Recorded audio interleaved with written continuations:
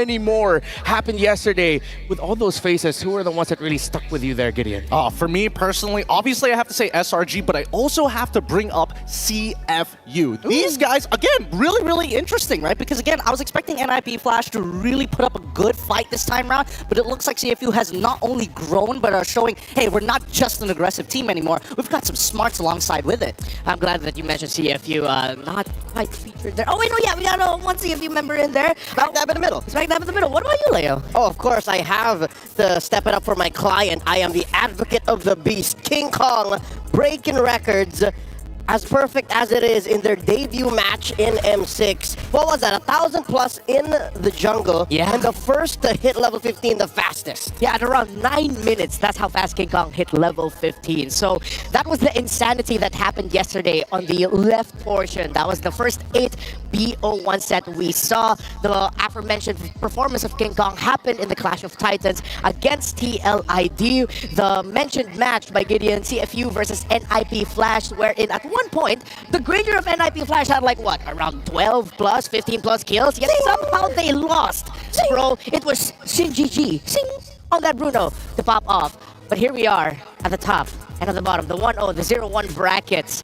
Maybe outside of the Malaysian matches, Gideon, which one there are you looking forward to the most? All right, obviously I'm going to be really excited for S2G's, again, performance against BTK. Obviously, I got to see how far this team is truly going to go, but the second one that really excites me in the top of that bracket, RRQ versus Team Spirit. Oh. Again, drafting is going to be one thing, but even more so, how brawly is it going to get? That's what a lot of people are going to be watching out for, the brawly meta that we find ourselves in. S2G BTK, well, after the comments of BTK, we're going to touch on that a little bit later. It's our very first match and a very poetic start. We're going to be seeing Falcon versus Twisted Minds, a clash between Coach Lyric and Coach RC, both Filipinos who found success abroad. Make Have Evolve versus Vamos, NIPFlash versus Aurora. In the second set of matches that we're looking to see later today, any standouts for you there, Leo? Oh, for sure. You can't mention day 2 of Swiss without talking about Ulfidnar versus SRG. This is a grudge match, a year and change in the making. We almost saw Ulfidnar, then known as Fireflux Esports, make it to the grand finals of MSC earlier this year. Is that not a match you want to see? Yeah, I remember the reactions behind the scenes when we saw SRG get drawn alongside Ulf.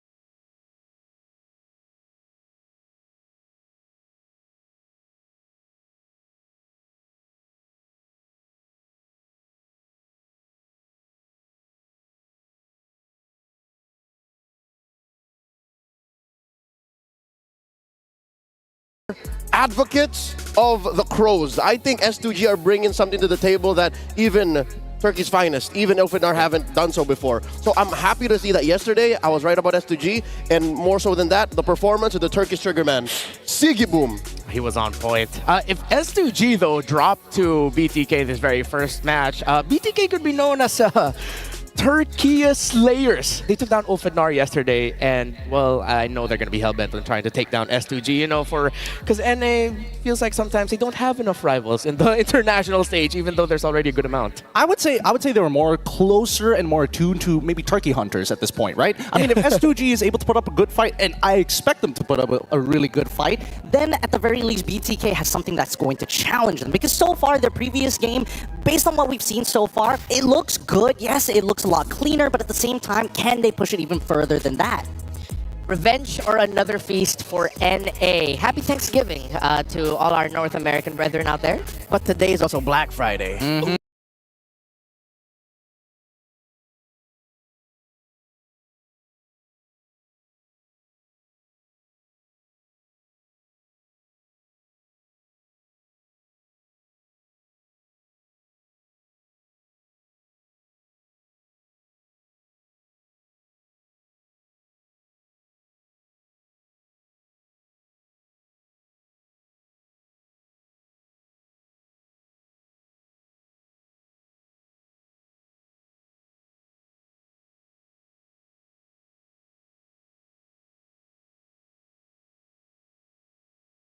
back the Fredrin, Gideon. The Fredrin. Honestly, that's not too surprising, right? I think, especially with the meta that we have now, we're seeing people at the very least being a little afraid to whip out the assassins. Now it's no more, oh, we have such a big priority pick that we have to worry about. Jushin obviously is still in that position, but Ling, Hayabusa, even Suyo dropping down in priority. Yeah, and I wonder if BTK are going to return to that playstyle as we look into some words from a member of S2G. Begin says here, When they won MTC, he didn't tear up, but after beating the MSC champions, he teared up due to his unsatisfying performance and the mistakes he made in the early game. It was a roller coaster of emotions of that game number 1, and I think it's well warranted that S2G were emotional afterwards. Oh yeah, for sure.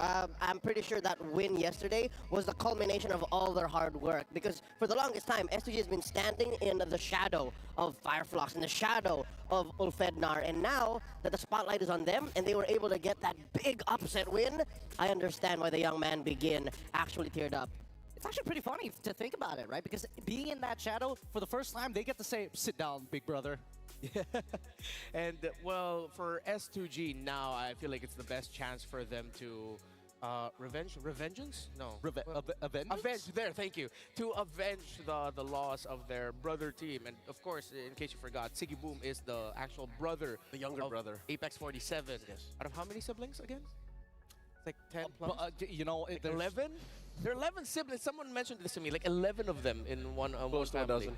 Close to a dozen. Yeah, but well, that is 11. But yeah, it's a big family, and 2 of them are esports pros in the global scene.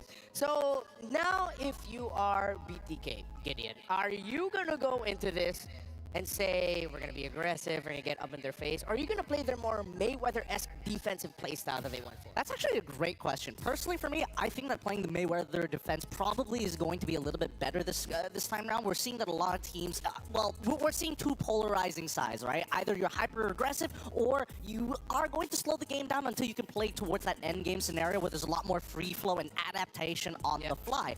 I think we've seen S2G kind of play a little bit of both, but generally, when we are looking at the fundamentals, purely from a fundamental standpoint, I think that BTK might just have this in the bag. Yeah, I've doubled down. To be more specific, I want BTK to hit it like Tyson. I want them to be aggressive.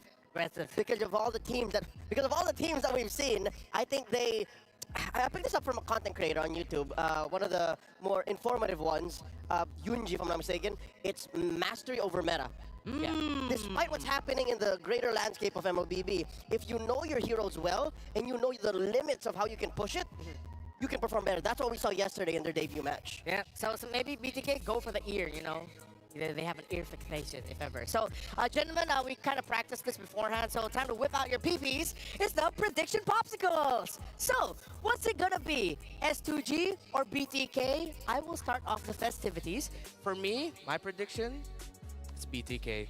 I'm in on the hype wagon, man. Really? I'm in on the hype wagon, and it's not because they may or may not have promised me a jersey, but I am in on the hype wagon. I've seen enough from BTK. They're ready for this, and they're ready to, I feel like, be a team to get in the heads of another team that will look to be the aggressors, as you mentioned.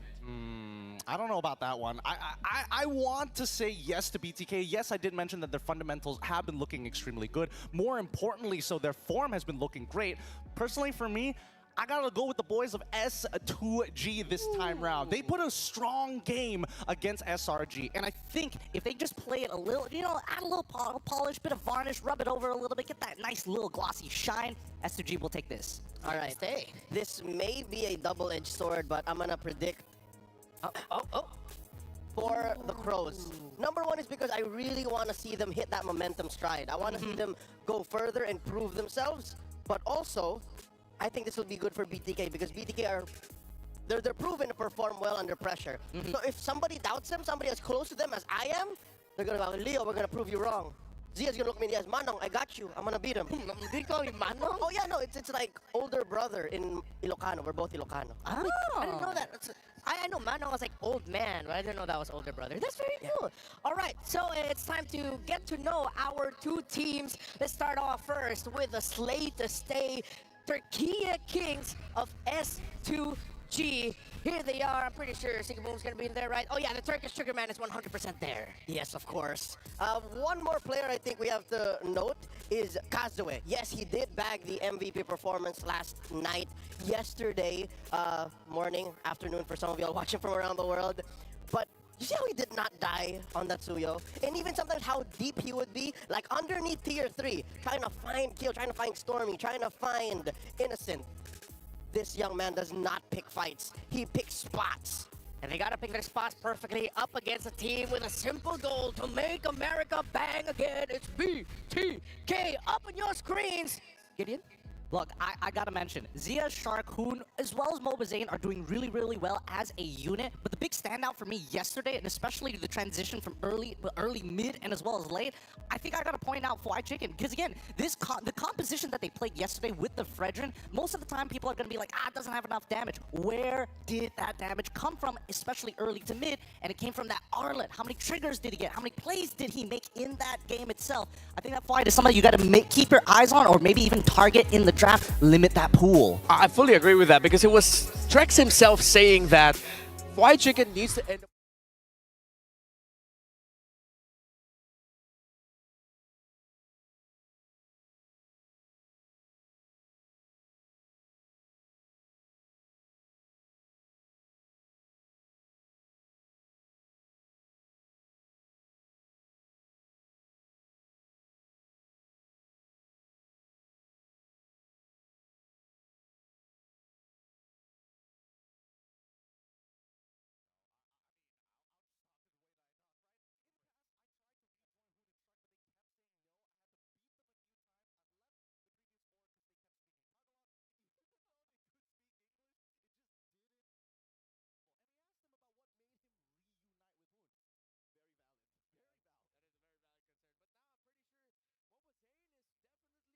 He's in cloud 9 with him being here on the world stage. Oh yeah, he's very happy about he's it. at home with his Ohio brothers right now. Like this stage, this is what he's used to. I think Miracle mentioned how this is a very M3 feel-in tournament. That's where they kicked a lot of butt. Yeah, and let's see, if they continue their trend of beating Turkey teams, maybe then they can say, oh yeah, it's back to M3 form for us. By the way, the MLBB Rising Open QR codes are there on your screen. You can also use the redeem code MLBB Spec. It's gone now. I got it in just You got it? time. I didn't. I scanned it with my ROG phone. You already got the 9? It's that fast. It's that fast? Holy. Okay, let's go into the drafting phase. As fast as the ROG Phone 9. It is time, and what are the main picks that you're looking out for here in the very first phase, Gideon? Oh boy, I think a lot of the main picks, it's really tough to say because based on what we saw yesterday, right, the draft is such an integral part of the Swiss stage. As good as your fundamentals are, you need to create an advantage for yourself, and I think that right now, from S2G, I really want to see how deep their pockets are. We're already seeing first pick Suyo, and you put it, you mentioned it yesterday, if I remember correctly, about having, it's not just about blue side, red side, it's the following picks that matter a lot more. Yeah, and the follow-up to the Suyo, it's the Bruno from BTK and the Eve. I feel like for a very strong team fighting team, those are great picks, but I love that they prioritize the Matrix on S2G. Matilda, where's the Matilda? Aka? It's gotta be. Hopefully. It's open. Oh, by the way, Turkish Trigger Man gets it. See? Back to back. Signature picks. It's gotta be. Come on, Pagu. I think they have to decide between the Chone as well as Matilda, right? Both providing two different use cases, but at the same time, we've seen how Cho has been devastating games. You got it right on the dot. It's going to be the Matilda this time around. They prefer the mobility. Yeah, the first 3 picks of S2G Scream. Yeah, we heard what you said, and we're kind of pissed off about it. But hey, my theory is right. I said BDK yesterday. You know what? Go ahead and pick the Fredrin again if you can, and it's a great lineup for a Fred to shine, honestly. MOBA Fred. Best part about that is just because, you have a Matilda, I'm gonna lock you down just enough so you lose out of the guiding win. Ooh, okay. So let's see if that Fred will do well here. Wait a minute. Mobazane's actually half Turkish? That's a fun fact for you. Maybe from his mom's side. I remember him having this conversation with him. Whoa. So hopefully we get to hear Mobazane speak and drop some Turkish phrases from time to time. I don't know, maybe. That fist bump is going to be real awkward. Yeah, it's like S2G is going in there expecting like, we'll speak to him in English. Like, wait, did this man just speak to us in Turkish? Okay, so Glue gets taken out by BTK, and honestly, it makes sense when you have a tight formation around an Eve, around a Fred, and a Bruno. A hero like Glue who can mess up formations. You'd rather not go up against that. Yeah, Glue in the past 24 hours of Swiss has become a breakout hero alongside the Grangers, alongside the Joys, suddenly becoming more and more in demand. I don't know. I feel like, again, the fact that Glue is getting banned out in the second half of the phase, there's no pick that warrants it other than the Fredrin, who's going to generally struggle with it, especially around neutral objectives. There is a possibility that they're looking to set up for maybe even a Phoveus. There's already plenty of dashes on top of the Matilda as well. But the fact that they're banning out the Arlet and as well as Cho, really good stuff coming from S2G. Yeah, now you take away a very proactive EXP laner that could fall into the hands of White Chicken. Honestly, if BTK just want to box, honestly, instead of going for something tankier, they could go for something more duelist. Yeah, somewhat duelist in the Phoveus as an EXP lane. Easy triggers off of the Guiding Winds. Yeah. Whatever you end up in the XP lane for Lunar should be a 50-50 at best. But the one thing I don't feel and I don't vibe with in the Phoveus is it's not a White Chicken hero, you know what I mean? Like, there's no clutch. There's no clutch to it. You know where he's coming from. Oh, okay, it's true. It's true that you kind of see him coming at you, but I think that he's a very unique hero in the way that you play those clutch moments because it happens so quickly. You have such a small iframe. And it lasts so long. Exactly. He can live right in your face, close up the gap. I see. This means 100% of the last pick from BTK. I think they're going to go tanky again, especially for the roamer here. You have 3 tanky frontliners because you're not going to make the Fred go frontline. The Phoveus cannot frontline alone. The Phoveus needs someone else with that. So Edith is the pick here for S2G. Great pick. Shark is proficient with that hero. Paired it up with an Eve that could have been a nightmare, so they take it. And they take the Valentine as well, covering their magic damage bases. It's a well-rounded lineup for S2G, but it is the Guinevere of Shark in the roam. Interesting. This is really interesting because High Loss would have been the perfect pick, but it already got banned out by S2G because of their foresight. With this Guinevere, now you have 3 triggers for the real world manipulation to pop off. I feel like we're gonna be seeing a lot of brawls, a lot of fights here for this very first one. So, Ingon and Naisu, take it away. Thank you so much, panelists, breaking it down. The new version of the We Bear Bros. Now welcome to the caster desk. What is up, guys? I'm Naisu, and joined with one of the newest additions, just like we saw yesterday with Brigida. Now it's Ingon. Ingon, how we feeling, man? Daddy, I feel great. I'm excited to be here. The venue's awesome, and of course, our first match is gonna be so hyped up. It's gonna be hyped up, man. You know, day number 1 was quite the interesting opening day. I think good luck to everybody's guest coins this time around because I know mine were in shambles, but to kick off day number 2, I can't wait to see what unfolds for us. Jumping into the Land of Dawn shortly to see how the day gets started. It's S2G and BTK to break things down and get things started. I'm wondering, this is now the second time Mobazane has brought out an old pick of his that actually worked out really well yesterday. Moba Fred. Moba Fred. It's the Fredrin again. Actually, this boils back to Leo's point a while ago wherein he said that it's all about mastery instead of the meta. If this is Mobazane's mastery, why not? And work up against a Joy, and this time it's up against Suyo, so let's see if BTK alongside Mobazane can actually pull things off once again. I think at this point, too, you have to be able to watch out for this, but also, you guys watching at home, you guys gotta watch for the M6 pass because it's now available. You can complete all the active tasks during the event to hit level 75 for free, get amazing rewards, including Claude's battle emote, the M6 Glory Avatar Border, Baksha's battle emote, and the new special skin of Baksha Dauntless Shield, all for free. So make sure you guys go ahead and grab that because the action already starting here once again. Early rotations too, even what we expected here with S2G. I know right away when you look at even the emblem sets being put into place, this lineup from S2G wants to move around fast. They want to be able to rotate quickly. They want to be able to even utilize the Matilda pick. This is... Oh, and it looks like they're going to make a move here. Okay. Boon Flicker up, the chart goes in with a spatial migration. BTK won't commit to the fight alongside S2G. And looking at the emblem, Z actually has the Master Assassin, so he's confident going up against Sigiboom down to the laning phase. But the thing that bothers me, or the thing that concerns me rather, is the Guinevere roam. We've seen it. Renegade used it up when Aurora played yesterday.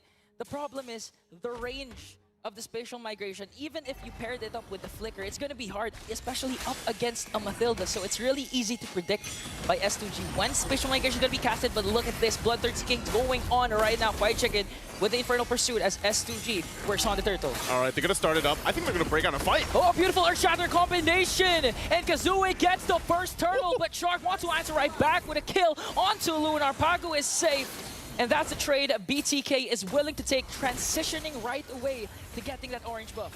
Yeah, actually, they're going to take quite a bit from that. So they got, you know, the objective going in the hands of S2G, not too bad, but BTK, they won't let it just be, you know, resulting into that. They get a kill on Lunar. They end up taking a buff from that, and they'll go ahead and get back into the rotation. Always that first turtle is kind of up in the air. You know, you don't have to completely secure it because you know you still have that second and third coming up. And with a lineup like this, you know, that's something that we can talk about and break down even further. With BTK's lineup, it's kind of a slow burn. I mean, talk about how successful this Bruno pick has been. I think he's, what, 75% win rate right now? Something insane. 6 out of 8. I'm actually surprised we didn't see it banned out. You know, but in this case, the fact that you just want to go ahead and have that build up on this Bruno, Zia is going to be in a good, you know, situation where then he's able to pop off later on, especially into when Hoon sets up the real world manipulation. Now, if you missed the game yesterday that BTK played, you know, they almost got to a point where the game kind of got a little shaky, almost got a little scary if they were actually going to be able to close out the game. So I hope that they were able to go ahead and kind of adjust themselves for this game, as mistakes can turn things around so quickly. I think that's One of the most deadly things about our current Swiss stage format, you know? This best of one. Whoa! Shark, I just find a pick-off lid to manage to escape here. No kills whatsoever for both of these teams. And this is what we were saying, as the real-world manipulation will be casted by Bacon. Here comes Pagu. So still, no casualties. 4 minutes in, only 1 kill the whole game. That's a whole lot of just, you know, showing what's available, but no one goes down. A couple ultimates. They might still kind of press this, but even for Lunar, he's gonna be careful. Whoa! Solo kill up top from Sticky Boom. Okay, so that's the reason why you picked a Tenacity instead of a Master Assassin, because if you have a Master Assassin and you're going one-on-one laning phase and you lose that fight, it's going to be hard for you to come back. Shark manages to find one again with spatial migration, but Begin, quite sneaky, manages to escape as Kazue will get the second turtle. All right, second turtle. Kazue able to secure that one. And like I said, it looks like, you know, BTK, sometimes it looks like they want to fight, but then they don't just have enough damage just yet. And going back to the point, what I was saying with best of ones, you know, this is where it gets a little spicy. Because if you get kind of knocked down in your lane, especially the gold lane, which we know has been so vital for a lot of team success throughout this new kind of, well, it's not new anymore, but this meta that has formed itself since that patch and the changes, the gold lane is going to be very crucial, right? Yeah. And you don't want to die in those 1v1s. I wish we got a picture of it with Siggy Boom, but, you know, what a play. And, wow, did that actually get taken? I don't know. Oh, Siggy Boom! Again? You can almost feel the damage because he picked up his first item, Blade of Despair, compared to Zia with the Has Claw. So you know, by the item prioritization, Zia is really behind compared to Siggy Boom, the Turkish trigger man. Zia's not having a good time, man. You know, I guess you don't bring a soccer ball to a gunfight. Look at this. Oh, and they're bringing Kazue with him to bring down Shark and try to bring him down. But Shark, quite sneaky, will be able to escape. But look at the pressure S2G is putting on BTK. They're actually going to take down a first-tier turret up top. Almost there. Forcing a reaction coming in from BTK. So almost there for S2G. They didn't get the turret. They're nearly there, though. And you're seeing how much pressure can be put up from S2G just based off the fact that, you know, again, even if Biggin has the real-world manipulation himself, it kind of gives them that threat in terms of space. But then they have the mobility factor, too, because they have a Matilda. And it's kind of getting difficult for Bloodthirsty Kings to be like, you know, how do we approach this fight? How do we actually engage here?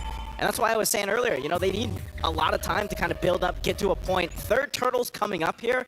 And I don't know, man, if Bloodthirsty Kings can actually win this fight for the objective, that'd be great for them to set up into that first Lord coming up. But right now, it's just S2G, knowing they have this minor advantage, nothing too crazy, about 1,500 gold. It's going to be started up, though, by Zia. Rest of the team's going to make their way, Mobazane as well. And this is where we expect, you know, the Fredrin pick to shine. But look at the angles that are going to be set up here from S2G. Half health, Mobazane doesn't want to fully commit just yet. They might rely on Shark to jump in. with that spatial migration. Okay, goes in with the Earthshatter onward combination plus the flicker. Here comes Shark with a beautiful spatial migration onto the backline. Bracer Draft coming in from Moba Zane, but Lunar will get the turtle plus a kill onto Shark, forcing BTK to retreat. Whew, and just like that, that's 3 for 3 in the turtle department for S2G. They further the game lead a little bit more at this point. BTK, they tried to make something happen, but it was Lunar that went in first. It was Lunar that went the aggressive route, flickered in, got the knockup. And right now, SiggyBoom really trying to work on this turret.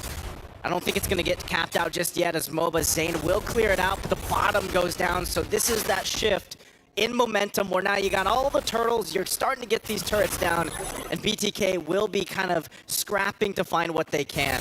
Look at that lineup, it's going to be hard for BTK. I mean, like you're forced to initiate first, but the problem is with the presence of the Matilda, S2G can just re-engage at any given moment. Yep. Retreat, re-engage, especially with Lunar's performance, Flicker and Earthshatter onward combination, always connecting. So at this point, BTK, you're just gonna have to bite the bullet for the meantime and wait for Zia's power spike to shine through later on towards the late game. You know, that's the thing when we look at this lineup again, is like, when is that power spike gonna happen? You know, when is this gonna be, when are they gonna come online for BTK? And for Zia specifically, you know, he still needs quite a bit of time to build up, because not only is he gapped a little bit in levels, but he's got to catch up on gold.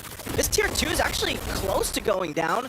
At least Zia was able to push down on the bottom side, but ultimately this is leading to a place where S2G is going to have a good advantage when it comes to the Lord take. Now all it could take is Shark to get a proper setup. Oh, like that one on to begin, but he's not going to fully commit it because S2G is ready to respawn. Okay, BTK, Zia just picked up his Malefic gun, so in terms of counter-attacking, he's actually quite able to do that, plus the proper positioning needed to do the free hits onto S2G Esports. But the problem is they have a lot of initiations. I mean, Lunar has been phenomenal with the Edith. Even without the flickers, Earthshatters keeps on connecting. And look at BTK, they had the initiative to go first with the setup, but with the presence of Pagu's Matilda, they're thinking twice. They're not as decisive as with what they want to do. This is a little bit different this time around for Moba Zane, you know, struggling to get these objectives. You know, yesterday he was on point with them, but so far, the jungle battle definitely going in favor of S2G right now. This Lord's going to be started up half health right now. They've got the advantage in terms of the space to work with, but it will go for a reset. Still kind of limit testing each other, especially in the mid lane, because those tier 1 turrets are still up. But part of this factor too, S2G can actually whittle down some of the members of BTK, relying on the fact that, again, they have this big power pick in the roam, that Matilda able to really help out. But you can see, you know, there's still going to be respect here from S2G. Even with the lead that they have, that 3K lead, they don't want to overstep. They don't want to get overconfident. Because we've seen this before. With the best of ones, the case it is, just literally with a turn of a handle or a wheel that can change. Oh, look at the Bennett's Rage onto Shark. SCG, this might be the green light to go and burst down the first Lord. As BTK is trying to just survey the scene, they're trying to decide whether to go for the contest, but the problem is Kazue against Moba Zane. Kazue has a major advantage when it comes to those 50-50 retributions. Lunar goes in once again. Real world manipulation will be casted by Hoon.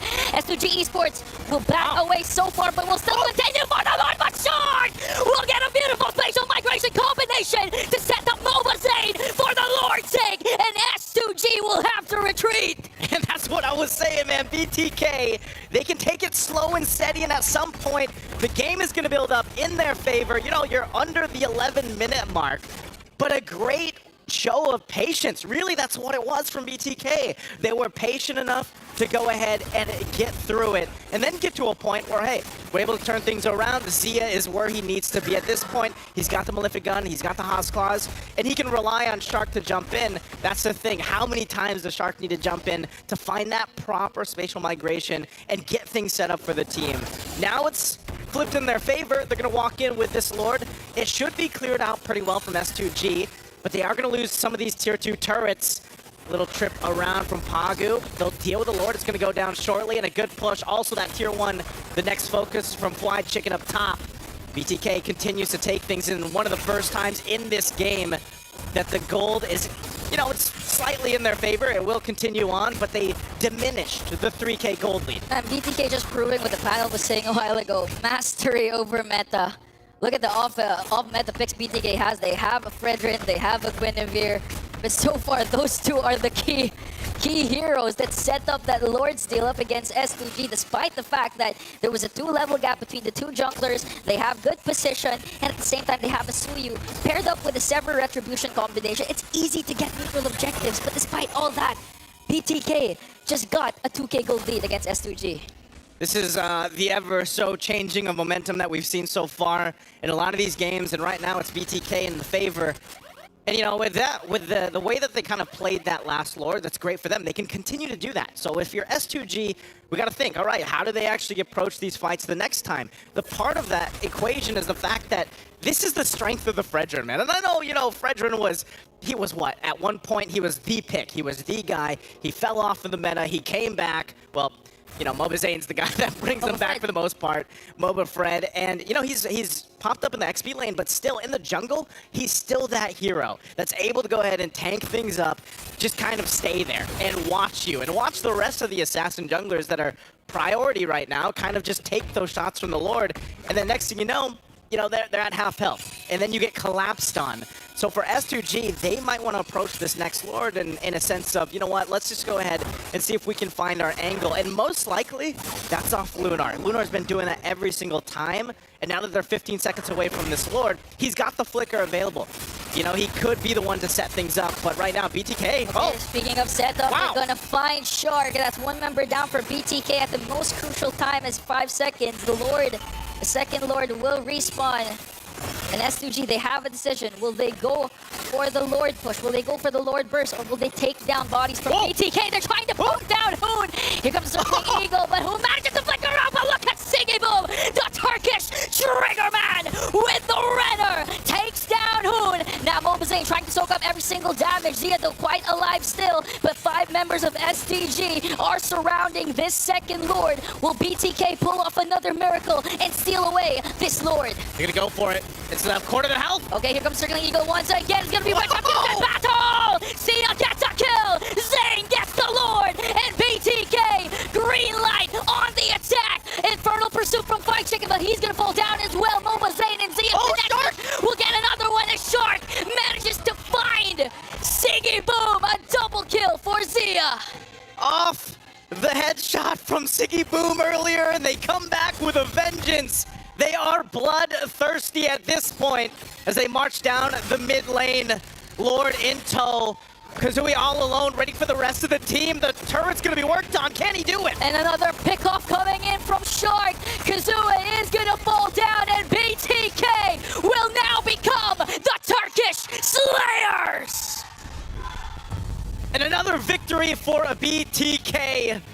You can see that patience played a part here in their second game throughout the Swiss stage, bringing them to that 2-0. What a victory for them, and yes, you can see the hype. You can see how good he's feeling. Hey, that's the Turkey Slayers, man. I just told you, first game hyped. What an amazing match. You can feel the emotions coming in from BTK. They want to prove something, and they have proven it, upping up their standings to 2-0. This is looking good for the whole region of NACT. You know, you can doubt the Fredrin all you want, but you can't doubt MOBA Fred. But also, fantastic game, even from Shark, man. Just incredible game. Hey, happy Thanksgiving to them and everyone rooting for BTK, of course. We're going to throw it over to the panel to break things down even further. Let's see what they think about this game. Well, they went ahead and did it. Turkey Slayers for the very first 2 days of Swiss stage. BTK gets the dub over S2G in a very back and forth game. It wasn't. I thought it would be one-sided at one point, but no, they just kept trading blows. On a lane per lane, hero per hero perspective, a lot of big question marks when it comes to BTK's draft. But again, mastery over meta. They stretched the limits of the utility of each of those heroes and made those team fights their backyard. Honestly, the way that they were playing, so momentum-based, there was a lot of weight between each one of the blows that they were throwing out against each other. I think, honestly, you know, we can break this down even more. There's so much to actually look into, but it's great to see that both sides very reactive. Shark really got to show off why that Guinevere is his signature. And of course, the rest of BTK, as Leo said, stretching out the limits. Let's go on over to the stage now to hear from BTK. 2-0 for BTK. And this time around, coming in with another Thanksgiving dinner, taking down another team from Turkey. With me here, we have MOBA Zain. Okay, first of all, Zain, how are you feeling? Just one step away from actually qualifying. It feels great, yeah. Feels good. You're feeling pumped? Yeah. It's 2-0. Did you expect it such an easy 2-0, or did you actually maybe even considered a 1-1 or a 0-2 when you guys found out about your matchups? We're looking to beat stronger teams in Turkey in this tournament. Ooh, okay, I like it. Now that you guys actually just beat another strong team from Turkey, how do you feel like about the other powerhouses? Now, you said you guys are looking forward to it, but What other powerhouses are you guys looking forward to? Mostly the big Southeast Asia regions, Philippines, Indo, Malaysia, stuff like that. Now, yesterday, actually, after Team Spirit won, and as well as RRQ, both Kid Bomba and Skylar said that they are looking forward to meet BTK. Why is that so? Why do you think they're looking forward to meet you? I don't know. You would have to ask. You don't know? No. Do you want to meet them, though? Do you I think would they're like to good? meet them. I would like to Skylar go or first. Kid Bomba? Both. Both. So, are we seeing, do you think that BTK is actually gonna prolong your journey in M6 this time around? Definitely. Definitely. Definitely. What are your goals? Like top 4, top 6? champion? What are we looking at so far, Zain? Top 4 would be a Top good goal. 4, but okay. We'll see how much. We'll see if we can go even farther. Okay, Zain's getting humble here. Okay, now Zain, maybe just the last question. Now that you've been in Malaysia for quite a while, I think around a week, right?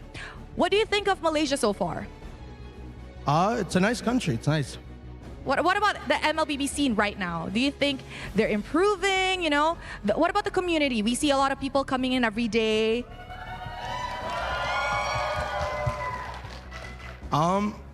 Yeah, the community is really good. I mean, I come from North America. We never see stuff like this, so it's always a nice, sight. Thank you guys for showing up. Yes, that's very nice, Zain. And I'm pretty sure more people will come as long as M6 is still ongoing. And I'm pretty sure people here would also support you guys. So thank you very much, Zain. Congratulations on another amazing win. And with that, let us throw it over back to the panel to break down what happened in this game against S2G.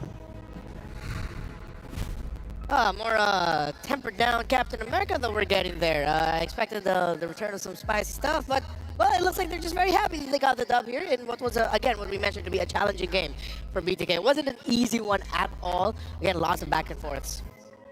I don't know if it was considered easy. I feel like, you know, it's a heavyweight match, right? It If is. one big punch connects with the chin, you're going down. So confirmed, they did play more of it of Mike Tyson kind of gameplay. Yeah, it was.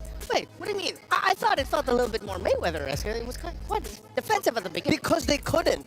It was up to them to say, I can hit my haymakers now. Yep. Okay. So it was like you sent Tyson back to the ropes and then, you know, hope that he stays there. Yep. And then eventually Tyson got out of it. Went for the ear, instead found a nice rib punch. Yeah. And then I feel like it was more like Henry Cavill just reloading your fists. Oh, yeah, the fist reload. The fist reload real quick. Because Yeah. again, that's what it felt like because both compositions were very ultimate based, right? You have to wait for the execution. You have to wait for those cooldowns to come off. And then if you are able to make it connect with the chin, you could see that these fights were devastating. which I think was key to BTK's comeback. There were multiple instances where Begin could not find Hoon to try and lock down the RWM. And you'll see here in the highlights that there was this one big fight wherein it was perfect almost for S2G, but they couldn't find the RWM, so BTK found him lacking.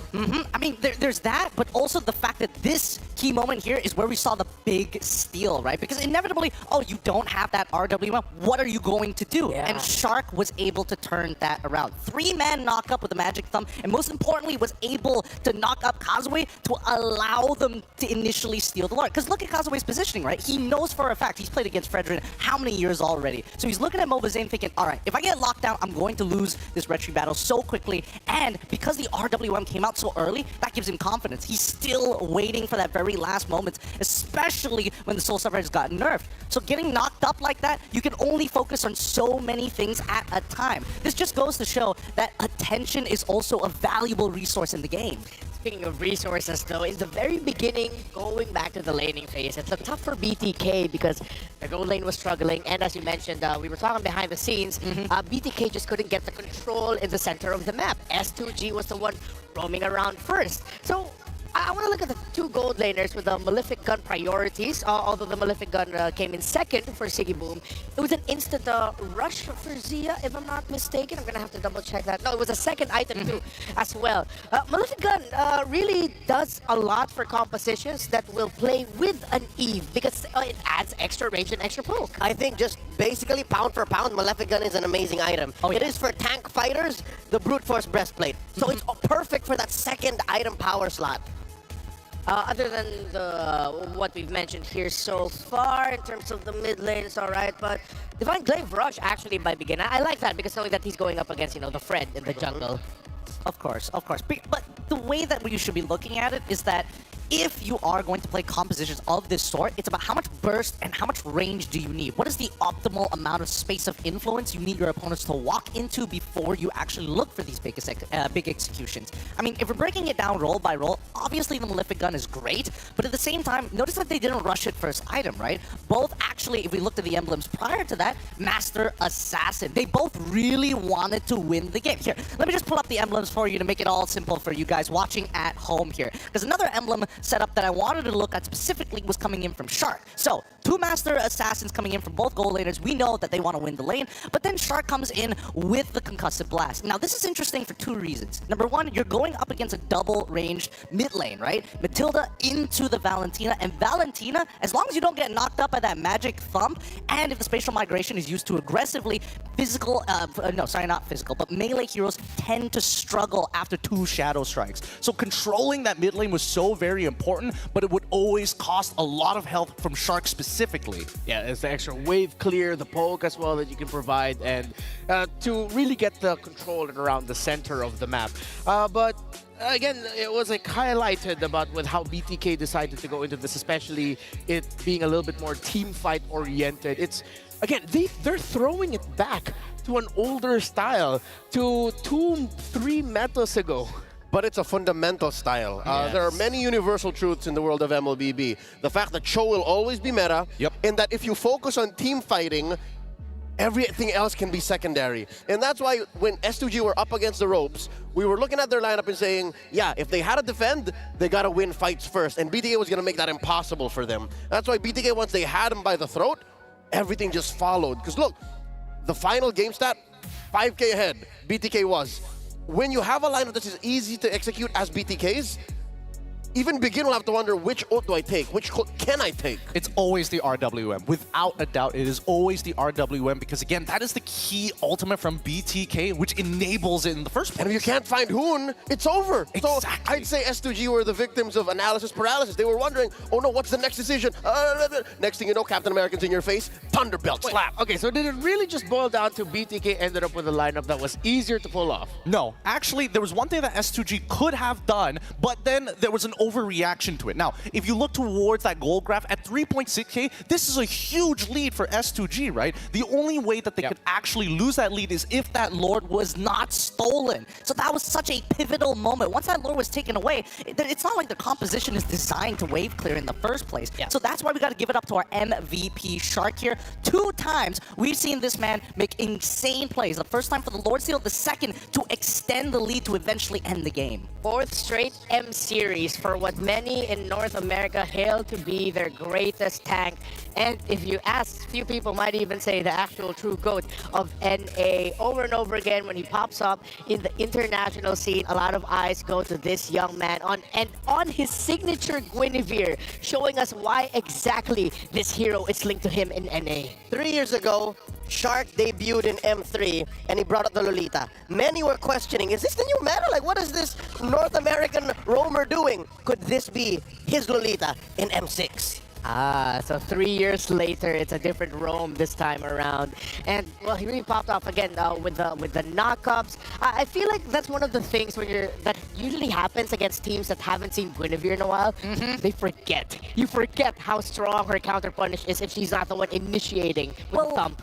More so, people tend to disregard how much distance you actually get from the thumb. Because most of the time, it's like, if not, it's like half a screen away. You don't see it a majority of the time until it's too late. In that 10, 11-minute clutch moment wherein they stole away the Lord and almost wiped out S2G, Shark used the breadth of his kit. He literally went from, what was that, the orange buff bush, walked it down, went through that pixel brush, and then flickered into the thump, into the 3-man knockup. He literally went from state to state.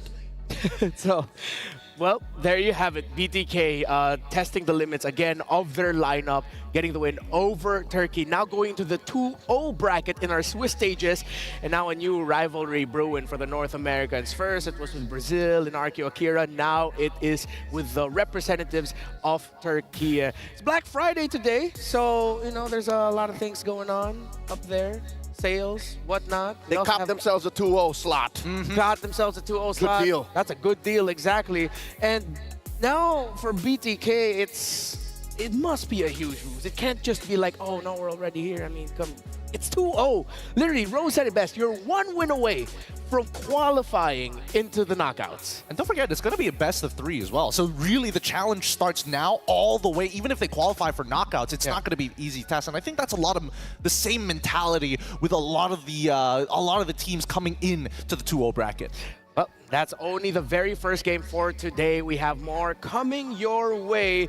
Another interesting story between two unexpected teams to make it into this portion. It's Falcon of Myanmar, Falcon Esports of Myanmar, who took down the runner-ups of MPLPhilippines Season 14 in Aurora MLBB versus the unexpected champions, the villains turned heroes of Saudi Arabia and Twisted Minds. I like it. It's a clash of dark horses, and if you know what the history and the reception, the fanfare is from both of these teams from their home regions, you'll know that there's a lot on the line. And we're going to be seeing two Filipino coaches duke it out with their teams. Again, it's Myanmar versus Saudi Arabia coming up next. It was a great start to our very first or second Swiss stage. Second day of Swiss stages for M6 World Championship. Again, my name is Ramar Santa Cruz. We're here with Leo and Gideon Q. We'll be back after a very short break for Falcon Esports versus Twisted Minds here in Swiss stage. Day number 2, it's M6.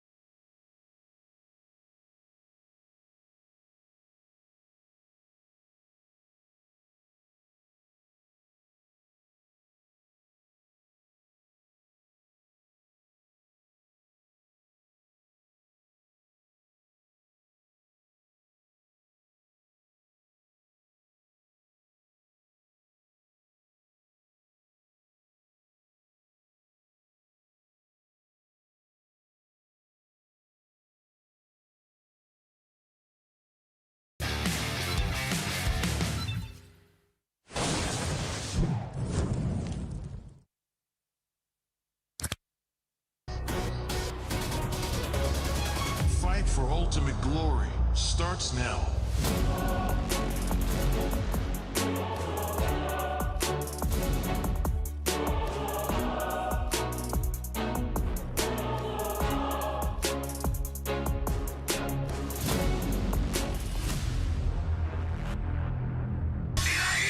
Mobile Legend M6 スイスウォッチ Meiji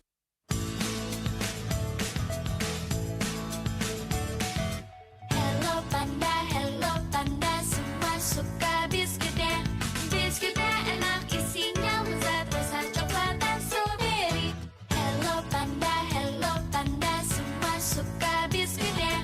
Biskuitnya enak, isinya lezat, rasa coklat dan strawberry. Hello Panda, biskuit isi yang enak.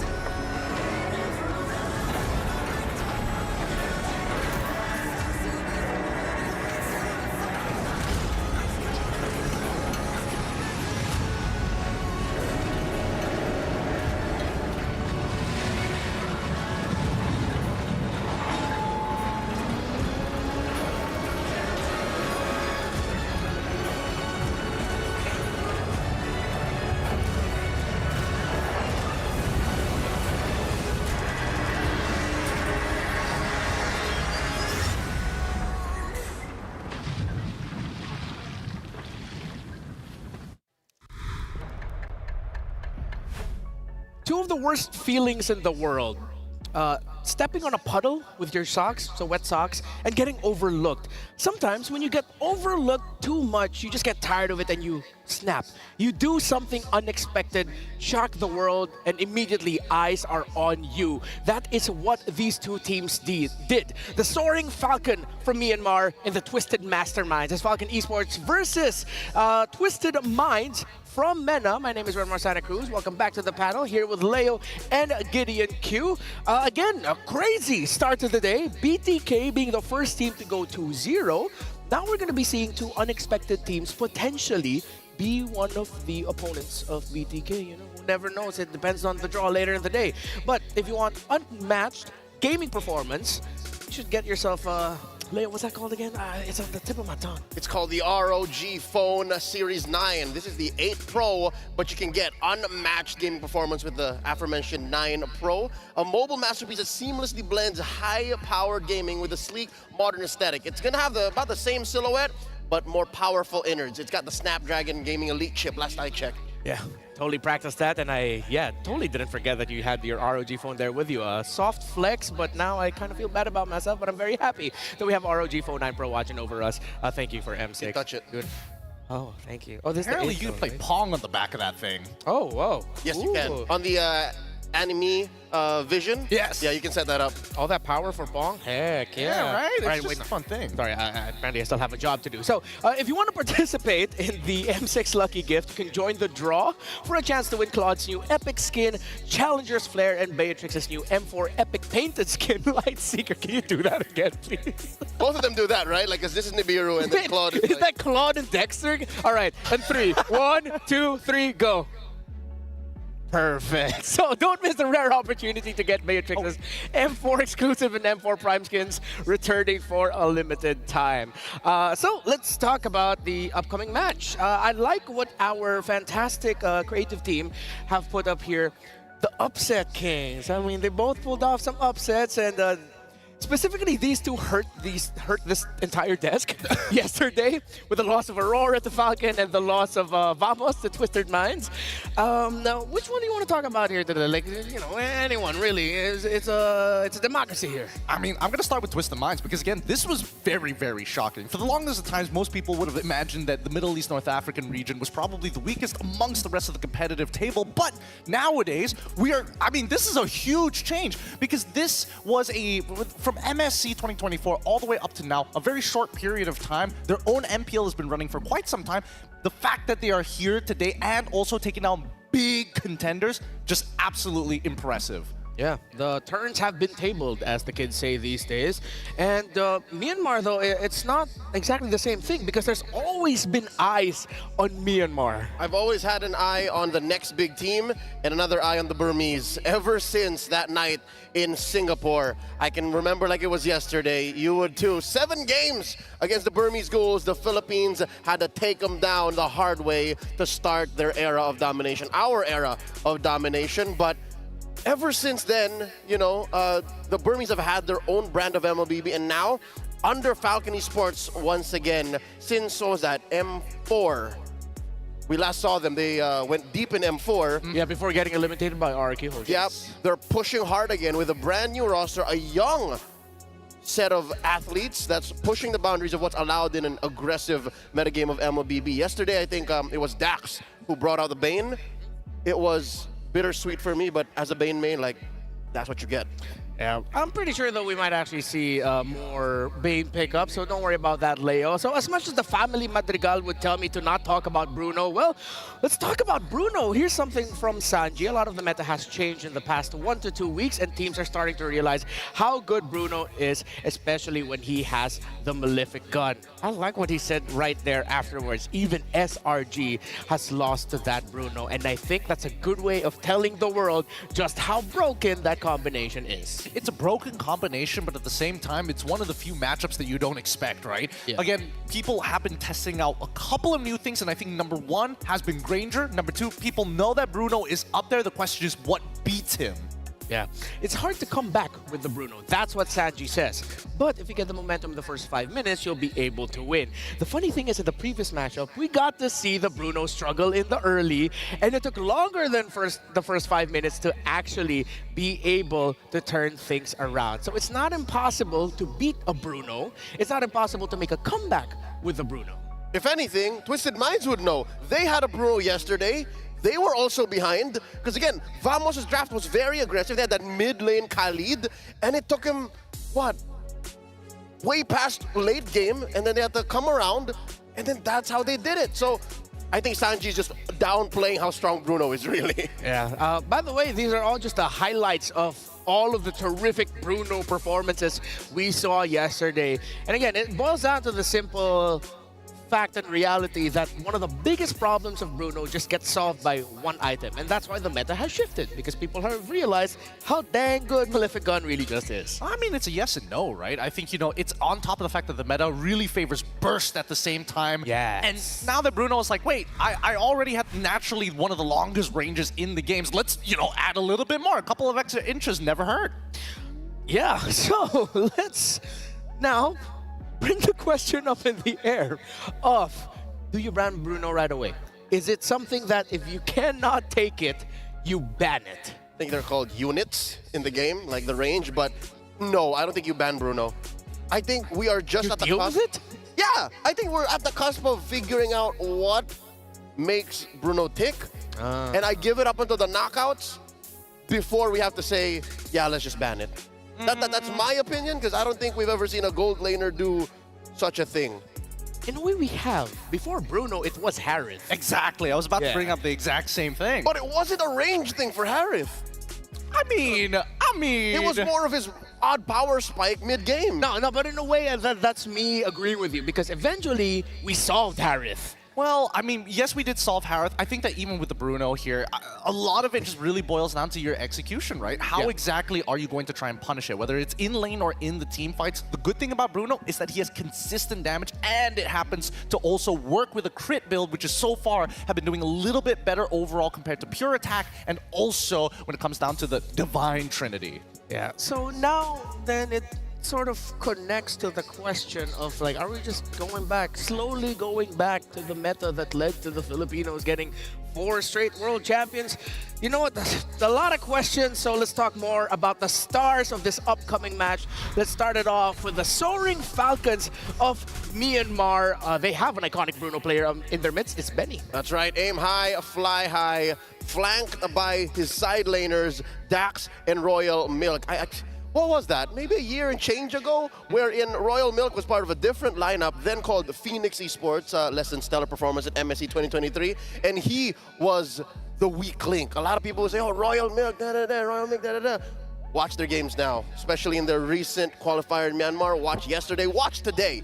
Royal Milk will open up the map. Royal Milk will allow for Dax, PX7, and of course, Benny to start rolling. There's something about Falcon Esports tells me they are a team that just know how to acupuncture. Well, they know how to hit the perfect mark. Yeah. Whether it's in the draft, whether it's in the game, they know how to hit that perfect point to trigger their victory conditions. Now their opponents are going to be from MENA, the Twisted Masterminds.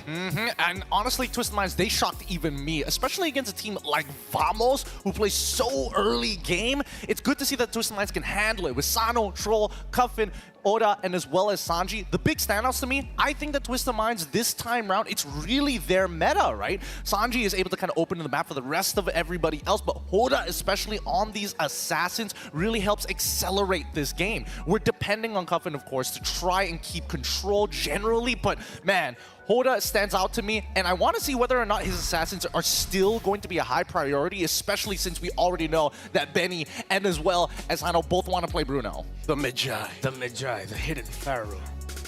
Name. I don't know why I instantly changed my voice there, but you know, for Twisted Minds, I think you can start off with a very simple approach. I actually got a chance to chat with Delar, and of course we know that he got to play with the members of Burmese schools. Oh yeah. And he said that his friends from Burmese schools told him, why did Aurora let the Bruno through? Then don't they know that Benny's actually the best Bruno in Myanmar? If anything, I first saw the Bruno come out of the Myanmar qualifiers. Like for months now, they've been playing Bruno.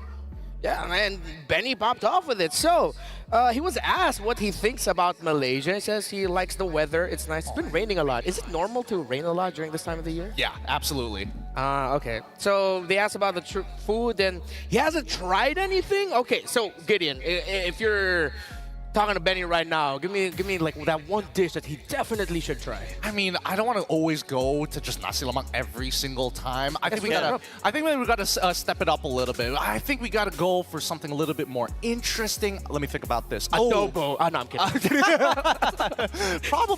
probably like a bone marrow curry or something. Ooh. Gotta go straight to the high end stuff. And of course, a glass of tetarik. Oh, I mean, it kind of depends. I mean, we have plenty of drinks and plenty of favors. I'm surprised that he likes the weather because I don't think it's too different anywhere across the world. This time of year, it is usually, depending on the way the seasons go, it's always going to be rainy season, then it's hot season, then it's mosquito season, and then it rinses and repeats. You have a season specifically for that? I thought in Southeast Asia that's like every day. Oh no, isn't that our life? It's just a cycle. It's like I'm pretty sure it's the same in Myanmar. Can't escape it. South ASEAN region strong, folks. But of course, now let's turn our focus into what Twisted Minds have done. What they did against Vamos yesterday. They can tango with a very aggressive team fighting lineup. And I think now if Falcon Esports want to just say, hey, man, let's just out-macro them, you know, they're from MENA, maybe they are going to get surprised because this Twisted Minds team, they can actually force really good fights. Well, that's the thing. I think that at least when you're up against like a team like Vamos, where we're very linear, right? You play early game, that's what we're good at, that's what we're going to stick to.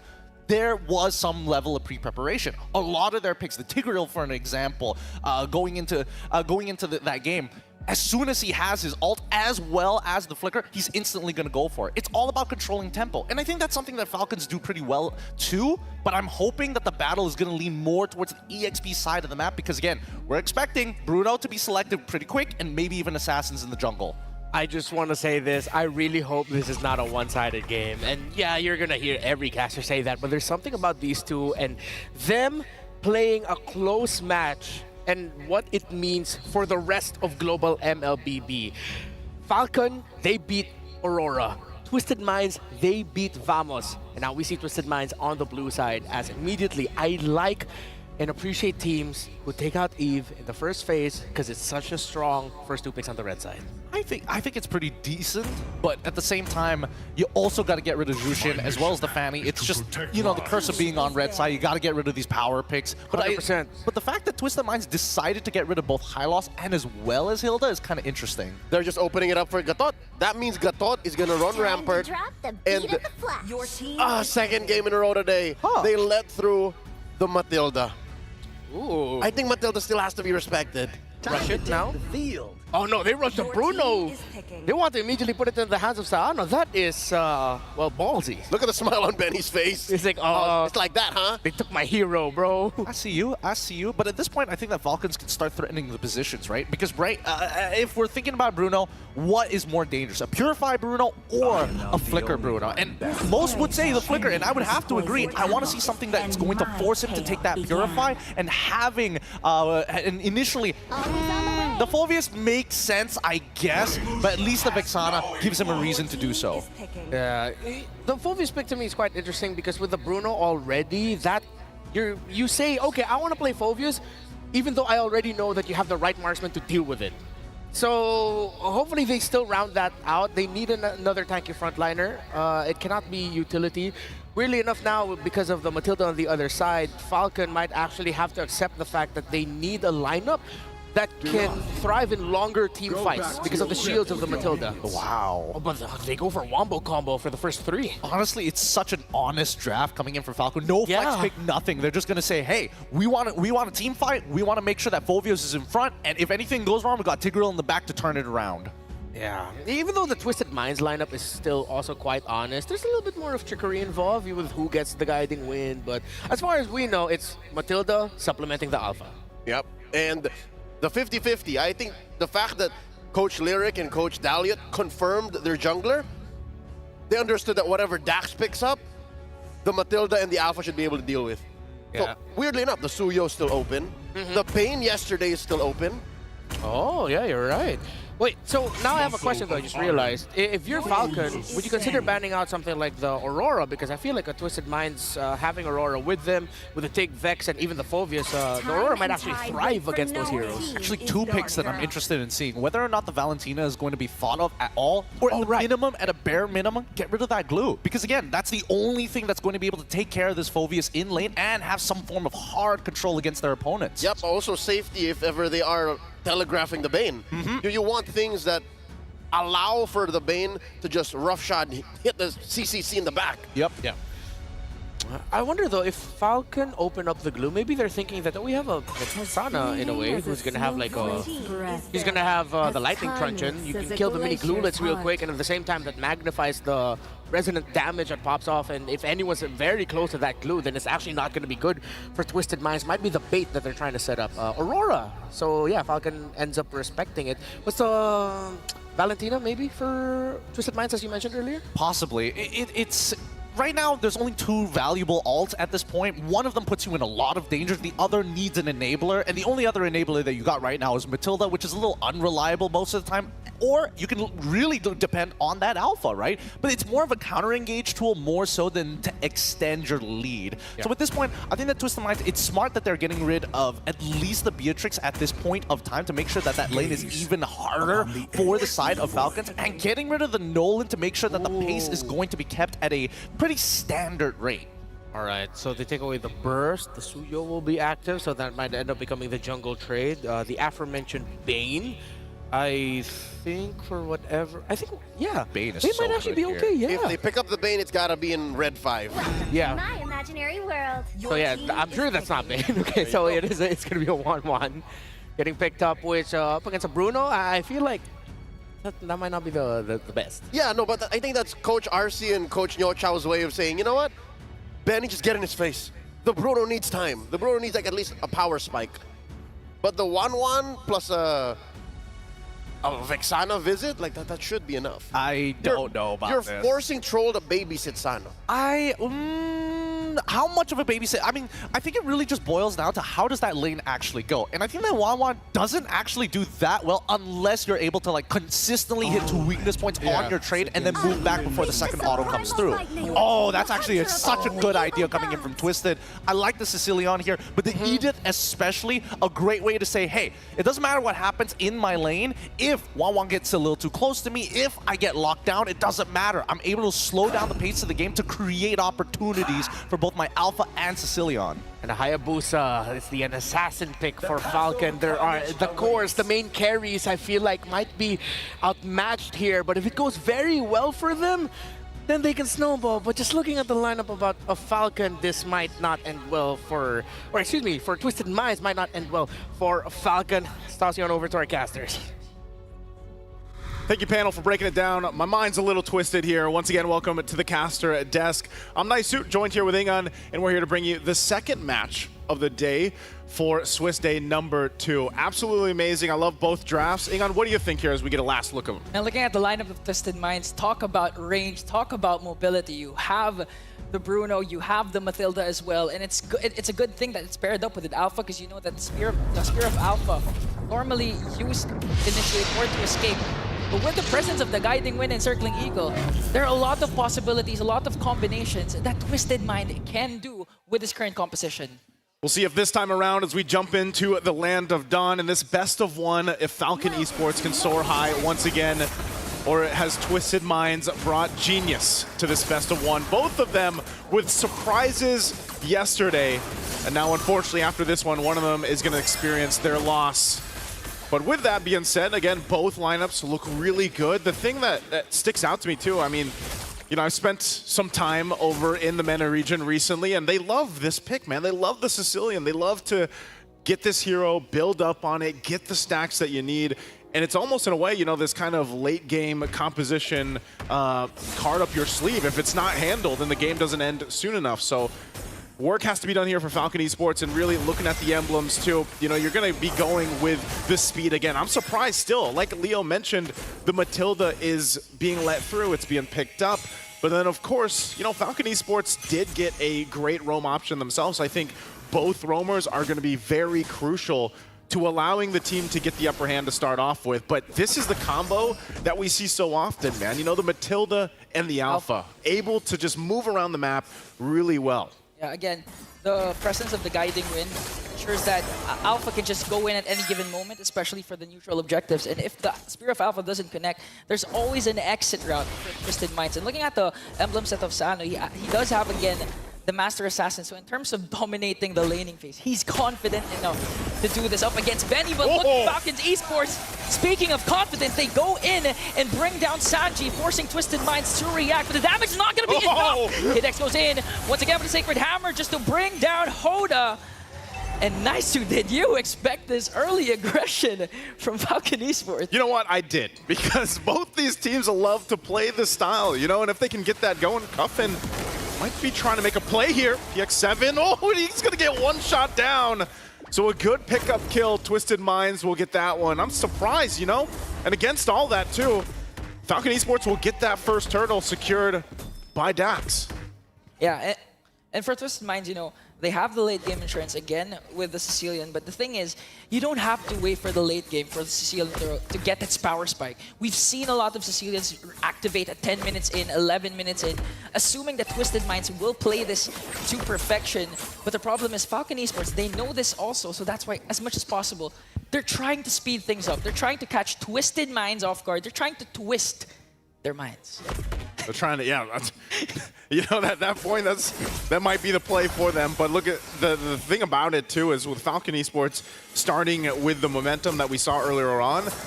Again, that's what they have to do, Ingan. You know, they have to be able to get the foot going because they're playing against the mobility that Twisted Minds has.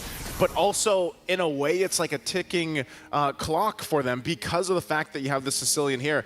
And the fact, too, that Cuffin just got an early kill, giving him that little advantage to build up a little bit faster, get the items that he needs a little bit faster.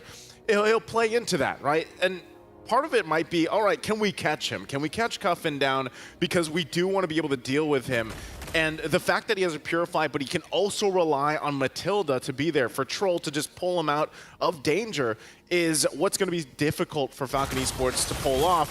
And again, that's why the fact that they have this Tigreal here, they have the Eternal Guard that they can rely on too for a little bit more crowd control. And like Gideon was mentioning, Benny in the 1-1 against this gold lane matchup. Again, this is the top performing gold lane hero right now, this Bruno. And it's going to be a mainstay for probably the entirety of the tournament. 1-1 in that matchup, you probably need a little bit more care. You probably need a little bit more safety in your lane and play the safe route if you can. You could get aggressive against the Bruno, but you also don't want to be caught out because you don't have those get away from get out of jail free cards like you do with Twisted Minds. So Dax will go ahead and get a position here. Turtle is up. We'll see if they're able to secure it. They do have a minor lead too. Twisted Minds, they know they have the mobility. They know they have the utility. Sanji's gonna jump in, finds three. Finds three, but answers right back with Implosion for Kid X. Trying to bring down Sanji, and the first man down is Kid X for a Twisted Minds. They answer right back to bring down Sanji as well, but look at Royal Milk into the midst of everything, up against 4, just trying to zone out Twisted Minds for Falcon Esports to trade for that turtle. But the problem is Hoda is here, but Dax will still get the turtle, plus the kill onto Hoda. Royal Milk's job the whole time was, guys, just look at me. I'm here, I'm in the air, focus on me. He distracted, Dax. Dax goes in with a shadow. Is it gonna be enough? No, here comes the circling eagle, but he's gonna be alone. There's the stun and the kill for Troll, making things work for Twisted Minds, and that is a huge trade for them as Cuffin goes in with a Sanguine Claws to get a shutdown onto Benny. And that Troll had wings singing. Yeah, literally, man. He had wings, he was flying, and I could hear Leo shout Kaka over there. But man, I'll tell you what a play and an answer from Twisted Minds. A lot of back and forth, and you asked me earlier, this is exactly what I expected with these two teams. Their play styles, the region themselves love to play like this. Kid X taking a couple shots, and he's gonna have to go heal back up. But ultimately, it was a great turtle take an objective.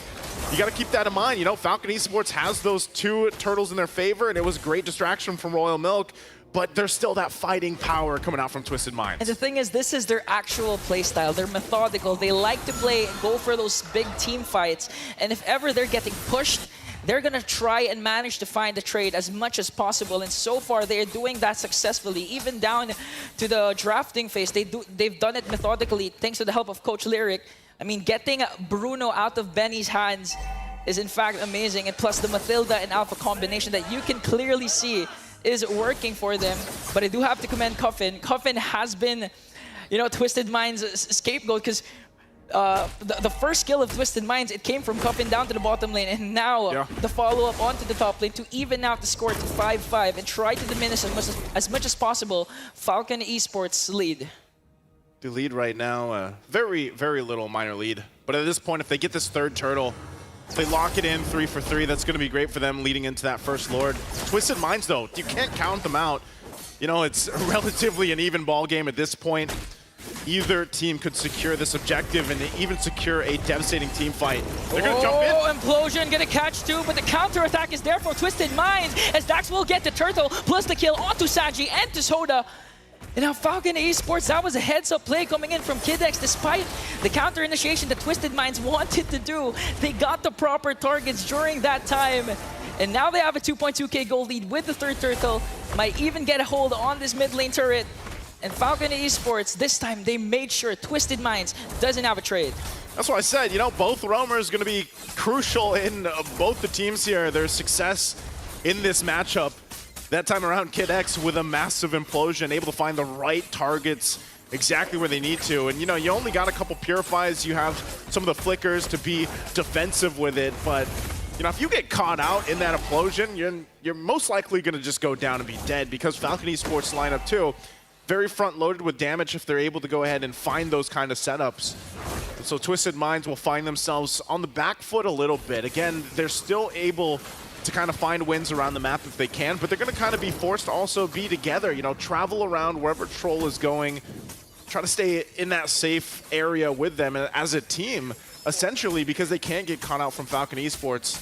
And anytime that flicker is going to be available for Kid X, you know that he's probably going to go for that set. So Ingon, before this first Lord comes up here, how does Twisted Minds kind of get in position to secure themselves this next objective? I think it's going to be hard for them to contest. Again, they have the late game insurance in Coffin with this Sicilian. In any given moment, if this Sicilian pops off, they can actually turn things around and extend the game, but that's the thing. They have to extend the game up against a very aggressive team like Falcon Esports. Here comes Kid X once again, gonna catch Oda, gonna commit the implosion as well, plus the internal guard just to bring down the jungler, but Twisted Minds wants to go for the fight. They're gonna bring down Royal Milk, but look at Benny picking up a kill for himself, gonna bring down Troll as well. And Falcon Esports, that's a trade. Again, they're willing to take a jungler, a roamer. Talk about perfect timing. You find the jungler, you find the roamer, and Lord comes up. It's free pickings at this point for Falcon Esports. They're going to secure this one. And that's what I was saying. The damage is so front-loaded that if Kid X is just like, guys, I got it. Here's the implosion. Boom comes the Eternal Guard, and then a kill to follow. So Falcon Esports' lineup that they brought to this game is just phenomenal. And Benny, honestly, Benny hasn't had to do too much. You know, he's able to just go ahead and farm up to what he needs to do. He hasn't really had that moment where he's doing this game, you know, team fight winning crossbow of Tang, because so far they haven't needed it. Yeah. And Dax alone too, the fact that he is on this Warcry emblem, you know, Hayabusa, that's what I'm saying. Once he just goes and gets those stacks off and then pops the shadow kill, like someone's gonna go down in that exchange. Now they're gonna go ahead and manage these waves as they get ready to knock on the base of Twisted Minds. They still hold on to a couple tier 2 turrets, actually all of them. That bottom one nearly gone, and it is gonna go away once this Lord pushes down. Now the mid and top focused on 2. I'm wondering, I'm trying to look at Twisted Minds' potential to defend in the base here. Anytime you have a Sicilian, your base defense is pretty good. You know, especially depending on how many stacks you have. But still, they got to rely on being able to clear this out. It's not a game-winning Lord push. It shouldn't be unless they just get dismantled in the base. So they've got to manage this appropriately. Sanchi will take a couple shots. The shields are going to go down as all 3 holy defenses are popped.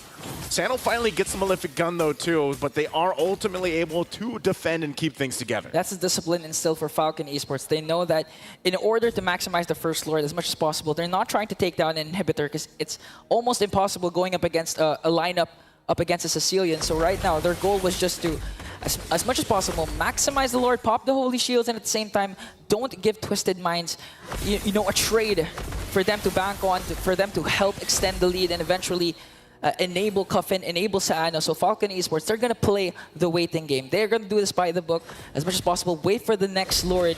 Try to get pickoffs, especially with Gidex. Try to activate Benny as much as possible as well. So let's see how Twisted Minds will react this time.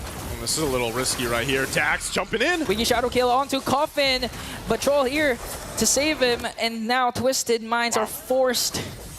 They're just forced to stay inside their base because of the initiations that Falcon Esports can do. It's not just even Kid X's implosion, just merely the fact that Wiggy Shadow Kill coming in from Dax can do the job to bring down either Coffin or Saano at this point in the game. That's the thing, man. He's got Hunter Strike, he's got BOD, he's got Endless Battle, you know, and as the time goes on, that Wiggy Shadow Kill will actually probably kill Coffin the next time around unless they're able to go ahead and defend against it. So more so a limit test, but also, meanwhile, like I said earlier, Benny hasn't really had his moment just yet. You know, he's able to provide a little bit of damage, but now that he's got the items that he needs, he's got Corrosive Scythe, DHS, hold on top side. Very aggressive play, bringing a Soda with him as There's well. Benny. But Benny, will he be able to cross the crossbow? Yes, indeed! Paired up with Implosion, coming in from Kid X, gonna bring down 2. The next target is Sanji, gonna fall down in the hands of Benny. And as you were saying, we haven't seen Benny popped off Naisu. This is how you do it with the 1-1. Now they're as aggressive as possible, gonna bring down Inhibitor. Eternal Guard to zone out Saano. And Falcon Esports, they didn't even have to wait for that Lord. They were able to use the aggression of Twisted Minds to their advantage. And now it's just 7.9k gold lead for Falcon Esports. As I was just saying, you know, Benny hasn't had his moment just yet. Well, there you go. He got the triple. He made that team fight go in their favor. But you're seeing it. I know they just got the Lord here. They have a massive lead, 8,000 gold ahead. But like we saw just briefly ago, that's a, what, 180 plus stacks that Coffin has right now. Looking at the replay here, you know, brought to us by Kadia. This is actually insane. The setup potential in the top lane went really well for Benny. The timing of it all comes together, and this is, I'm not sure if we get it more in the replay, but you actually see the damage potential coming out from Cuffin. And again, this Lord is going to be pushing in, but they do have a great lineup to go ahead and try to defend. They have to avoid Kid X. He doesn't have the flicker this time, but the base turrets are going to be worked on, and now the Lord comes up on the top side. They're going to jump in and focus on these base turrets, trying to expose the base the best they can, but look at the clear speed that I'm talking about. Cuffin clearing things out alone just with those bad impacts. Here's the conceal. Okay, they're going to try and go for a pick-off here as they destroy the mid lane turret. One base turret left for Twisted Minds. Falcon Esports still hasn't committed anything yet, but Sanji goes in with Earth Shatter, casting the Primal Wrath as well, but the counter attack coming in from Falcon Esports is just too much. Uigi Shadow Kill paired up with every single damage Falcon can bring will take down Hoda and Sanji, but Royal Milk a bit too over-aggressive there, but Falcon Esports, they got what they wanted. All base turrets are now taken down, and the lead has now gone to 10K for Falcon. Took a mouthful of bats, man, and that's what I'm talking about. As long as Cuffin is fine, you're clear, and your defense strengths are going to be there for Twisted Minds. Now, how many times can they do that? We're reaching the point of 15 minutes in the game. He's definitely got more stacks than the 180 we talked about earlier, but that's the thing too. Even the items are being locked in. You know, he's got that Wishing Lantern too, Lightning Truncheon, Glowing Wand. He's where he needs to be, and as long as he is safe in the back line, and if Falcon Esports isn't able to catch Cuffin out, then that's great for Twisted Minds. But that's also the double-edged sword to it, you know? Here we go, 269 stats, 271. He's stacked up, he's feeling good. And so that's the thing, if Falcon Esports, if they do get rid of Cuffin, that's the double-edged sword to it. They lose a ton of damage for Twisted Minds lineup. Yeah, and Cuffin right now, they're even giving the Cecilian the purple buff, so expect a lot coming in from this mid laner. And the thing is, if they overcommit a lot of ultimates, a lot of battle spells just to take down Cuffin, there's also the Saano problem, the Bruno problem that Falcon Esports has to prioritize later on. But so far, so good for Falcon Esports. A 9K Goldie, they're just gonna wait. They're just gonna wait for this Lord once again, or they can pull off another amazing play up top, like what they did when they used the over-aggression of Twisted Minds to their advantage. The Circling Eagle Flicker combination just to try and bring down Benny. But the problem is, Falcon Esports was able to turn things around. I wonder if that's the play here. You know, that's the IQ play from Twisted Minds. Guys, just give up the Lord. Let's just rely and just put all of our hope in Cuffin, but it looks like they actually want to go for this, but they're too late. Okay, Falcon Esports get the Lord Implosion once again, coming in from Kid X, gonna catch Sanji, and that's all the way to the back line. Trying to go for the flank, but Sanji with the Primal Wrath is able to stay alive. Here comes the Winter Playground for Twisted Minds, but the damage coming in from Falcon Esports just too much. Royal Milk once again will be the sacrificial lamb in exchange for Hoda, and a very, very favorable trade once again for Falcon Esports. Oh, Troll going for it. They want to delay the recall from Falcon Esports, but Twisted Minds, they lose Hoda, but they're still in the game. Cuffin's going to be fine. He's going to clear out this mid lane. Lord is pushing down that, so they're going to try to stall it out the best they can. But the fact that Falcon Esports doesn't have Royal Milk, it's a little tough. Dax. Oh! What? Gets deleted by Twisted Minds. I just said a while ago, Falcon Esports had a favorable trade. Now it's not. They still haven't solved the problem of how to get Cuffin. I mean, Dax tried to go with a Wiki Shadow Kill, but the problem was it got instantaneously bursted down by Saano and the rest of Twisted Minds. And this might be the opening as Kid X already commits his implosion. Oh, this might be a green light for Twisted Minds, but Benny wants to answer right back though. The stacks aren't there yet, and Falcon Esports lead slowly diminishing. Oh man, I just, you know, if Twisted Minds just continues to do this, stack up and punish Falcon Esports, I mean, think about how much gold they just got, by the way, with what they did. Yeah, about 4,000 or 5,000 gold. And yes, all the base turrets are down, but you've seen this before. You can actually defend this type of game with this kind of lineup, keep things together. I'm not sure if they're going to be able to get in a position to actually contest a Lord, but if they do, because they showed signs, they kind of showed interest in doing it the last one, they were just a little bit too late because they got to manage these waves pushing in. But if they actually get into a position where, again, a one bat impact is taking down, what, half your health bars from Falcon Esports, it's going to make you think twice. Especially the fact that then you consider the two junglers and, you know, Dax, he just got checked, man. That was literally a punch in the face. It looks like, again, they're just going to have to manage the waves while they wait for this Lord. Who got the purple buff? Was it Dax? Oh, yeah. Dax and PX7 both have purple, so it was stolen, but again, this is expected from Twisted Minds. You really aren't going to have that much space to work with in your jungle. So now Twisted Minds, again, the question is, will they contest? As you mentioned, they have the capabilities to do so. A good Spear of Alpha, Circling Eagle, Guiding Wind combination, and just back away. If they don't manage to out-retry, Falcon Esports might do the job, but considering that they have a Sicilian, they can actually just try and defend this once again. Just try to avoid Kid X's Implosion Flicker play. This is where it comes in clutch, too. The fact that they got 3 Winter's Crowns. You got an Immortality for Sanji, and then, of course, you got the Wind of Nature for Sano. So they have so much utility, so much defensiveness that they can rely on. Falcon Esports, given the lead that they have, it's more so of how do they approach the fight? How do you solve the puzzle of what Twisted Minds is bringing with a lineup? And again, part of that is taking control of this Lord, starting it up. You have those waves pushing in on all 3 lanes. And Twisted Minds might make the decision again to just go ahead and wait in the base, but they get close enough. Okay, Troll has the flicker. Here comes KDX with the implosion play. A lot of members from Falcon Esports will get knocked up, but Dax will still get the Lord as Hoda will fall down as well. Skill 3 coming in from Sano. They're trying to fight back.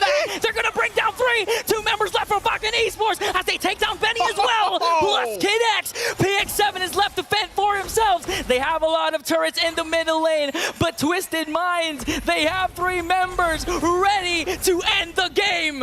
Right now, they're going to march down mid lane. They have to deal with the Lord. It's quite a beefy Lord as you see that shot that Sano takes. But they'll handle it well. PX7 also trying to not just let him take it. Oh, PX7 in trouble. Won't be able to get away as Sano picks up the kill. But that might be enough time ball for Falcon Esports because in 12 seconds, Dax will stay alive. A Royal Milk will also respawn. But Twisted Minds at this point of the game, you'd be happy with whatever you get. And in that point, they got 4 kills.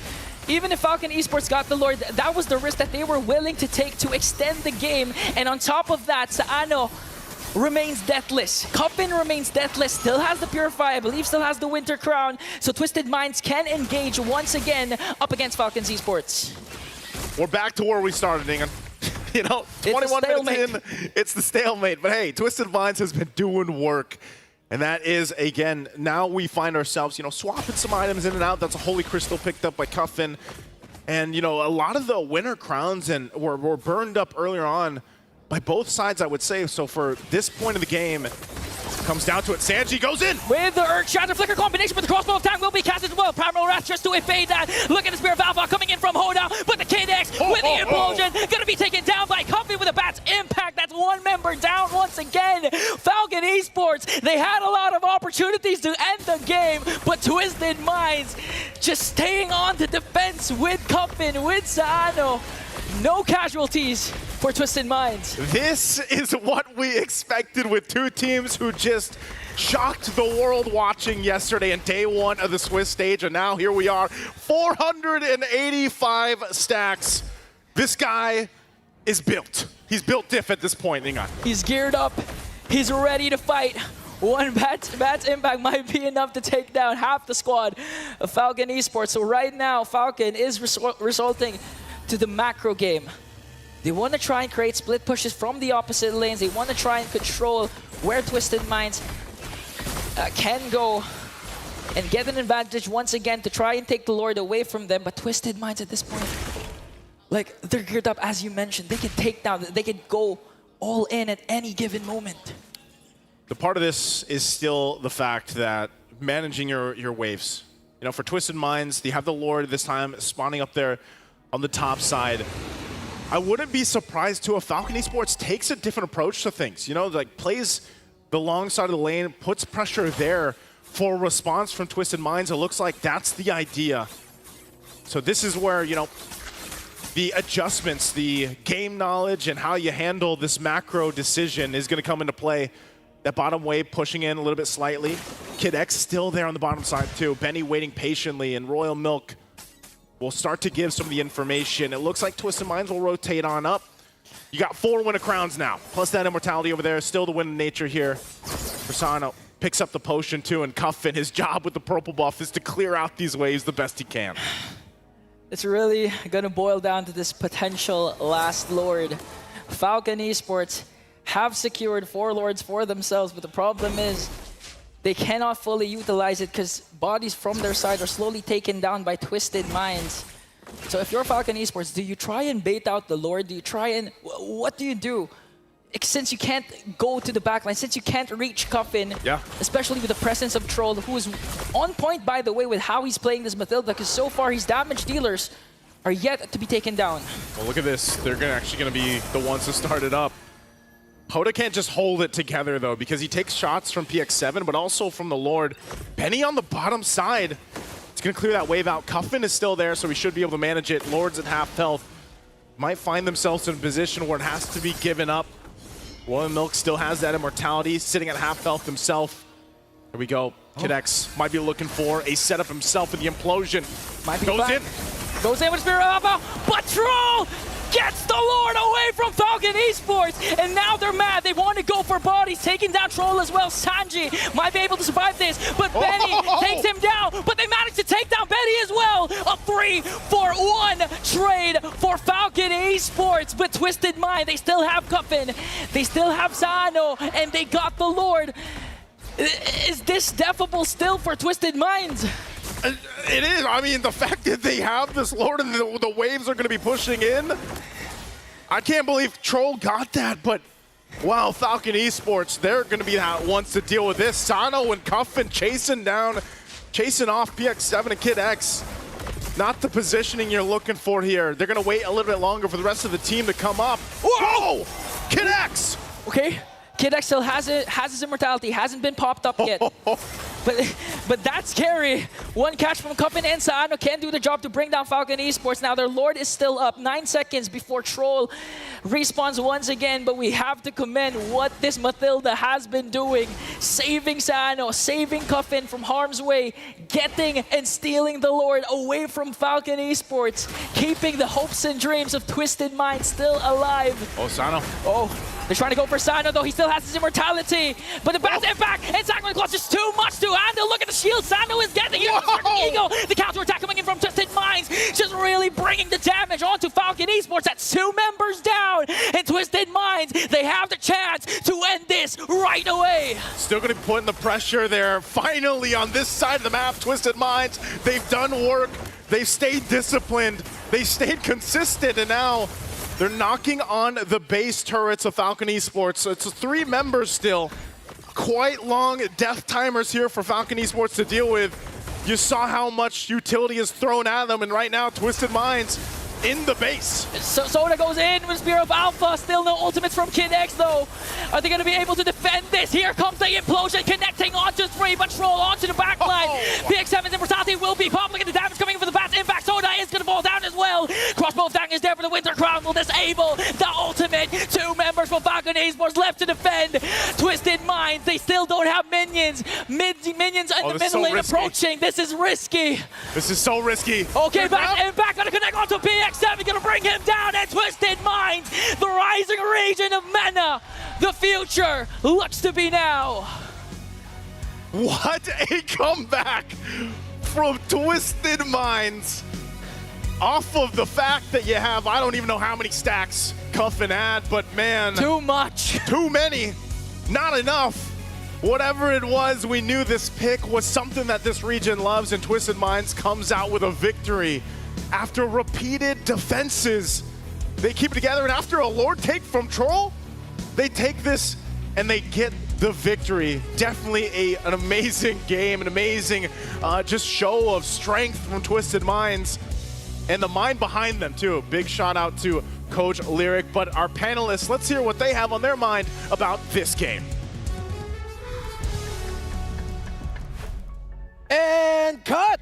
That's a wrap. What a game from these two. Twisted Minds versus Falcon. I got my wish. We talked about this beforehand, folks. It's time to whip out the PPs again. Prediction popsicles. We talked about it beforehand, what our predictions were heading into this series. I predicted Twisted Minds. I, on the other hand, predicted for my Burmese brethren. I said Falcon. A lot more talk about how they played here, but hey, Sera. I had to make sure that it was an honest. I kept it to my side. I went for Twisted Minds on this one. And honestly, I definitely thought that the draft, it was going to be tough, but geez, what a game. Well, Leo, you said something in IESF, coffin season on that Sicilian, and that's exactly what popped up here. Let's go on over to stage to hear from Twisted Minds. One of the longest games we have witnessed this Swiss stage. Just the second game, just the second match. Twisted Minds taking down Falcon. First of all, I am with Sanji. Sanji, how are you feeling? He said just now he was nervous. To be honest, I feel nervous because like 30 minutes game. I've never heard Sanji. It was very long. Yeah. How do you guys manage to maintain your momentum and your mental state when a game is this long? It was like 25, 26 minutes. As long we keep Sound and Coffin alive, we can't do anything.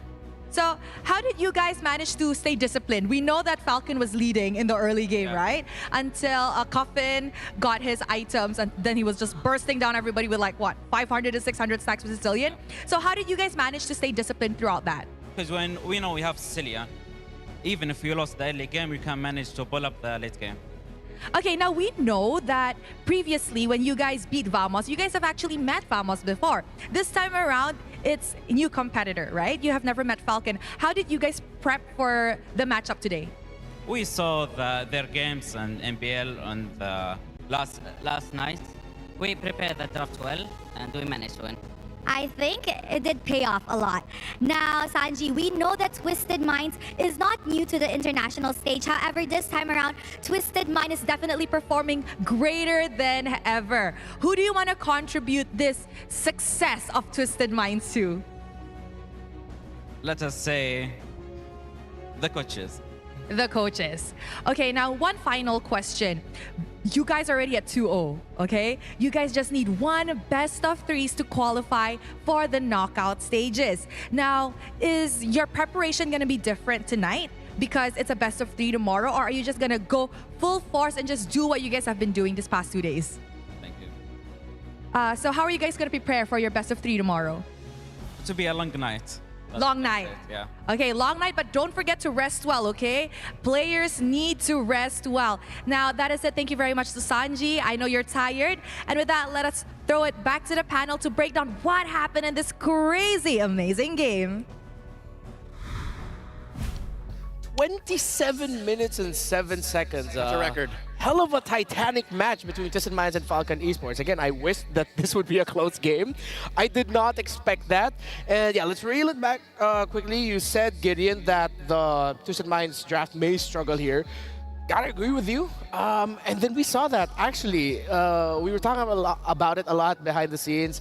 Hoda got the short end of the stick in this draft and in the game. Absolutely. I think without a doubt, Hoda has to get shafted here only because he's not the main win condition for the team. He has to very much depend on both his mid laner and as well as their goal laner to scale to that late game. Yeah, and that's exactly what they got. So the sacrifices of Hoda set up deathless games for both Coffin and Saano, and a relatively good game for Troll as well. Hoda and Sanji face a lot of difficulty in this one, but at the end of the day, yeah, it was a Sicilian and Bruno show. But let's talk about what made the Falcon early to mid game much better compared to Twisted Minds. They brought out their signature Burmese brawl playstyle. What was that? A minute and change when they first went in for the kill. Bottom lane sent, what, 3 or 4 dudes to try and take down everyone in that lane, and that set the pace. Slowly but surely, it was diminishing returns when they couldn't close, and you gotta give credit to Twisted Minds. They understood that, you know, what Sanji said was right. As long as we have Sicilian, we can survive into the late game. And indeed, once you pass that 20-minute mark, it became Coffin season. I gotta credit our good friend Ray Ash for that. He messaged me, hey man, yo, Chano playing so well. Coffin too. Say Coffin season next time he does well. And here he did. We were watching the timers, right? 15 minutes, 18 minutes, 20 minutes.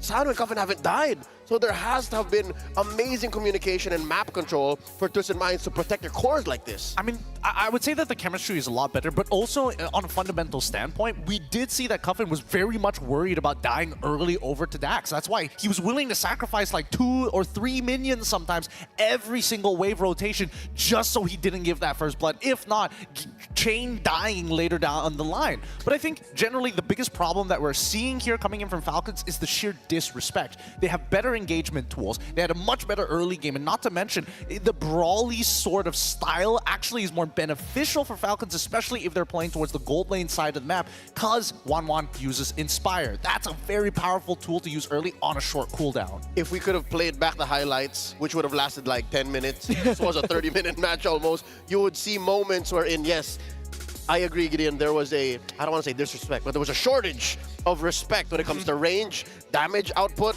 engagement from Twisted Minds, wherein players like Dax, who yesterday was almost flawless on the Bane, here on the Hayabusa, there was like 1 or 2 moments where like, why would you put yourself as a soft assassin in that position? Yeah, at one point it ended up feeling like Groundhog Day, where Falcon were just like, oh, it worked for us in the first 5 minutes. We can keep it up for 10. We can keep it up for 15. Wait a minute, what is this? Why can't we end it? Where's this damage coming from? Wait, let's do it again. Come on, one more time. What the heck, we're dead? The game's been turned around, and it was just Cuffin and Saano saying, you kept repeating things over and over again. We kept surviving. Well, actually, I can't remember what Lord it was, but I think that Twisted Minds actually had a really good opportunity in the game itself, especially when they were funneling into their side of the map. Like, Falcons already had taken the Lord at that point of time, and they decided to force the fight onto Twisted Minds. Yes, it was a great initiation. It got 2 Purifies, both out of Sano and as well as Cuffin, but then the trade just didn't make any sense. Dax even ended up dying in the middle of that fight too. Yeah, I think that was the one that you call the 4th Lord of the game, or 3rd? I think it was 3rd because the 4th one was stolen by Troll. Yeah, right. Yeah, the Matilda. That's another thing that adds to it. And Sano slowly building up his reputation to be one of the best gold laners in the world. You can't just say in MENA, in a specific region, in the world. MVP for this match, 6-0-12. You know what you call that? What? Saudi gold. Saudi gold. Ooh, all right, that's another one right there. Add that to the docket. Content team, you heard that. It's Saudi gold by Sano. I don't know. They might have a new poster board for Kadia at this point. Because again, great Bruno plays. I mean, he was even item swapping in the middle of those fights. And honestly, he could have been like 6-1 there had he not been saved by both Troll and his item swap. As we look at the MVP highlights now, it was very important that the Bruno and the Sicilian survived the major engagements. The fact that he was able to hold on to the Purify as long as possible in some key engagements and making the most out of the sliding tackle. As we were talking, actually, I started realizing, wait, I'm hearing sliding tackle a lot more from these two behind the scenes. And yeah, that's because Sano made the most out of it. And that's the way you should be playing, right? I mean, just look at the way that he's positioning himself. He wants to be able to be close enough to Troll in case he gets tries to get bursted down by PX7, but he doesn't want to stand too close to specifically Cuffin so that both of them don't get caught by that Tigreal. Like, again, you can see that even Sano realizes, wait a minute, as long as I don't get one shot, I could easily just 100-0 people in less than a second. And he can 0 to 100 himself. Exactly. He's still rocking the Haas claws up until the very last moments. The beauty of it. That was the best highlight for that point, honestly. The fact that you already got bursted down, or you knew you were about to get bursted down, and Sano just said, go ahead, give me your best. And he survived, and he sliding tackled forward, took down PX7, and then eventually, that's going to be Twisted Minds getting the victory. Crazy, crazy game number 2. I got my wish, and again, very important now, Twisted Minds joins BTK. Wow, in the 2-0 bracket in our Swiss stages, 1 win away, 1 best of 3 away from qualifying to KO. And you know why this is important? After spending a good amount of time in Saudi, we've been a couple of times this year alone, they make a big deal out of the fact that no team from MENA has made it to an actual knockout stage for an M series. Yes, technically in M4, they did make it through under Occupy Thrones, but nobody got knocked out in the groups then. So them getting this close to actually qualifying for the knockouts is a big deal. Well, let's not forget that they still have that very final test here. If you want to qualify for this knockout stage, you still have to play a full best of 3 when you get to that match point mark, right? So at this point, yes, we've seen maybe even the best of what they have to offer, but can they do it in a best of 3, if not a best of 5 later down the line? And it's crazy to see the storyline for Twisted Minds when there were so many eyes on the Medjay Hoda, the hidden pharaoh, with what he did, getting subbed in last minute for Twisted to salvage their MPL run. Now on the world stage, the savior, especially for this last one, looked like the Twisted sacrifice to make sure that Twisted would get that Saudi gold to pop off. A tremendous performance by Twisted Minds to get the W over Falcon Esports, which we'll see in the 1-1 bracket later on in the Swiss stage. Now, let's go over to the next one. What's the next story? The next page. A little bit more Espanol for this one. It's Maycam Evolve of Argentina and Vamos from Malaysia. Latino-flavored, Latino-coded squads. One very specific. We saw yesterday that as soon as we asked for it, Aurora brought out his YSS.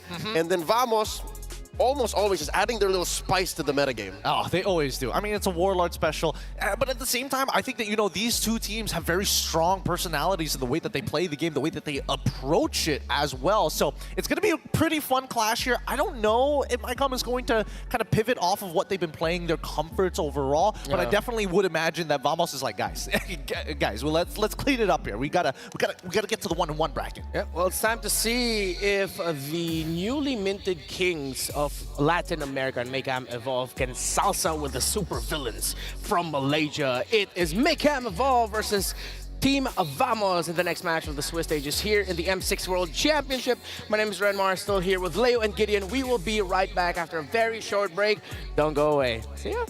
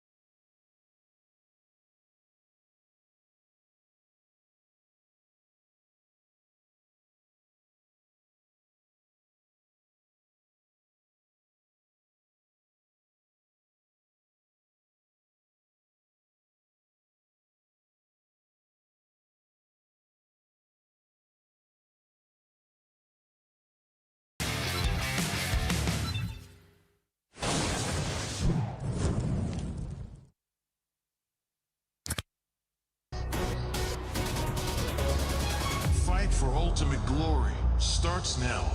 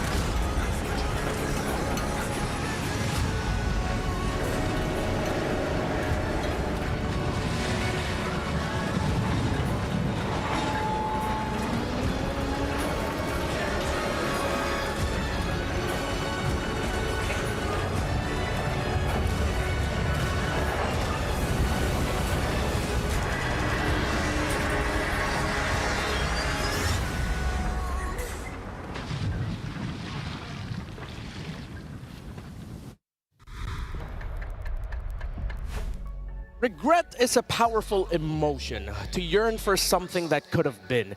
This is the story of two teams who found themselves in this portion of the bracket, 0-1. Regret that maybe they could have done something different. Different pick, different moment. Well, now it's time for them to shake it off and fight it out as they will tango to find a way into the 1-1 bracket. It's Maycam Evolve of Argentina versus Team Vamos of Malaysia. My name is Renmar Santa Cruz. Still here with me is Leo and Gideon Q. Now, want to know something funny? What is it? I've been keeping a secret all this time. See this pocket square? It's actually Hello Panda. I've had it here this whole time. Fuel your game with Hello Panda. If you need something to maybe round out your outfit, Hello Panda. If you need something to fill up your belly, Hello Panda. If you feel sad and you need something to make yourself happy, say it with me, gentlemen. Hello Panda. Thank you so much. I forgot to take a bite out of it. At some point, I was about to take a bite. You can do it now. Oh, yeah. All right, that's good.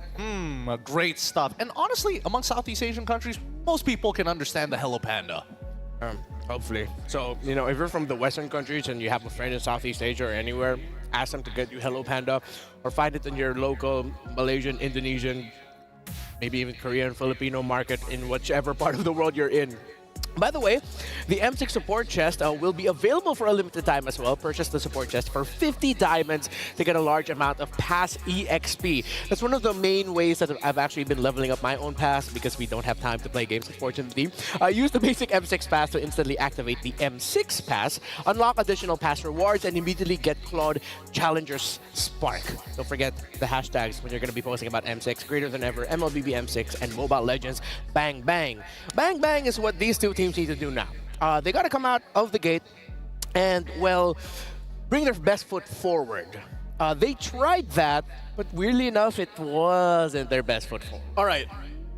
Contrary, I think they should put their feet on the ground. They should wait for the bang bang to actually happen and for this comeback to be possible, to hit the 1-1 bracket, if you will. They have to exhibit a level of discipline. They have to respect what the metagame is like and then adjust. I don't know. Do you share the sentiment, Gideon? I think it really comes down to the draft because yesterday, coming in from Vamos, having that Khalid in that mid lane really kind of puts you in that box of I must win the early game to generate any kind of momentum later down the line. But even for Maycam Evolve, right? The shocking thing is the fact that they're willing to play ultra late game with Yi Shin for an example, which feels great when you're ahead, feels awful when you're behind. And when you're up against a team who likes to play the early game, then things are going to get a little awkward here. So this is going to be a clash of personalities and styles if they follow their signature picks. Yep, it's also going to be a battle of mental strength. Which team can recover faster with a good mindset? Or since this is the best of one, I'm one of those people that really thinks like surprise is the best foot forward. As much as that Khalid mid lane struggled, it was a good surprise. It was just adjusted well to by Twisted Minds. If I am Maycam Evolve here though, instead of going for the Yi Shin, why don't you try to match Vamos with that early game?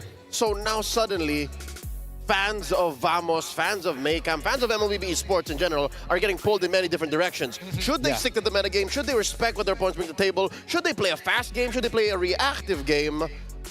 I'll tell you now, one thing that they have to understand is the fact that time is not on their side. This is a best of one. And what you choose to do, you have to go in full send. You can't go back and forth, sees. You can't just halfway through the bracket. It's happened, right? Halfway through the draft, sometimes you'll see, oh, they're trying this, and then, oh, never mind. Yeah, it has to be the full commit. The moment you have an idea of what you want to do, and in your draft and in the game, you stick to that plan. Don't swerve and don't overthink. We've seen, great point there, Leo, many teams fall to that. And this is what Coach Bob said regarding yesterday's defeat. Our execution was not as clean as it should have been. You agree with that, Gideon? Well, it's tough to say, right? Yes, the execution wasn't as clean, but when you're up against a draft who's designed to counter-engage anyways, is it about execution or really do you not have the right cards? Yeah. Twisted Minds understood what Vamos were trying to execute, and it seems like they need to refine their decision-making. That is what Coach Pabs has said, and I see that. There have been some plays, like just looking back off of memory, that could have gone differently for Vamos if members of their team were all on the same page. But really enough, there was one thing that I noticed yesterday, and you care to disagree with me if I'm remembering it wrong. It felt like there were some times where Vamos couldn't play around nets as well as they should have. I mean, I don't think they were looking to play around nets anyways. Yeah. When you have a chip, anything could be played around. Any angle can suddenly be turned into a huge bazooka shot coming in from left field, right? Yeah. And I think that was the main issue. I think that Vamos unfortunately did not find the correct angles just yet. But like Pops mentioned, it is a very big wake-up call, which at least they are self-aware of, so they can now continue to improve. It's one thing to know that you did something less than ideal. It's one thing to know that you have to wake up. But you knowing Vamos a little more, you having been around for their run in MPL Malaysia season of 14, you think they're ready? Do you think a 24-hour, reset is enough? I think it absolutely is. And I think that if they focus down on fundamentals, I think it should totally be okay, especially if they're going to draft around something that's highly mobile rather than looking for, hey, we're going to completely give up on our scaling and put all the eggs into one singular basket in nets. They need 2 win conditions in this upcoming game. One of the most fundamental things you can do in drafting an MLBB is to respect your opponent's signature picks and set up your own signature picks for success. So here's the question now for Maycam Evolve. How viable is their signature hero in that Yi Sun Shin? It was brought up yesterday, and Maycam Evolve are that team that love the double M composition, but is it too risky in this modern day MLBB with all the tempo, the aggression? It's double MM way too risky. I've only seen Yi Sun Shin in the jungle win about 1 out of 10 times in the past month of competitive MLBB I've had my eyes on. So that's me short of saying no, it's not. I don't think this is the time for Yi Sun Shin to be first phase pick. Not even like second phase pick unless you're so sure that that's what you want to do. Well, it depends on how you look at it, right? I look at Yi Sun Shin, especially in this current meta, almost similar to Lancelot to a certain degree. You need items to actually be relevant, and the utility of his ult is always great, but how are you going to utilize it? And yesterday we saw that, at least for Maycom Evolve, hey, let's use it for sieges. Let's open up the map really efficiently so that we can farm. That's my problem here. It takes too long to get to where you want to be. Yeah, so at best, I think Yi Sun Shin is a tier B hero. Like A, B, C. I missed out S. I think it's B, like at best. Yeah, I would argue, well, add to that I feel like if it's tier B at best, against a team like Vamos, that drops down a tier. There you go. When you're up against someone who plays like Vamos with the aggression that they show up, you need to speed up the time of your self-farming. If it's too item-dependent, your lineup, that's not going to be good. You're drafting to be on the defense. You're basically investing in the Yi Sun Shin for the Earth Shocker so you can see where everyone is, but that's the best you got until what, the 11-minute mark? Pretty much. I mean, let's delve into it just a little bit more, because at the very least, when you are playing a lineup like this, you need 3 lanes that has full control over their lanes, at least hold priority. Yeah. Well, we're on the topic of YSS. Now, let's talk about the team that is known for picking the YSS. From Argentina, the new kings of Latin America, Maycam Evolve. A lot of focus has been put on the jungler, so let's look at the other roles, gentlemen. You're looking at Super Nahuel, Yorokotsu, Marquino, I guess the most veteran of them all, and of course Feishin, not an unfamiliar face as well. You know what? We've been, how do we say, beating down on the whole Yusun Jin situation. You gotta give your roses to Maycam Evolve, though. To be able to go into a tournament like this and bring out your specific heroes that early on, that's gotta demand some cojones, you know what I mean? Like, Yeah, you gotta for be sure. like bold to be able to say, this is what we're gonna do. So maybe today, maybe they hold it back a little, at least for the second phase. No, I agree with you. Refinement of the boldness. Build on that. Not too aggressive into exactly what you want to go for. Respect that your opponents love the team fight and love to get in your face. It's Vamos. And now, this team, it's going to be interesting because I really want to see Chibi and as well as Zorn do a good job in actually helping out the side lanes, right? We know that Smooth is an absolute pillar in his lane. He doesn't need much help unless necessary, unless drafted around, but I want them to play around nets a little bit more. They've done this throughout the regular season of cutting off their opponents early on, and they bleed their leads. The conversions that they are able to pull off usually happens within 30 seconds. We didn't get to see that yesterday. So now will we actually get to see that? One quick question about Vamos, though. You still want to go crazy with the Warlord pick in the mid, or do you just go back to the mages, man? No, go back to the mages. I think that it's really, really important. Yes, having control is great, but you need a secondary win condition. And right now, you can't just expect your assassins to be that win condition just yet. There's very few that can do that. Ling being one of them, Suyo to a certain extent, but then you have pickoffs like Hayabusa, for an example, which can't do that as much. Nolan, which only takes maybe 1 or 2 heroes max. Yeah. And now for Maycam Evolve, as Gideon was mentioning about having another carry, making sure that your carries are well built up for. I feel like now for Maycam, your rookie, Super Nahuel, as that roamer, whatever you end up with, just make sure that it's paired up with something great on the hands of Feshin. A good mid-roam pairing takes a lot of pressure for the roam. The pokes, the crowd control provided. Honestly, if I'm Maycam, get that Aurora back on Feshin. That's one of the best heroes you can pick anyway up against an aggressive team. And it's a good stopper, whether you're on the defense or on the offense. Like I already see Maycam being on the former, you could win. I think that's one of the ways to actually stop Vamos. I don't think I'd be wrong when I say that Vamos is favored in this matchup. Get your specialty, but also prioritize heroes that will just win you certain matchups. I think that you were saying earlier, right? Yes. The 3 lanes, make sure that those are good so that if ever worse comes to worse, Vamos, Coach Pabs, Coach Powie Burn, force the Yusun Shin onto Aurora, so be it. We need 2 out of 3 of these lanes to be winning matchups for the side of Maycam Evolve if we want to see them to stop the overall gameplay coming in from Vamos, because it really just narrows down their win condition. But I think now, coming into this draft, I'm excited to see who's going to be on blue side and who's going to be on red. I think that the second half of the draft is going to be the most interesting part. Air is tense here in Kuala Lumpur, Malaysia. I just want to do a quick crowd check as we're going through the bands here. Kuala Lumpur, Malaysia, how are you guys feeling? All right, still live and alive here in KL. And look at that, Maycam respecting the Cho of Zorn right away. Oh yeah, Raja recall. We mentioned a lot about respect in the pre-game discussion.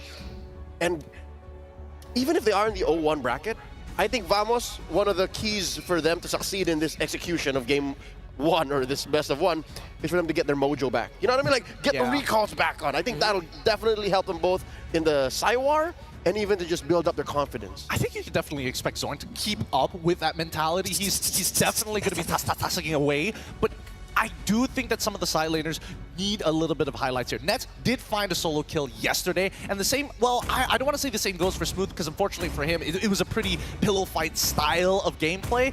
I just think that right now, if I'm in Coach Pops' position, what am I looking to do to stop Maycam from actually getting that momentum? And banning out the high loss is a very good start.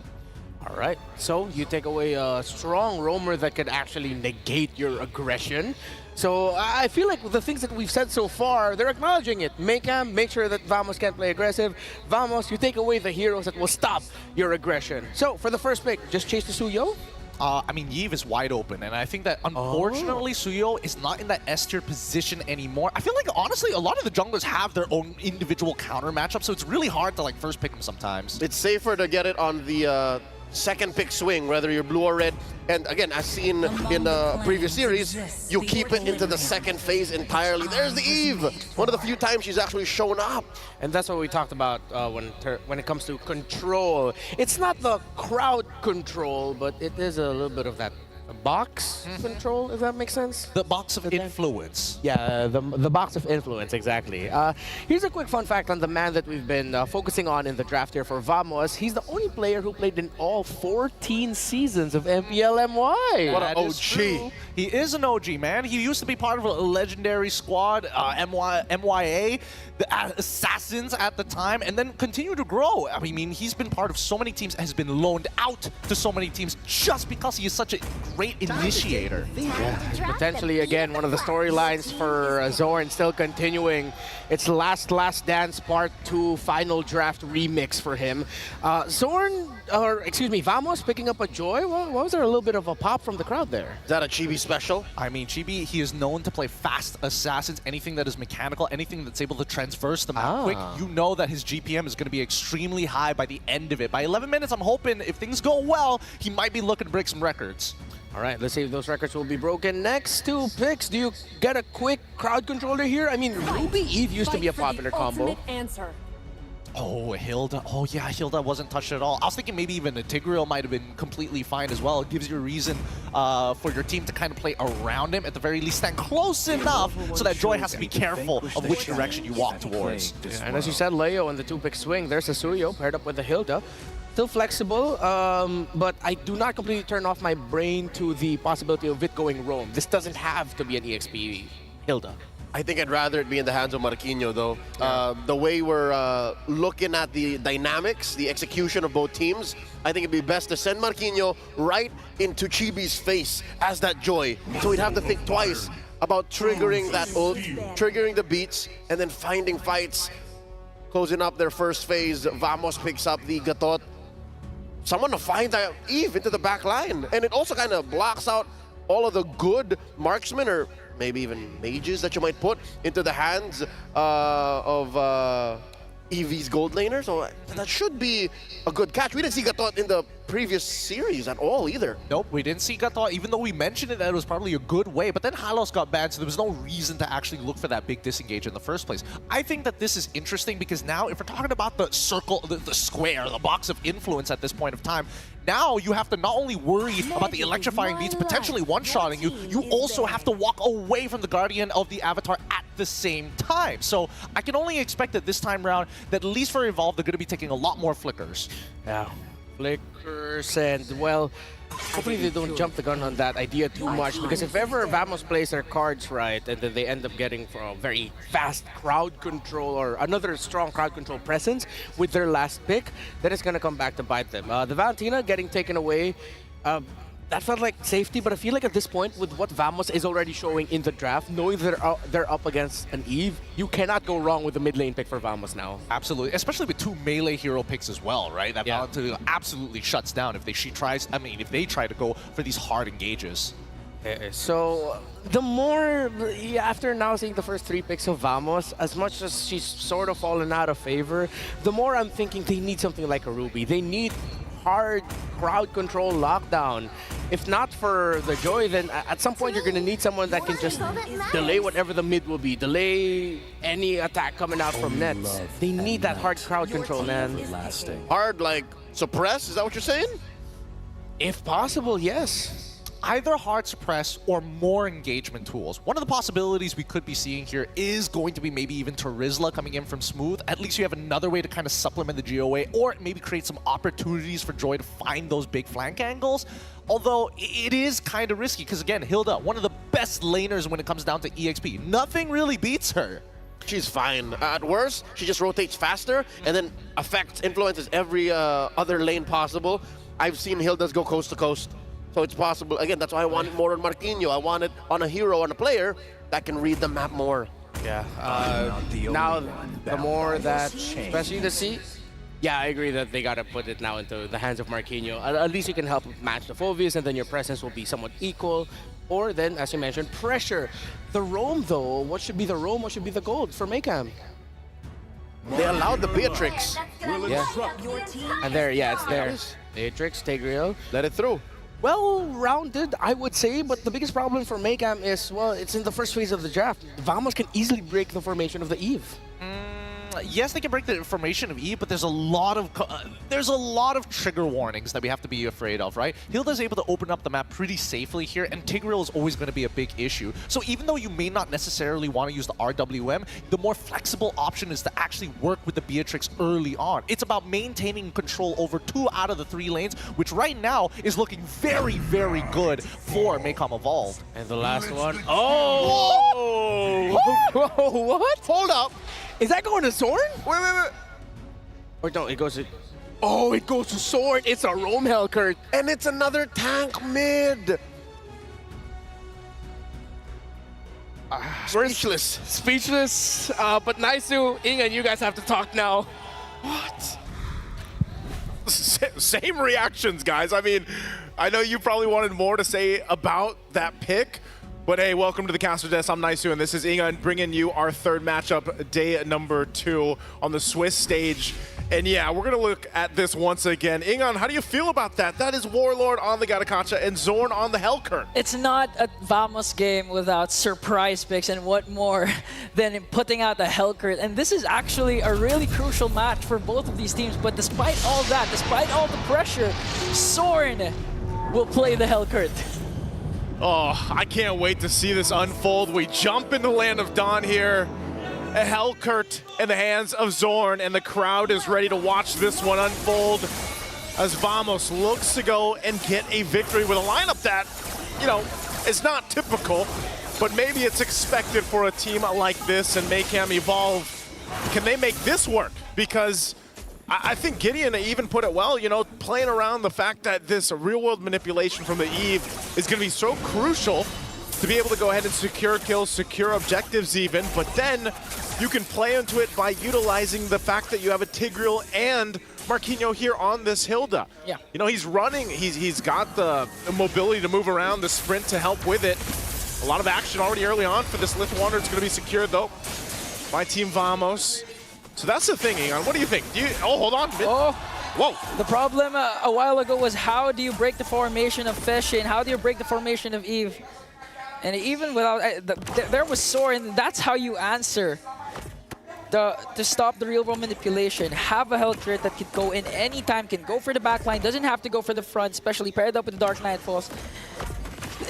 They can easily really target Feshe in here, but the problem is it's kind of a glass cannon lineup because if they get beaten up during their lanes, but Soren with an aggressive play onto Marquinhos gives the first blood to Chibi, and that's what you want if you're Team Vamos, your aggression actually paying off. I love to hear it, man. The crowd, like, even when it's synced up so well with electrifying beats, the crowd cheers, and then they get that first blood, they get the kill there in the hands of Chibi nonetheless. And this is going to be, you know, he is one of the players out there. He's one of those junglers that loves to pick heroes like this, and he gets a lead. And it's going to be kind of devastating, you know, and to deal with, especially early on. They're going to fight again. Very aggressive play once again from Team Vamos, but Maycam Evolve is ready to counter-attack with a first kill onto Aurora. Make it. Next one is Marquinhos. And they're not even done as Zorn goes in with the Petrify plus the Deadly Stingers. A 3-kill play from Team Vamos. Yeah, that's Zorn, you know, the guy that a lot of people love to watch. And I don't know, man, there's tons of fantastic Roam players in M6 alone. I don't know why more people don't want to play Roam. Okay, we have to count at this point how many emotes Zorn has been playing out, but Team Vamos extending their aggression onto the orange buff of Maycam Evolve. Here comes the real manipulation coming in from Feshe. Smooth might be able to escape, though. Here comes Zorn once again, but Power Filter in his form Marquinhos will bring him down. A counterattack from Maycam Evolve will be successful, and Team Vamos, they lost Smooth, and they weren't able to get the orange buff away from Aurora. This is probably, I mean, at least today anyway. I know we're only 3 games in, but this is the most jam-packed first, 3 minutes that we've had so far. They just want to go, and they want to go fast. Yeah. For Team Vamos specifically, Zorn's going to take some damage here. Don't think he's going to do much more, and he's going to go back to base. Didn't have the Petrify too, but you know, that's the thing. I'm wondering, Maycam Evolve, how can they go ahead and adjust to this? You know, when this comes to be the case in an early game and you're just kind of trying to catch up, trying to catch your breath. The pace is being set by the other team. You've got to keep that cool head. You got to kind of keep things together, or some teams like to just go and brawl it out. Now for Maycam Evolve, with the lineup that they have the capacity to go ahead and match that energy, match that pace that Team Vamos is trying to set here. But at the same time, obviously, they have to approach it very cautiously because of the fact that you just have this curveball. It's such a niche pick to have a Helker there. There's only very few roamers in competitive MLBB that actually want to go this way. Mind you, this is also in a situation where if this kind of pick doesn't work out and then they're 0-2 through the Swiss stage, that's not going to be a good place to be. Yeah, and one of the premier users of the Hellcurt at the Rome, huge shout out to Beloyski, one of the actual players who actually used this to perfection. And now Soren is channeling his inner Beloyski up against Maycam Evolve. And going back to your question, what can Maycam Evolve do? Again, they can play around the neutral objectives, utilize the big ultimate tickets that they have, the real-world manipulation and the implosion paired up during crucial neutral objective takes, like what they're doing right now. They're going to cast it onto Warlord, but is it going to be worth it though? As Team Vamos, look at JB going for the backline with electrifying beat paired up with a sword, petrified just to bring down Fishin. Here comes AOG onto Aurora, and they're going to take a double kill for JB, and Smooth is not even done going right after Marquino. And now Team Vamos, this is the aggression the Malaysians want to see from their hometown team. That's what I'm saying, man. You get the setup, you get the implosion, but then the lights are turned off and you don't know where to follow up on, and you're just caught out by yourself. For Team Vamos, they're going to keep putting the pressure now on the side of the jungle. They've got 2 turtles. It looks like they want to take a buff. Okay, here comes Super Noel once again, but the damage is just too much for them to handle. Smooth picks up another kill, and they will successfully take away the orange buff of Maycam Evolve. I don't know, Ingan, when you think about it, the Hellcurt pick is actually genius because you know that Maycam Evolve wants to play around those ultimates that you mentioned earlier. But even if you get the setups and you can't see anything, what do you do? You just go blind to punching around. That's kind of the situation that Maycam Evolve finds themselves in. And, let's be honest, too, the part of it is you got to Beatrix. You got to be able to farm up, do your thing, and get the items that you need, but it's still the same case later on in the game where you really then have to protect. You have to be able to protect your Kotsu here on this Beatrix pick, but Zorn himself playing this Hellcurt around, putting pressure now on the tier 2 turret on the bottom side. He might actually just go ahead and get this down with Nets. And the thing is, Nets is just starting to join the fight right now. You feel the damage. And Maycam Evolve, they're really resorting to Yorokotsu, just getting the mid lane, getting the opposite lane, just to try and catch up with the goal that Nets has established. So you know that Fashion is really biting the bullet right now for the sake of his team. And now, Maycam Evolve, you really have to go for those crucial setups. But again, the problem remains, even if you get a good setup from Super Noel, a hidden gem, by the way, from Maycam Evolve, what can you do when you can't see where the attacks are coming from? I think, again, the answer here to this, because this has been a very, just one-sided game for Team Vamos in the early game. Look at this. This is a 6,000 gold lead. They're most likely going to get this turtle unless Maycam Evolve wants to make a play. They're going to use a conceal. Warlord, though, gets the information. So turtle's up. I would be surprised if Maycam Evolve actually tries to contest this. With the way things are going, it's just better not to force those fights, not to force the situation where then you find yourself 10,000 gold behind before the first Lord. Wow. And so it looked like that's going to be the case. Team Vamos 3 for 3 with the turtles. They have everything they need right now. The one thing, too, at least in terms of gold, like, Yorokotsu's farming up. He's got the Malefic Gun now, still working on the BOD, but they're just going to watch these turrets get taken down. Warlord, enough of a threat that he can just go ahead and post up in front of, 3-4 guys from Maycam Evolve.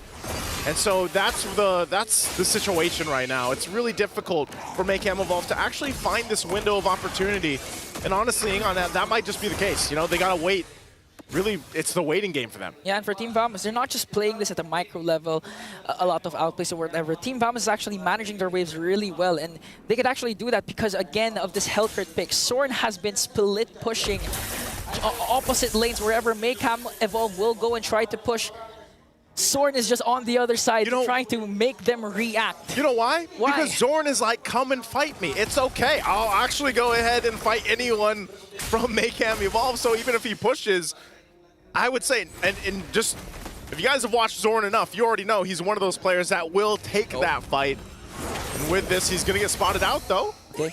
He manages to escape and dash out, though. But the thing is, what I like about Team Vamos' composition is Warlord isn't required or pressured to be the main initiator, because so far Zorn has been doing it with his dashes and with his Petrify. And with Warlord's kit, with the AOG, it can actually be, it can actually assist whatever Zorn's initiations will be done. So right now, Team Vamos has a good position to extend the lead once again, take this Lord away, not let Maycam evolve contest. And even then, with the first Lord, they can actually take down at least one base turret against Maycam. Yeah, you got to think about this too. You know, even with this objective coming up here, Maycam, I don't think they see any room to work with at all. It's just going to be cut off from Team Vamos. I don't think they see anything at all.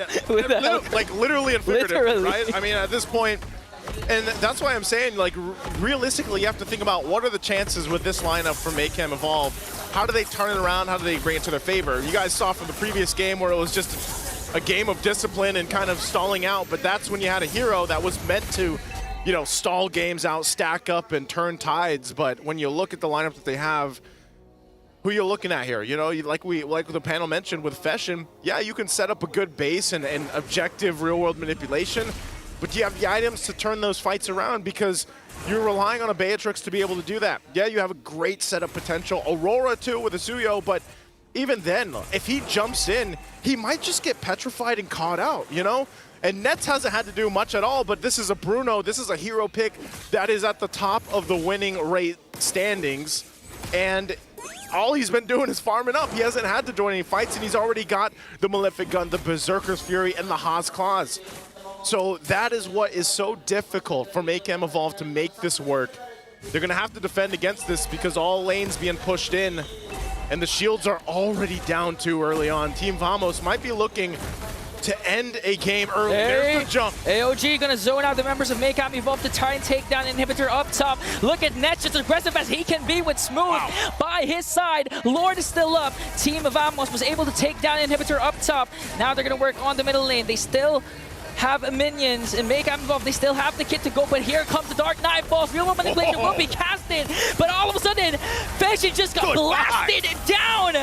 Marquino as well. Yurikotsu is left to defend for himself. He will take down Soren and Chibi, but Team Vamos moments away from taking down Maycam Evolve. Here comes Super Noel though. He's gonna use the Secret Hammer to try and delay the minion push. They lost the minions, but Team Vamos has one down bottom, and they're gonna take down Inhibitor down bottom as well. And moments away, Vamos will give Malaysia their very first win in M6. A very quick victory this time from Team Vamos. And Vamos, they said 11:39. They didn't just let up at all through this gaming on what a performance to come out and adjust. I mean, it looks like with them, it was like, hey, another day. And for them, that's a win they definitely needed. It's up there alongside with the fastest game set by Fnatic Onyx yesterday, 11-11. But for Team Vamos, man, what an amazing play. Well, let's throw it to the panel to see what they have to say about this win for Team Vamos. First win for Malaysia in the M6 World Championship. And yep, our PPs are out, our prediction popsicles, because this is what we said. We talked about it beforehand, and we were all leaning towards Vamos to take this. I was just incredibly surprised with how fast and how dominating that one was. Honestly, I'll be real with you. I was dead silent when I saw that draft because, again, against a better team, probably it wouldn't have worked out as well as it did, but you could definitely see all the interactions that they want to put in place. They want to make sure that Joy can walk away. They want to make sure that the Geo wait is, again, very difficult to tell where exactly it's going to be. So this is just a breakdown of communication and, unfortunately, very weak fundamentals coming in from Maycam Evolve. And obviously, I mean, I stapled this all the way on my chest here. It's almost taking this game, man. I had this the entire game, and I was getting sweaty after that draft. This is the Eve. This is the Tigreal. This is even the Yasuyo, man. As soon as that Hellcurt got locked in by Zorn, it changed the dynamic of the game entirely. And at the end of that, this was Vamos. Cool as a cucumber and in control all around. Let's go on over to the stage with Rose and Vamos to celebrate their win. The first win for the hometown heroes, Vamos. And right now, I am with Zorn. First of all, Zorn, how are you feeling? Seronok dan rasa lega dapat menang. He feels good after getting a win. Now, Zorn, maybe you can take us back to yesterday, okay? Throwback, just a little bit of a throwback. What happened yesterday and how did you guys manage to regroup in order to gain back momentum for the second day of the Swiss stage? Actually semalam kita orang ada a bit rasa nervous lah bila main dekat atas stage. Maybe sebab ada atas faktor sejuk juga di atas stage. Jadi dia mengganggu kita orang punya performance dalam game. And then hari ni kita orang dah dapat kaji balik kita orang punya mistake dan datang memakai jacket, guys. All right, now Zorn said that actually yesterday he thinks one of the factors that they lost is because of the nervousness as well as how cold they felt up on stage. So they went back, they regrouped, and then after that they rethought about what mistakes they did. So today they worked on the mistakes that they have did and also came to the venue wearing a jacket. Now yes, I agree, it is very cold here, right Zorn? Okay, now Zorn, we know that back in M5 you have said previously that you guys weren't 100% ready. Zorn, in your opinion, this time around, how ready is Vamos for M6? Kalau tanya saya, kita orang dah betul-betul ready untuk semua game yang kita orang akan lawan lah. Cuma kita orang kena hadapi mistake daripada sendiri kot. Okay, now he said in his opinion, he thinks that he's actually really ready. Vamos is 100% ready for all of the matchups they are about to face in M6. He thinks that they just have to work on the mistakes and the discipline of the team in order to give a better fight. Okay, now Zorn, another question, okay? One more question. Why the Hellcurt? Is it really a Zorn thing to pick unorthodox heroes? Or do you think that it's actually really good? Kalau tanya saya juga, pasal Hellcurt tu, saya perlu keluarkan apa-apa strategi lah untuk menang best of one ni. Sebab memandangkan ini adalah game kita akan jumpa satu sekali je. Jadi opponent takkan faham macam mana nak cara nak counter hero-hero yang baru macam contoh macam Hellcurt. Jadi dengan hero yang ada, saya rasa boleh menang kot dengan best of one. I see. Okay, now Zorn just expressed that actually picking Hellcurt is a good strategy since it is a best of one. Teams do need to go all out in order to gain that win. And since he said that there will not be any other room for the opposing side to actually regroup and rethink how to counter Hellcurt, now is the best time to pull out the cheeky strats Malaysia is known for. Now Zorn, last question. Do you feel nervous playing M6 actually in your home ground? Adalah sedikit nervous sebab nak banggakan hometown kan, tapi semalam mengecewakan pula. Sorry guys. Alright, Zorn said he does feel a bit nervous playing in the home ground because he wants to make everybody here proud. And I think the Malaysians are proud of both the representative team. So thank you very much to Zorn. And with that, let us show it back to the panel to break down what happened in this best of one.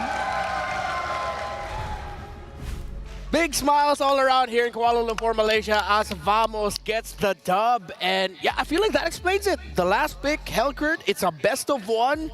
Why the heck not? It made more sense, especially when we saw it in-game. The amount of action that we saw in the first 3 minutes, I think our casters, Jose and Jose, were like, hey, this is the most jam-packed early game we've ever seen. And that's exactly how you play. I think that's the trademark Vamos that we were looking for, especially since yesterday. I mean, the cheese picks definitely, we should have expected them. All right? It's Vamos, and it's the best of one. This is the perfect scenario for them to do so. But personally, for me, what's impressive is this decision-making coming in. Because at any point, they could have gone to the gold lane first and then decided to kind of bleed that lead elsewhere. But instead, they did it the opposite way around. And I think, you know, we'll probably get into it once the post-game stats start to come up here. Because, again, I need to see the damage first. And I'd hate to beat a dead horse, or in this case, a dead bear, but there were also a lot of mistakes Maycam Evolve committed, or at least became products of the aggression that Vamos brought into this, 11.5-minute game. Yeah, you guys hit it right on the money there. They were snappy, and the snappiness that Vamos showed up meant that Maycam Evolve, exactly as Soren said, they felt like they couldn't react. One thing that I was telling you, gentlemen, behind the scenes was that it looked like the rookie in Super Nahuel, he was overwhelmed by everything that Vamos was throwing their way. And even the most veteran of them all, Marquinhos, were making decisions that were questionable. Yes. Economically wise, right? Do you have it in you to buy a random and casual hammer when you're losing that hard? I would have just committed all of my resources to being as chunky as I could be. Yeah. I mean, just go for the Thunderbelt. That alone should have given you enough. And you're up against a Phobius as well. It's not like you have quote-unquote dashes to work with. Second of all, going for sprint. The main idea that I'm seeing that Marquinhos wanted to go for, if I'm going to chase anybody, it's going to be Chibi, right? I want to make sure that that Joy is on lock, or at the very least we have vision, but that shouldn't be his job, right? I do feel that, unfortunately for Super Nahuel, he got overwhelmed with the way the map was kind of split in awkward directions. Yeah. He wasn't sure where his team should be investing his resources. And I think, number one, they needed to play for Beatrix. That's number one. Number two, once you have lost one side of the map after the level 4 engagement, you vertically jungle, right? They're invading us. I don't see Joy having a purple or even an orange buff at that point of time. You invade, go to the opposite side, and maybe create an opening if Nets overextends. Again, not to knock down too heavily onto Mayhem Evolve. We like their draft. Yes, it's a great draft. It's exactly what we mentioned when it comes to how do you deal with a team that loves to be aggro. Control them the best way you can, pokes, crowd control. But then if that team smells like just a little bit of hesitation, the wrong rotation at the very first minute, then they will pounce on you. And that's exactly what Vamos did. They went for the neck here. And I think you also see, even before the game began, just the draft alone, as we saw it fundamentally sound, this is the result of forcing a team to play the metagame when they're more comfortable doing something else. Yeah. If anything, day one, that draft that they came out with was just proof that they are a very specific team. They're a unique team. And by forcing them on these heroes that are, stars of the metagame, I think a part of it is also just because they're not as comfortable. Well, is it not comfortable, or you're not sure what you're supposed to be doing at what time? Because again, this is a very flexible draft, right? Lack of veterancy, there's one thing too, yeah. Exactly, because again, when you're in Tigral's position, where do you want to position yourself, right? You need to be part of that mid lane push because Warlord is going to outpush the Eve, especially in the earlier levels. Because of Blast, it's a thing, it's really annoying. Secondly, do you man-to-man defense against Zorn, and you're not even 100% sure where he is like 80% of the time? Yeah, and it seems like every time Vamos got any whiff of any of the frontliners of Mayhem Evolve, it's instantly Dark Knight Falls. Burst them down, catch them, just keep going forward. And yeah, it was smothering what Vamos did on the map here. I agree that it is smothering, but you got to give it to Chibi, and as well as how the rest of the team supplements him. Step one, let's get him to level 4 as quickly as possible, right? Have the proxy ready to go. Zorn is helping him with the other side of the buff as expected of the Hellcurt. Where's our next plan? Head down, unlock our EXP laner for the very first turtle fight.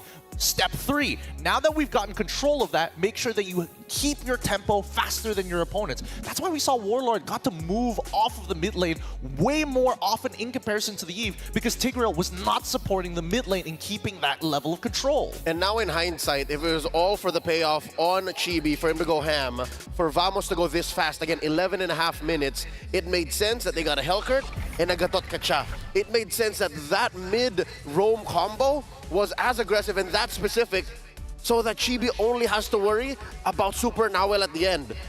Yeah. Yes, but there's one more thing. The big guillotine at the very end is when they decided to play 2-2 on both sides of the map. Bruno left unchecked. Now we have to say Yorikotsu has to join in on these team fights. All tier 2s were already destroyed at 9 minutes into the game, and that's when they went for the neck. It looked like I was just watching a game of Overcooked, not gonna lie. It's like your team decided, hey, let's make some burgers. Suddenly you got one guy making pasta and the other team making a different kind of burger. And it just, they're putting out fires. And the more every time Vamos would set a new one afloat, it's very tough for a young roster such as this to go up against like a team like Vamos. It's very demanding. Mayhem Evolve were us and our friends, while Vamos was the game. Yeah. And they just couldn't play to the level of the game itself. They're now in peril, Mayhem Evolve. 0-2, but of course, game is never over here. As you strive to be greater than ever, sometimes you just have to get challenged and get taken to your limit. While Vamos will join the 1-1 bracket, and the Malaysians can breathe just a little bit more relaxed now. So, that's it. a little bit of a home ground blessing onto Team Vamos as we now head on over to the next match, which is... Ooh, I'm scared. It's NIP Flash versus Aurora. Why? Why? It's NIP Flash, man. There's something about Aurora right now that I feel like if it's a best of one, they might just, you know, struggle against a team that will bring out surprises. They are fundamentalists yet, yes, but weirdly enough, some of the hardcore fundamentalists in heading into M6 were the ones punished in the very first round of wildcard. I'm actually with Remar on this one. I think that NIP Flash, at this point of time, it's a double-edged sword. Either they're going to play pretty standard stuff, or we're going to see some weird things coming out in the mid lane. I'm just throwing that out there. Okay, maybe it's just me and my eternal optimism when it comes to the Hitman. I think yesterday's loss was a wake-up call, and now, with the help of their 8-man squad, again, I always count their player coach, their coach, and their analyst as a part of that prep. Today should be a better day for Auroras, and Filipino fans all over the world. It's going to be a massive styles clash for the next match here at the M6 Swiss stage, as the team known for bringing out some of the most, I'll straight up say, weird and unique and creative picks in the global MLBB metagame face off against the fundamentalists from the Philippines. My name is Renmar Santa Cruz. We will be back with Leo and Gideon Q for the next match here in the second day of the Swiss stages. When we come back, I'm pretty sure it's going to be a fun one between Singapore and the Philippines. See you in a bit.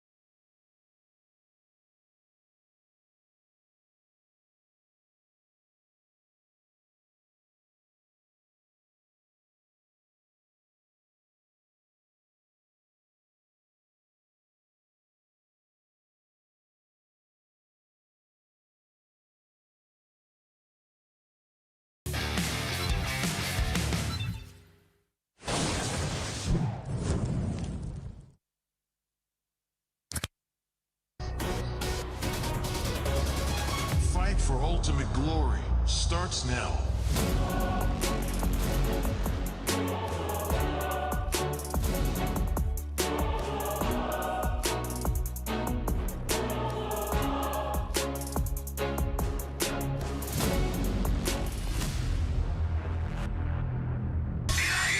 Mobile Legend M6 スイスウォッチ明治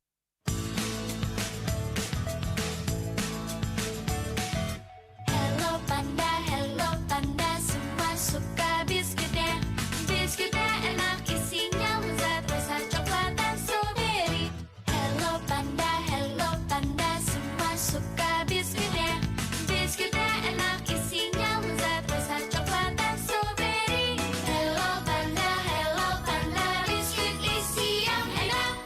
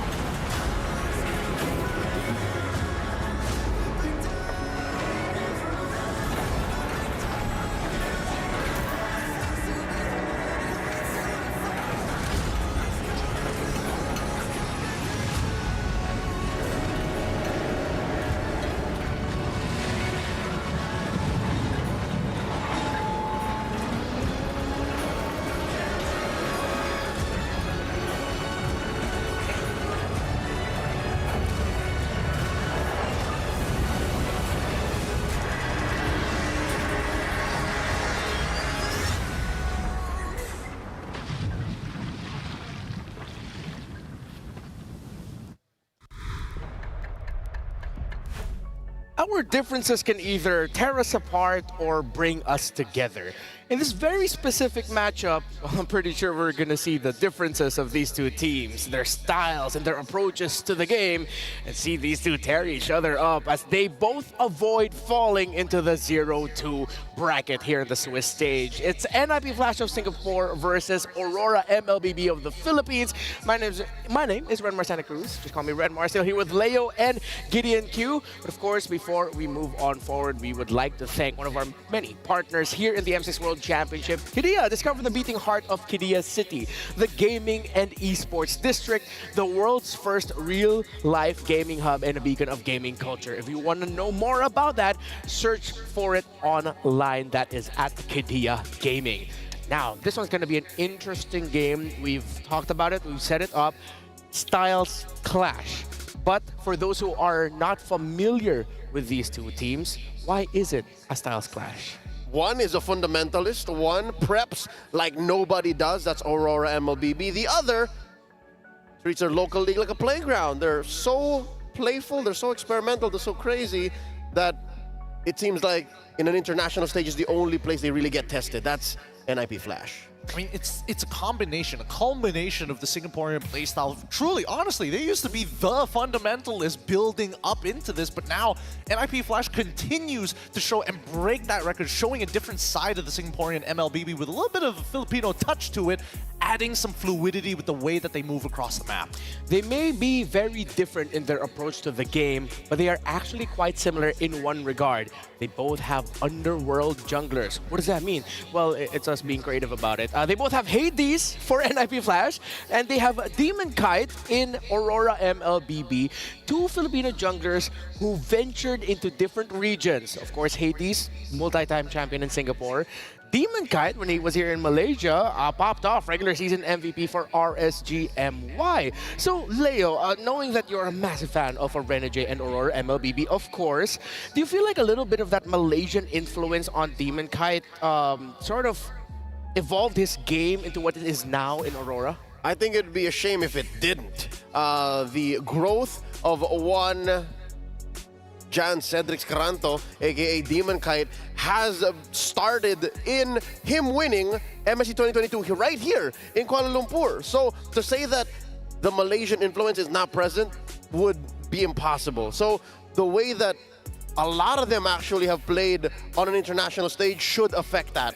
So if you're comparing that to NIP Flash's international flavor, I think it'd be an even ball game because, mind you, there's also a Japanese player amongst NIP. Oh, Mr. JPL. Again, one of the few who's actually competed very often in the M Series itself. And even before the M Series, he's been here. He has been here. He used to be part of the MPL/SG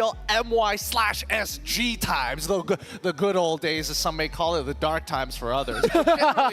Generally, as the way that we see the game right now, I think that especially when we're looking towards NIP Flash's side, I'm hoping that they're willing to bring their A game, because yesterday wasn't good enough of a showing, right? Definitely underperforming compared to what we're used to seeing, and even if we compare them in their grand finals alone, I think that should give you a good idea of what the polish should look like. Yeah, NIP Flash, at one point when they didn't have the NIP part yet, they were called, well, Hades Esports. But then the other members of Team Flash said, hey, don't just look at Hades. Don't just look at our jungler. Yes, he is amazing. Yes, he saved us and gave us championships. He is one of the assassin gods in Singapore. But then the rise of the other members of NIP Flash, introducing another import as well in Kurt TZ, who mastered the basics from Aurora MLB, highlighted the two Filipinos and said, when it comes to Kurt TZ, he is the X Factor. I'm a big fan of Curtiz, even with his days in Omega. He was one of the X factors there. I remember as far back as M2 when Paquito was new, he came second place in that Paquito 1v1 tournament. That speaks of his mechanics alone. What more, you have a crew of mad geniuses behind him that enable these mid-Martises, these mid-Fannies. Yeah. Those aren't just pocket picks, by the way. Like, especially mid-Martis, that wrecked havoc in MSC. I just want to say that's like one of the best examples of the butterfly effect. Win a 1v1 Paquito tournament, Martis mid. Martis mid. I mean, there are parallels because he has played Paquito mid at one point. Oh, so yeah, that's pretty funny, honestly. Man, that's such an old callback to the Paquito 1v1 tournament happening all the way back at M2. But geez, the way that we're expecting this match to actually play out really is going to boil down to, is the X Factor actually going to come down from Cartesi, or are they going to make Diablo play something else? Or is he forced back onto the meta? We don't know. It's a bit of a coin flip. I like that dichotomy. I like that juxtaposition. Diablo, the handsome devil, versus Mr. Consistent, Abunjingjing Edward. One that is just an anchor for his team. No matter what's happening, you can rely on Edward. The other, Diablo, show stealer. Just changes the face of the game. No matter what is happening for NIP Flash, you can always rely on Diablo to reinvent the wheel. I like it. That's another clash of styles. And in this clash of styles, there are a lot of questions in terms of which heroes come up. There are unpicked heroes yet to make their mark. Wait, is that right? Diablo played Carmilla XP? Yup. Well, I mean, you did say Playground in Singapore for NIP Flash. I'm looking at the list here. There's a list of example heroes. You got Masha. Oh, we don't talk about Masha. Not in gold. Freya. Whoa. Leomord, Karita, Ixia, Florin. Kadira XP? Wait, these are just heroes that we want to see. Yeah, that we want to see. That NIP Flash has showed up in the past. But, well, Aurora MLB also has their fair share of unique picks. Yep. Right? There is, well, back then it wasn't as meta. Joy. Demon Kite was making Joy a thing. Before it was a thing. Yep. Right. He has a Bane. That's a thing. Aurora, I think they even allow like 16 to 18 unique heroes picked for Renegade. Renegade alone. In MPLPhilippines Season 14. I was going to bring that up as well because, again, I would like to see him play, still be a playmaker, right? It really hurts me when I see him play like an Enchanter-style support. I mean, yes, if the team demands it, sure, he's willing to do so, but it feels so much better when he has that impact to turn things around in a single fight. And not only that, I think, you know, the biggest difference makers here in this particular match is going to come from the gold, right? Vanix, he's kind of a hit or a miss right now. And I think that, unfortunately, teams who have picked up Granger, yes, it kind of fits his playstyle, but you're going to need to draft an entire composition that can really abuse that Death Sonata. All right, so let's see which one of these two teams will actually get the unique picks. And I think it's time to bring out our prediction popsicle. So let's start over there at the end. Gideon, you wanna start things off? But of course, I'm going to have to say, it's going to be Aurora. I have to say that they are looking so much better. Generally, fundamentalists, close to my heart, but at the very least, you know that there's going to be consistency with this team. All right, Leo? No further words needed. Ooh, okay. Without a doubt, without a doubt. Without a doubt. All right. I haven't been wrong all throughout this day. Oh yeah? But I really hope that I am, because Which one did you go for? No. Interesting. I mean, you got to give us an explanation, at a minimum, an explanation as to why. There's just something about, it's a best of one, right? Yesterday. And best foot forward has to be the #1 rule. The fact that the best foot forward wasn't what was brought out yesterday, I feel like, from Aurora MLBB. To be fair, they were also respect banned like crazy by Falcon Esports. Shows that maybe they're still trying to feel out that best of one process.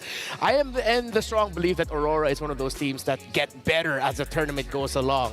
And maybe an 0-2 shocker, because MPLPhilippines, sometimes in this meta, we know that surprise and craziness has beaten Fundamentalists. I hope to goodness I am wrong, but this squad, there's just something about them. Maybe I've been washed away by the MPLPhilippines hype. And look, I mean, MPLPhilippines is an exciting team to watch, especially when you have people like Diablo on one end, willing to bring out some non-meta high damage, dealing EXP laners, and even Cortese. Again, when you are looking at this team, you're expecting who is going to be that X factor. You never really know, so you rely on your consistent players like Hades, like JPL. All right, let's see if they'll be able to get that consistency there. You know, real quick, if I'm MPLPhilippines, do I actually open up the Cho? Let's say they're blue side. Do I actually open up the Cho, ban the Matilda, and make sure the Cho ends up with JPL? I would like to, only if Cho gets through. Only if. If. Big if, and when I say that. Big if, all right. Because, I mean, that Cho tore up the house in Riyadh in MSC 2024. And, of course, you want to take it away from the hands of the Hitman. Here is Aurora MLBB. Leo? We haven't really talked about the next standard, and of course the technical specialist, the magic man in mid, Yue. I think it's these two that are the low-key anchors for Aurora, because you have a fundamental approach, you get your solid picks on Renegade, or if you gotta flex into his 12.5 picks, sure. You have Mr. Consistent and Edward. I think if you let Doming and Yue have good picks, like the Eve, anything but the Moskov, yes, it should be a win. That's why, because what's more scary than a team that is a fundamentalist, right? A fundamentalist that had to learn its lesson the hard way. Yeah, exactly. And that's why, like, I'm thinking also, like, you know, maybe come on, you know, I'm sorry, my bias is showing. But yeah, JPL and MPLPhilippines, though they did. They were delivered the loss. It was a very competitive game against CFU Gaming. So this is your 4th M Series, JPL, but which one is your favorite? Hey, Gideon, you want to read this response? Because it was your first one, too. Yes. He says M1 because we didn't make it to the playoffs, so I had a long holiday. Hopefully this time I'll make it far. I don't wish to have another long holiday. Man doesn't like vacations. He doesn't. He's a working man. Not the forced kind. I like how JPL could have a little fun with the fact, you know, that they struggled in the playoffs. What team was he in back then? Yeah, he was on EVOS SG at the time. Oh, he didn't make the playoffs? Oh. Not then. Not then. They made it through in M2. Made it through in M3. So, you know, man has a reputation. Oh, all right. Oh, he's been here. He's one of the ancient ones. I think he was part of Team Flash during that time, before the NIP. Before the NIP. He was in my top 10 greatest in M5, bro. Oh, he was? Because he's such an old... old is the wrong word. Yeah. He's such a tenured player. An ancient one. Yeah. You could say his name in the breath of Few, Rebo, Lemon. That's true. I would say JPL. Yeah, of course, the Singapore region sometimes doesn't get much love, but there was a point where I think it was in the M3 broadcast back home in the Philippines, a lot of us had a lot of respect for JPL. So let's see what respect bans we're going to be getting. MPLPhilippines, they take away the Matilda. Of course, you don't want Fanny on the hands of Demon Kite. While for Aurora, take away Hilda. And I like that they're actually respecting the Bruno of Vanix. We haven't seen it yet here, but I believe in this year alone, one of the heroes synonymous to Vanix outside of the Harith was actually the Bruno. He's been an OG Bruno user, even when it was just like fringe meta. Yeah. I can definitely get behind that. But that means that at least it opens up potential unique picks coming in. Well, I want to see whether or not they're going to pick Ranger again is what I'm trying to allude to here. But when I'm looking at Aurora, the fact that they're banning out Hilda on top of getting rid of the Phobius, Hilda, I get. Phobius, you're looking for something specific. And I'm thinking they probably want like, I'm just going to guess, throw it out there. They want to have an Earth Shatter Flicker combination ready to go from Edward. That's right, set up the Edith. Still one of the low-key heroes that, oh, I can't believe that came through. Oh, wait. One thing I realized, Dude. Not first pickable though. Was this the Eve? No, it's not the Eve. It's the one better than Eve, the S tier. Come on. We're right there. The Jushin is wide open right now. Oh, for it's Aurora. so free. And that's what took him down yesterday. Go ahead and pick it up. They gave the Jushin, and there's the butterflies. Gets locked in. And now NIP Flash, they decided to play into this Jushin. But if I am them, you get the Cho now. You cannot give Cho Jushin to Aurora MLBB. You can, but there's still, like, even if you take away the Cho, there's also the high loss that also works really, really well. So the question is, how do you want to approach the Jushin? Are you going to try and outrange her entirely? Which, again, not a lot of mages can do. Or burst her down? That's also an option, but she's pretty tanky, surprisingly. Yeah, I think NIP Flash doesn't need to default into picking up something like an Eve. We've seen lineups with Eve struggle up against a lineup with Jushin. So if you want burst, maybe you can just hard crowd control and burst her down, either Aurora or Vex later on. Or maybe they can set up a Sicilian. I have one more pick that may or may not come out, but I need to see the setup for it. The question is whether or not Demonkite is going to get a high mobility assassin. Whoa! For now, the denial. They got both. I was going to say, there's no way they highless Cho. Yeah, me too. I was thinking that.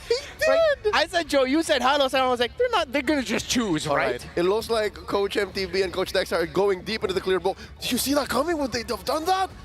Because Coach Zarate and Coach KCP are like, let's do it.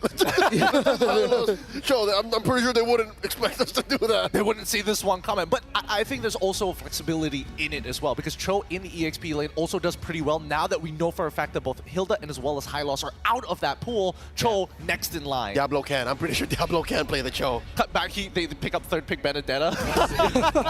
Like suddenly, Curtis even Cho! Who's going where? Again, that's always a line of thinking you have to get into when you were talking about NIP Flash. So it's a Gatan Kacha for Renegade, one of his, actually it became one of his foundational picks in MPL Philippines Season 14, and there's the Alpha paired up with the Jushin, strong combo. I love this because now there is a possibility for it to actually work. Farsa might just be the way to open up this game. The only problem right now is the GOA, of course, but inevitably you will outrange everybody on the side of Aurora. If they go Farsa for the pokes.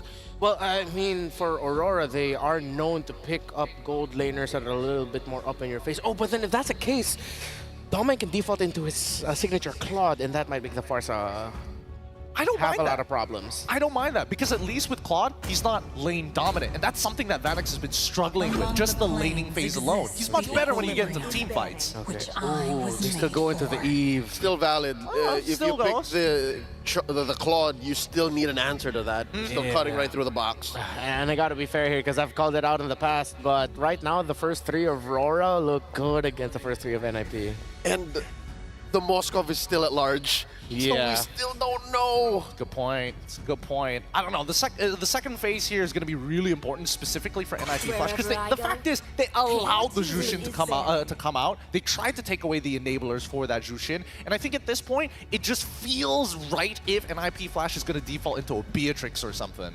That is a deep cut respect ban, folks, that NIP Flash did. They took out the Rafaela of Renegade, who Aurora were one of the first teams that did that, or I think, oh wait, no, yeah, it was Aurora. When Eve was starting to pop up a bit more in MPLPH S14 playoffs, they picked Rafaela to counter it. And I would not put it beyond Aurora if suddenly they bring out a Diggy too. One of the dozen and a half heroes Renegade played in Season 14. That would honestly do a lot of work here. It denies the slow. It denies the initial kick as well from the Cho. Real world manipulation, who cares? Trespass the territory anyways. Maybe that's why they took out the Hayabusa? Because, I mean... Because it pops the egg real quick? Yeah, it pops the time's journey quickly if you're not careful, so...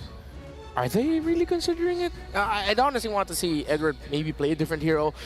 Because, okay, yes, we see the Cho high loss on the eve, but something in my mind tells me Aurora can default back to one of their best picks for Edward. The Edith. It's the Edith, yes. Yeah. The Edith, and then you just need a good damage profile marksman, and all is well. Yeah. So Edith, Gata, Jushin, that spreads out your distribution of magic damage. Beatrix is still free. Beatrix for Dolmen. Oh, NIP Bandit. Good call. What a Very good read. call. Very, very good call here. Again, in terms of the EXP pool, I wouldn't be too surprised if Benedetta ends up being the pick for Aurora side because it's just a Swiss Army knife. When you got nothing else, Benedetta is like, I clear waves, I move fast. Did we just mind link just now? The moment that Edith was banned, I was thinking, are we going to see the return of Agent Zero? Hey, it'll be even crazier. Instead of Benedetta, he's like, you know what? I'm going to win this lane. I'm going to play Yuzong. Yep. Yuzong, it's been a while. If this becomes the gold laner, then all the more I would greenlight the Yuzhong too. If you especially see who he's hunting down. We don't know what Manix is playing. It's probably the Beatrix here. It would make a lot of sense if it's the Beatrix. If it goes into the Granger, I feel like his scaling takes way too long before you get the initial profit. All right. Is it going to be the gold here? If this isn't the Beatrix, I think Aurora can also play the Beatrix. Both are actually pretty good for either side, to be fair. A Beatrix for NIP Flash would help round out a bit of the damage problems that their lineup is having right now. He would be very good. And at the same time, you deny a very strong pick on the side of Aurora. But then again, Claude is open. Oh, jungler first. Interesting. So they're going to give Aurora the first choice of gold laners as well. So now that you have the Joy, at the very least, the big issue is that Jushin, you got to be real precise. Because as soon as you dash out of the way, and even if you have max stacks, you need to make sure that the Latin Fair is on top of them. I think Aurora is just weighing either they go Claude or Beatrix, potentially. I think Claude is so good. Yeah. Oh, if they want to overload the magic damage, you can consider something like the Harith. Can you box for Harith? Like, will that Zaman Force be worth it to drop in front of a, real world in a... With the Alpha, Jushin, and Gata, it should Maybe. You win. You suddenly turn that kill box into your kill box. Yeah, exactly. And we've seen it in MPLPH that teams aren't afraid to pick a Harith into it, but Time and Tides, of course, is the Beatrix. Oh, it's a throwback to the Grand Finals combo! The Kaja Beatrix! Wow, that's interesting. I would have imagined that they might, if they wanted to feel a little spicy for Aurora, they might even go for like a Granger and really play around Yue on the Zushin. Slow your targets, pick them up, throw them down. But this, now it's very impactful. Slow your targets, boom, one guy's dead. What I'm worried about though is all on doming. It's all on doming. All on doming, and this inadvertently puts a lot of pressure onto your Gata, Kacha, and Alpha to hold down the front line. As Kaja is more pick-off, he doesn't hold front lines. He uses Divine Judgment, dashes away, and says, help me. Help me, please. Help me, Somebody do something to this thing I'm lugging around. Make this work. Oh. Huh. All right, I was fair. I gotta be fair. I am the known Moskov hater. Yeah, you are. Aurora for this draft, man. I have to say the same here. I don't think the Moskov is going to do enough. Clean combo. I'm with it. All right, it's all Aurora here. So, nice. Ingan, what do you guys think? I'll tell you what we're thinking, panel. I'm feeling the same way, man. I'm loving what the drafts brought to the table. Ingan, what do you think? Is it, are you feeling Aurora's draft here or NIP? Man, I just love the throwback. The Kaja paired up with the Beatrix once again. We can see the Hitman alongside the Doming with the throwback to catch Hades, one of the most mobile heroes with this Joy, but we still can't count out NIP Flash. I mean, just looking back at the previous, not their latest Grand Finals, the Grand Finals before that, where one more hit of their crystal, they're gonna lose. So you can't count out just anyone yet. Can't count them out, but we are jumping into the land of Dawn. Again, this best of one. It's the fourth match here at day number 2 of the Swiss stage. Aurora, MLBB, and NIP Flash looking for that first victory in their standings. Of course, getting to that 1-1. And the team that loses this, we already know what's at stake for the teams that will be facing that 0-2 record after today is concluded. And with both lineups, we heard some of the strengths for both these teams. And honestly, for a lot of the fans out there that have watched Aurora MLBB, they were probably pretty shocked at how things kind of resulted in yesterday. But before we talk more about it, again, I want to remind everyone the M6 pass is now available. Oh, hold on. It looks like, okay, they were making a play there. just go, grab that M6 pass while you guys can. Again, you can hit level 75 for free by completing all the tasks, and there's a whole lot for you guys to go ahead and grab. Of course, the battle emotes for Claude and Baksha, and the special skin, the Dauntless Shield for Baksha as well. Now, going back to the game here, there was a flicker burned, and a Purify that was taken out of it from UA. So that's going to set things up already early on, and this is the rotations we expect here on from both the teams. But really, let's talk about NIPFlash's lineup. Is this actually good to go against what Aurora MLBB is trying to do? Play around the divine judgment that Renegade will eventually have? I mean, it's going to boil down a lot, especially to JPL and Diablo, to provide a lot of vision for NIPFlash so they can play around, work around the threat of the divine judgment, as you mentioned. So, NIPFlash, we really need to see JPL, one of the veterans, to be active as possible, to roam around the map and get those crucial takes like this. Hades goes in to get the first blood onto Yue, but Renegade and Demon Kai just trying to go for Hades. 2 kills picked up there by NIPFlash, setting themselves up perfectly for an uncontested turtle take. Yeah, uncontested. Edwards just going to be forced out there. Renegade 2 just chased away from JPL, man.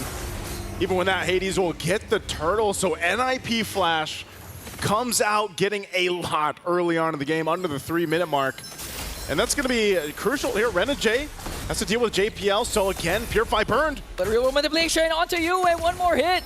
But Yue manages to stay alive. Here comes the Lantern Flare. Now the counter-attack. JPL will get caught by the Spear of Alpha. Demon Kai gets a kill, and now a pull from the Hitman onto Cortese. A double for the smiling Demon.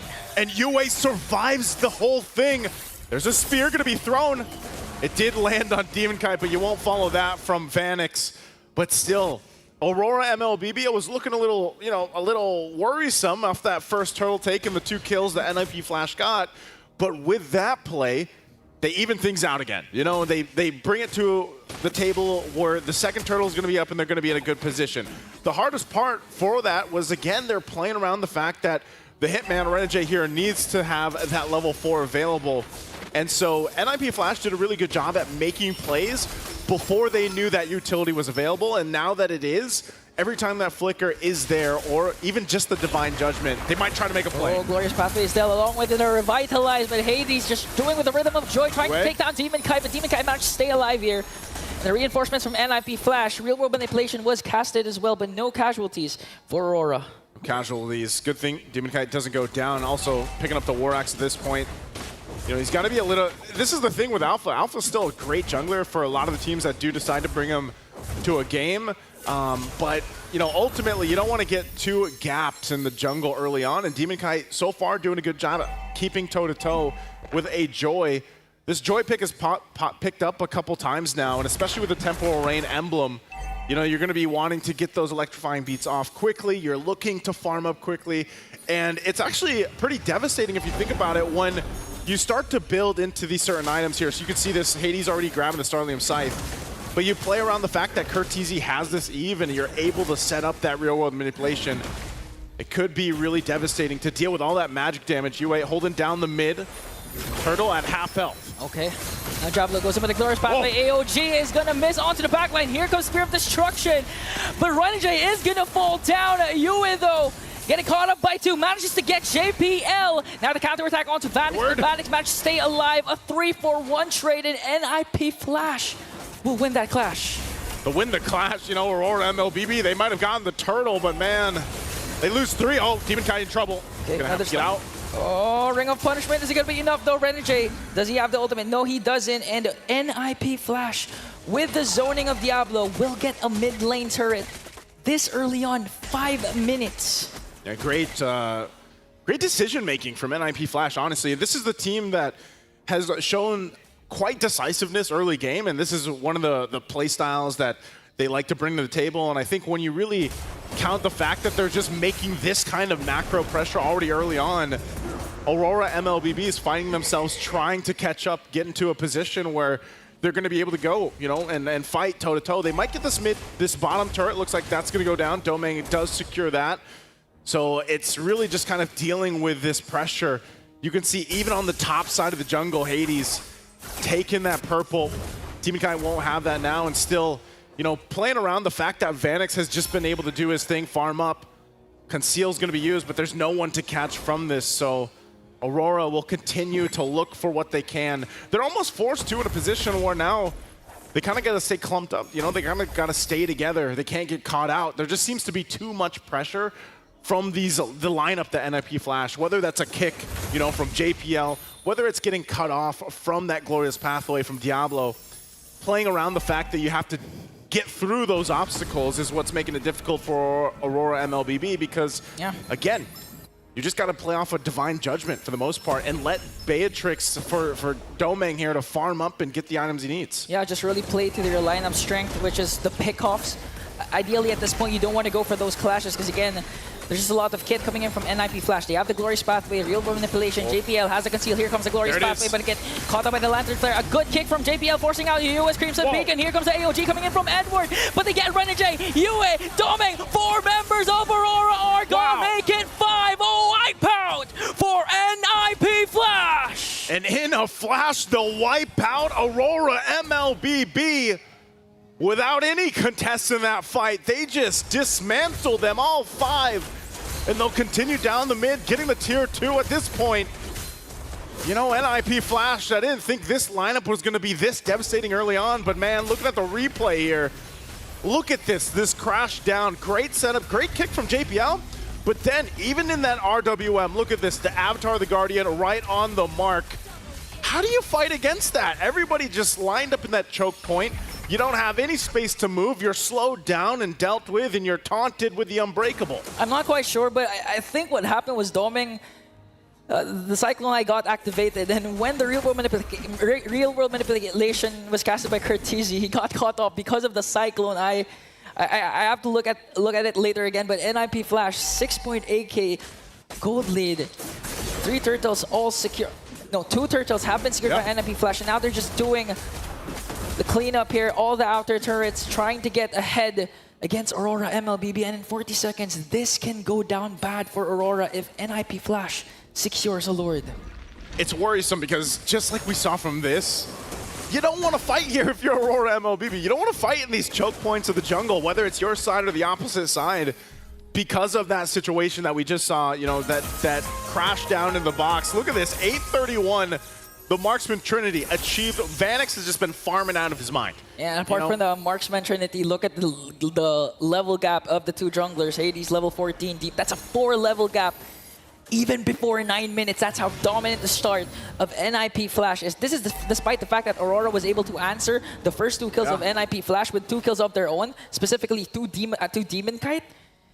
So far, NIP Flash, their decision, their decisiveness is really paying off because they're not thinking twice. If JPL wants to go, if Diablo wants to cast the Glorious Pathway, there's always a follow-up, and I have yet to see Diablo casting that Glorious Pathway defensively. I don't think they are going to do that at all anytime soon with the lead that they have. And for Aurora MLBB, who do you even target? You know, if you're Renegade, which is the proper target to get to? Because you're not going to reach Vanix. Vanix is not going to put himself in that position with the Smozkov here. And so you might just be trying to grab whoever you can, whether that's Kurt, you know, trying to grab him from stopping that death box being set up. But even then, he's got a flicker. He's going to be fine for the most part. So for Renegade, his job is very difficult on actually being able to focus someone down because you already saw that gap, even in terms of damage. Like, looking at this, man, Domeng is he's not there. He's not where he needs to be. He's not able to pop off on that damage that you're used to seeing when we were even talking about that combo of heroes with the Kaja and the Beatrix. So with that, the Lord is going to be started up. Aurora MLBB can't do anything about it. They'll have to defend in the base here with NIP Flash. This is the thing. The lineup that they brought to this game, they can force a fight. You can try to turtle up in your base. You can try to defend into it. But with the fact that you have JPL able to go ahead and do those things that we always see that those amazing choke players do towards the wall, get a kickoff, but then you throw in a Glorious Pathway into it, it's going to be really difficult to deal with. And I don't even think NIP Flash minds the Flicker Divine Judgment combination because the moment that they see it, Diablo for sure will cast that Glorious Pathway alongside the Real World Manipulation. But speaking of casting, he did it as well. Lord marching in the middle lane. Electrifying beats coming in from Hades, trying to zone out the members of Aurora MLBB, but Aurora will successfully defend their inhibitor turrets. With that, again, I'm still thinking they actually want to press this in a little bit further. Aurora MLBB, a little bit of health left on this mid turret. They're going to try to defend it. They do clear it out a little bit. Minions are going to be cleared out, so NIP will go ahead and respect the fact that even with the Beatrix in the hands of Domeng, they can clear out waves, but the focus right now, this last tier 2 turret. And Egon, I'm thinking, you know, when even that next Lord comes up, I don't know if Aurora MLBB is in a position to actually get in that position. You know, you might be trying to go with a Hail Mary almost at this point and throwing Edward into the winds, let him jump on in if they actually get in that position and they're actually confident that Domeng has enough damage to provide, but they're still holding off these waves. They're still going to clear them out. Curtis got caught by the Lantern Flare. Here comes Edward with the AOG. Diablo pops his revitalize. And look at Vanix just doing the free hit damage. Even going to take down Domeng as well. Vanix is still alive. Hades, JPL, they only lost Curtisi and Diablo. But Aurora, once again, this is actually a win for them. Because they were able to defend once again their inhibitors. They were able to take down at least Curtisi and Diablo. They did lose Domeng, but that was NIPFlash's sign of just going to dive in, try to get an inhibitor turret before committing to this next Lord. It's almost like, you know, guys, we're 8,000 gold ahead. We should be able to get a base turret. But then they overstep a little bit. They do get punished, but they got a couple kills off of it too. They still maintain that gold lead and that domination that NIPFlash has been showing, but we've seen this earlier. Now, there's no Sicilian in this roster from Aurora MLBB's lineup, but hey, they might be able to turn things around if they're able to continue and get pickoffs where they matter, where they count. But I think even then, NIPFlash might adjust, you know, from this. And I think even the Jushin pick itself has actually been able to turn games around if you're able to go ahead and get, you know, that beacon off properly, get the Lantern Flare, drag the right members in. But even so, it's still a huge, monumental task that Aurora MLBB has to deal with. Lord is coming up, and NIPFlash with this massive economic advantage they have. They should be an easy Lord for them. And Aurora MLBB, if they can somehow win the A fight, it looks like they're going to set up for it. And the thing is, NIPFlash can actually use the macro game once again. They have Vanix with the Moskov that could split push the opposite lane and eventually just cast the Spear of Destruction to be in the picture during a huge Lord fight. But here comes the conceal.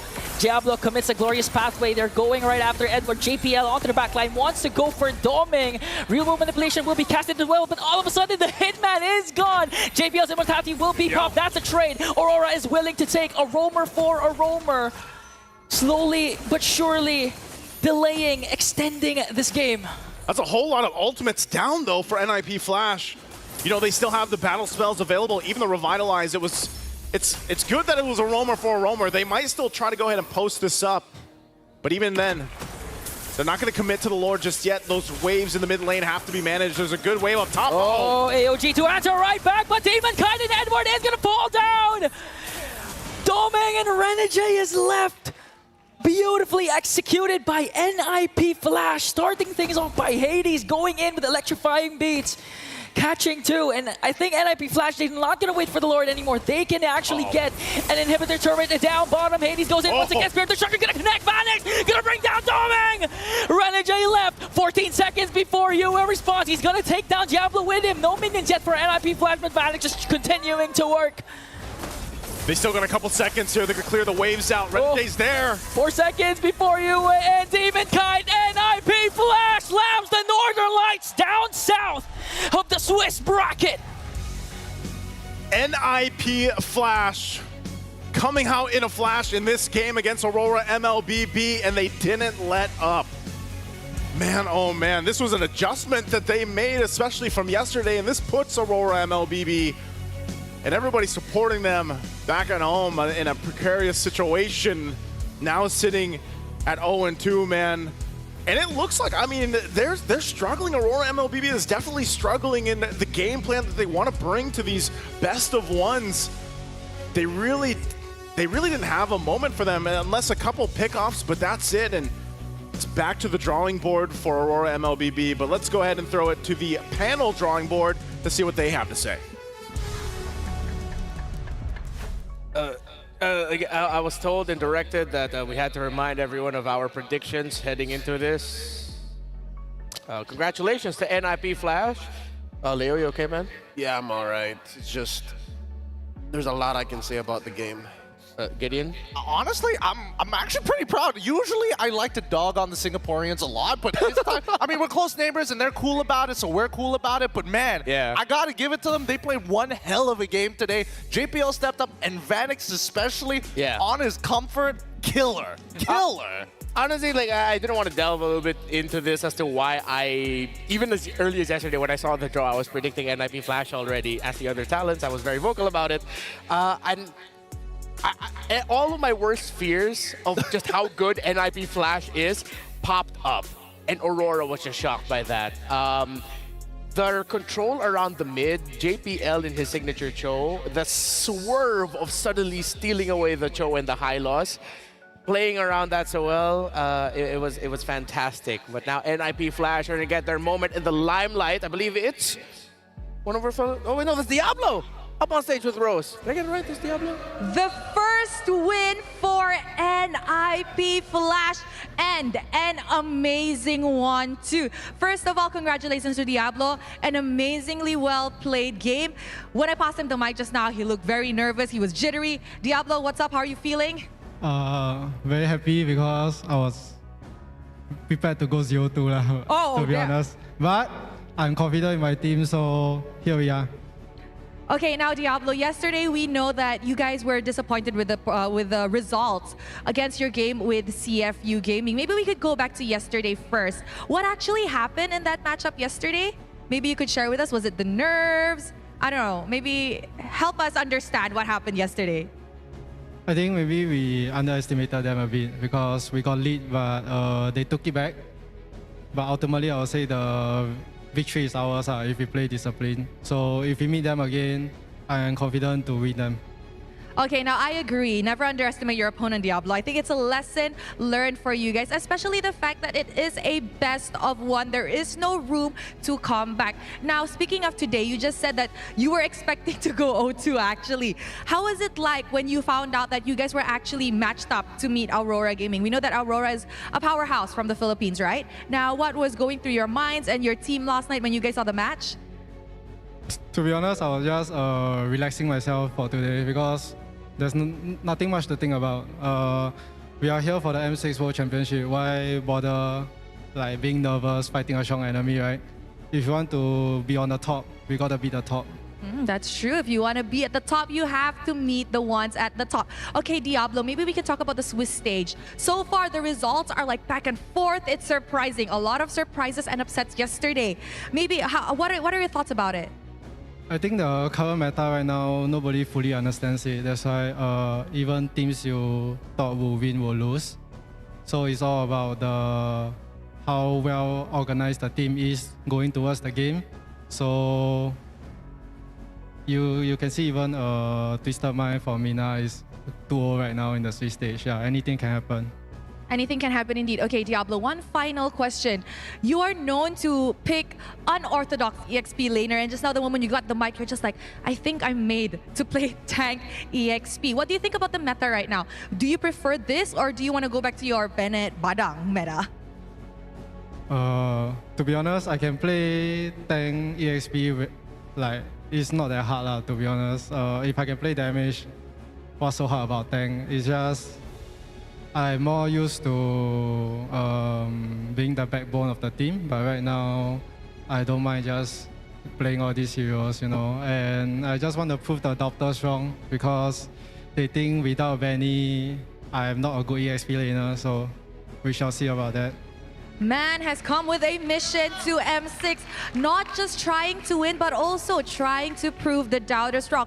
And with that, thank you very much, Diablo. Let us throw it back to the panel to break down what happened against the match with Aurora. Shock and awe by NIP Flash as Aurora MLBB. I wouldn't say they were overwhelmed. A part of me just thinks that maybe NIP Flash just straight up executed better. It's an interaction that we rarely see. A box lineup set up by NIP Flash. Again, they telegraphed it. Hylos Cho Eve in the first phase, answered in the last phase by Aurora with a pickoff. I think that's a recipe for disaster, if you ask me. Unless you go fast enough as Aurora, mid-game to late game, you're always just gonna lose.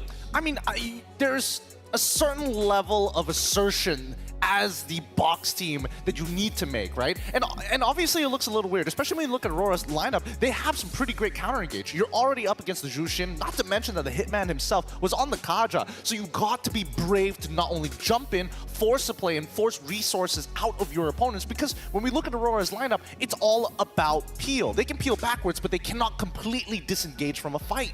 And I just remembered now one of the most difficult to pull off our roam mid duos actually in global MLBB is the Kaja and that Jushin.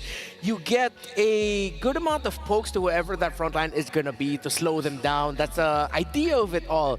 But the wave clear isn't exactly the fastest. So with the concussive blast on that Cho for JPL, with that Eve, sometimes with how Hades would even go to the mid to quickly clear the wave, that's why it felt like NPFL were always a step ahead. They cleared the mid faster. Absolutely. You're absolutely correct about that. And even, let's say, even though they were able to make the first moves, you saw that Aurora responded correctly towards it. Hey, side laners, calm down for a second. They got first move. We just need to take a step back, wait till we hit level 4, and then we start the fights. But notice how these fights actually start breaking out, right? We're seeing that JPL goes for these big kicks, and not to mention that even in the EXP side of things, you're expecting Edward to be able to jump into the fight first rather than Diablo actually sitting and waiting and sacrificing a bit of EXP. And that's what's so difficult for Aurora. A lot of what they want to set up are skill shots. A lot of what they want to do have to be targeted towards NPFL, where all the Singaporeans need to do is just, all right, just pick a target. Just pick a target, execute. Pick a space and execute. The margin of error for Nip Flash is actually much smaller than compared to Aurora, who have to get it right. I think the mix of the pickoff plus the peel is deadly for them, not for their opponents. I don't think you need peel for this kind of situation. You want to have the better re-engage, and they have almost none. Yes and no. I want to agree because there's some really good points here. Aurora, yes, they want to peel and they don't have full disengage. Re-engaging is actually not too hard, especially when you were playing an Alpha who has a super short cooldown for that ultimate. To find that space, and not to mention that Beatrix, as well as that Jushin, is a very strong backline. What MLBB did differently is that when they're throwing bodies, they are forcing out important spells. Yue, for an example, must use his ult, must use his Purify to reposition himself away from not only the box, but at the same time the glorious pathway. The big X factor for me here is both JPL and as well as Vanix. JPL is looking for targets that's slightly off-keter from where Renegade is positioning himself, so he doesn't get locked down as quickly. Imagine, Shunpo looking for that third hit, you get locked down, it's basically over. But Vanix is not only able to heal for that front line, sneaks into the back line with the SOD and forces them in positions where they must play in choke points, and that's when Domeng can't do much once his opponents are behind him. Vanix was never in trouble. Vanix never felt the crushing potential of a pick-off from the Kaja Beatrix combo. Because of that mid-lane pressure and because of the space that NPFL were playing with. Again, that box was just asserted. They're a moving bulldozer. Aurora was but a buff man. That's it, at best. I can't believe it, but the Moscow performance here of Vanix made me just a little bit less of a Moscow hater, but at the right time. And I feel like now that we got reminded that that was actually the right time for Moscow. The MVP of the game, of course, is the Joy of Hades. This Underworld King gets the point over Demon Kite now. 5-0 and 8 on this Joy. And again, when your roam and mid is having a much better time, it's so easy for a jungler to shine. This is the perfect MVP game for a Joy. The lack of re-engage from Aurora, the only source of burst is their Beatrix. So if you compromise that Beatrix, the Joy can just cut right through and burst whoever is, you know, sad enough to be in its way.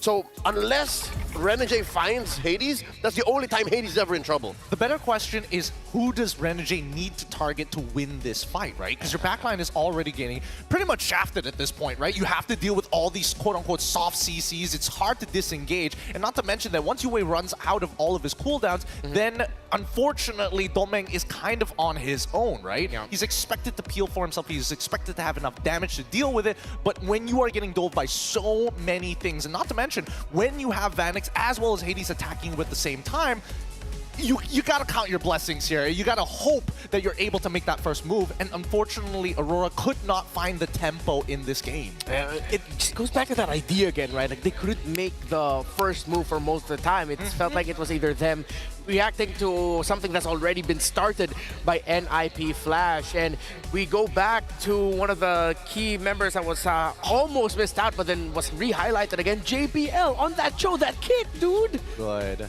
Like we lost our minds when he executed that. Like we both thought that he was gonna kick somewhere around the closer to the tower in the mid. Suddenly he swerves, flickers off to the side.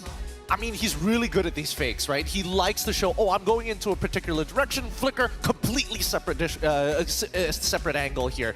But generally, I gotta give it to not only Hades, but also Vanix for playing such a strong game. Had Vanix died in lane at least one time, Domeng probably would have a much better time to hit his item power spikes and make that early to mid-game transition so much better for Aurora. And I think that's the only thing that they were missing. Very difficult game there for Aurora MLBB. But of course, congratulations to Singapore and NIP Flash. Of course, we're very familiar with the international struggles of the Singaporean region. They've made a very good showing in MC 2024. And it looks like they're continuing it here in the M6 World Championship. That stressed me out. That really stressed me out. But I'm so glad. Gentlemen, can you please, just for a moment, let's take a moment to relax. Come on, join me. Of course. There you go. I don't think I can relax, man. Aurora's at 0-2. Yeah, me too. I am tense out of my mind. That feels good, right? I'm better now. Really good. Is that memory foam I'm feeling?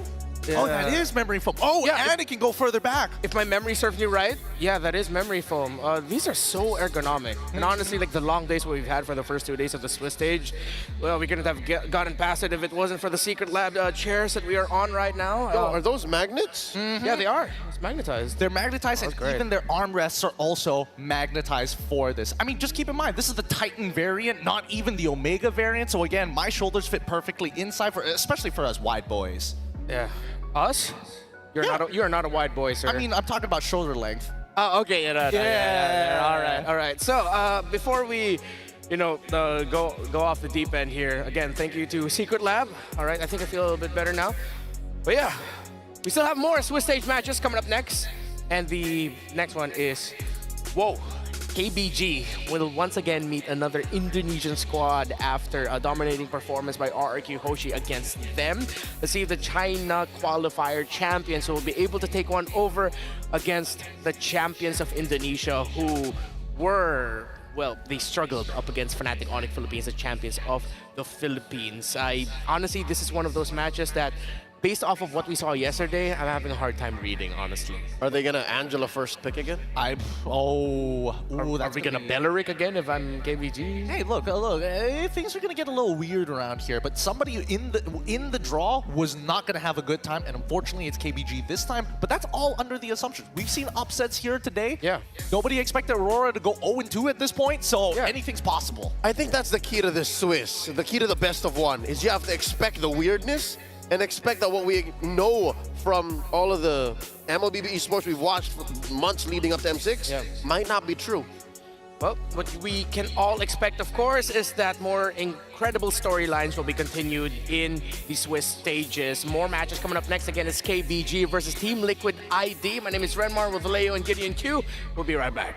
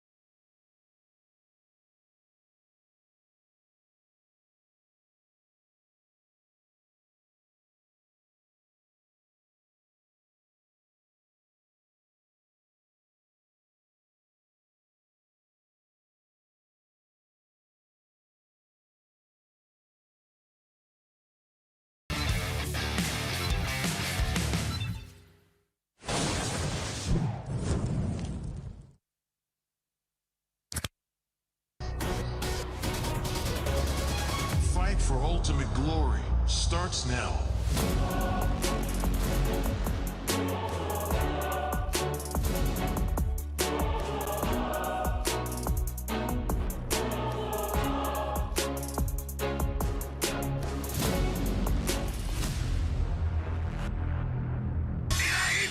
Mobile Legend M6 スイスウォッチ。明治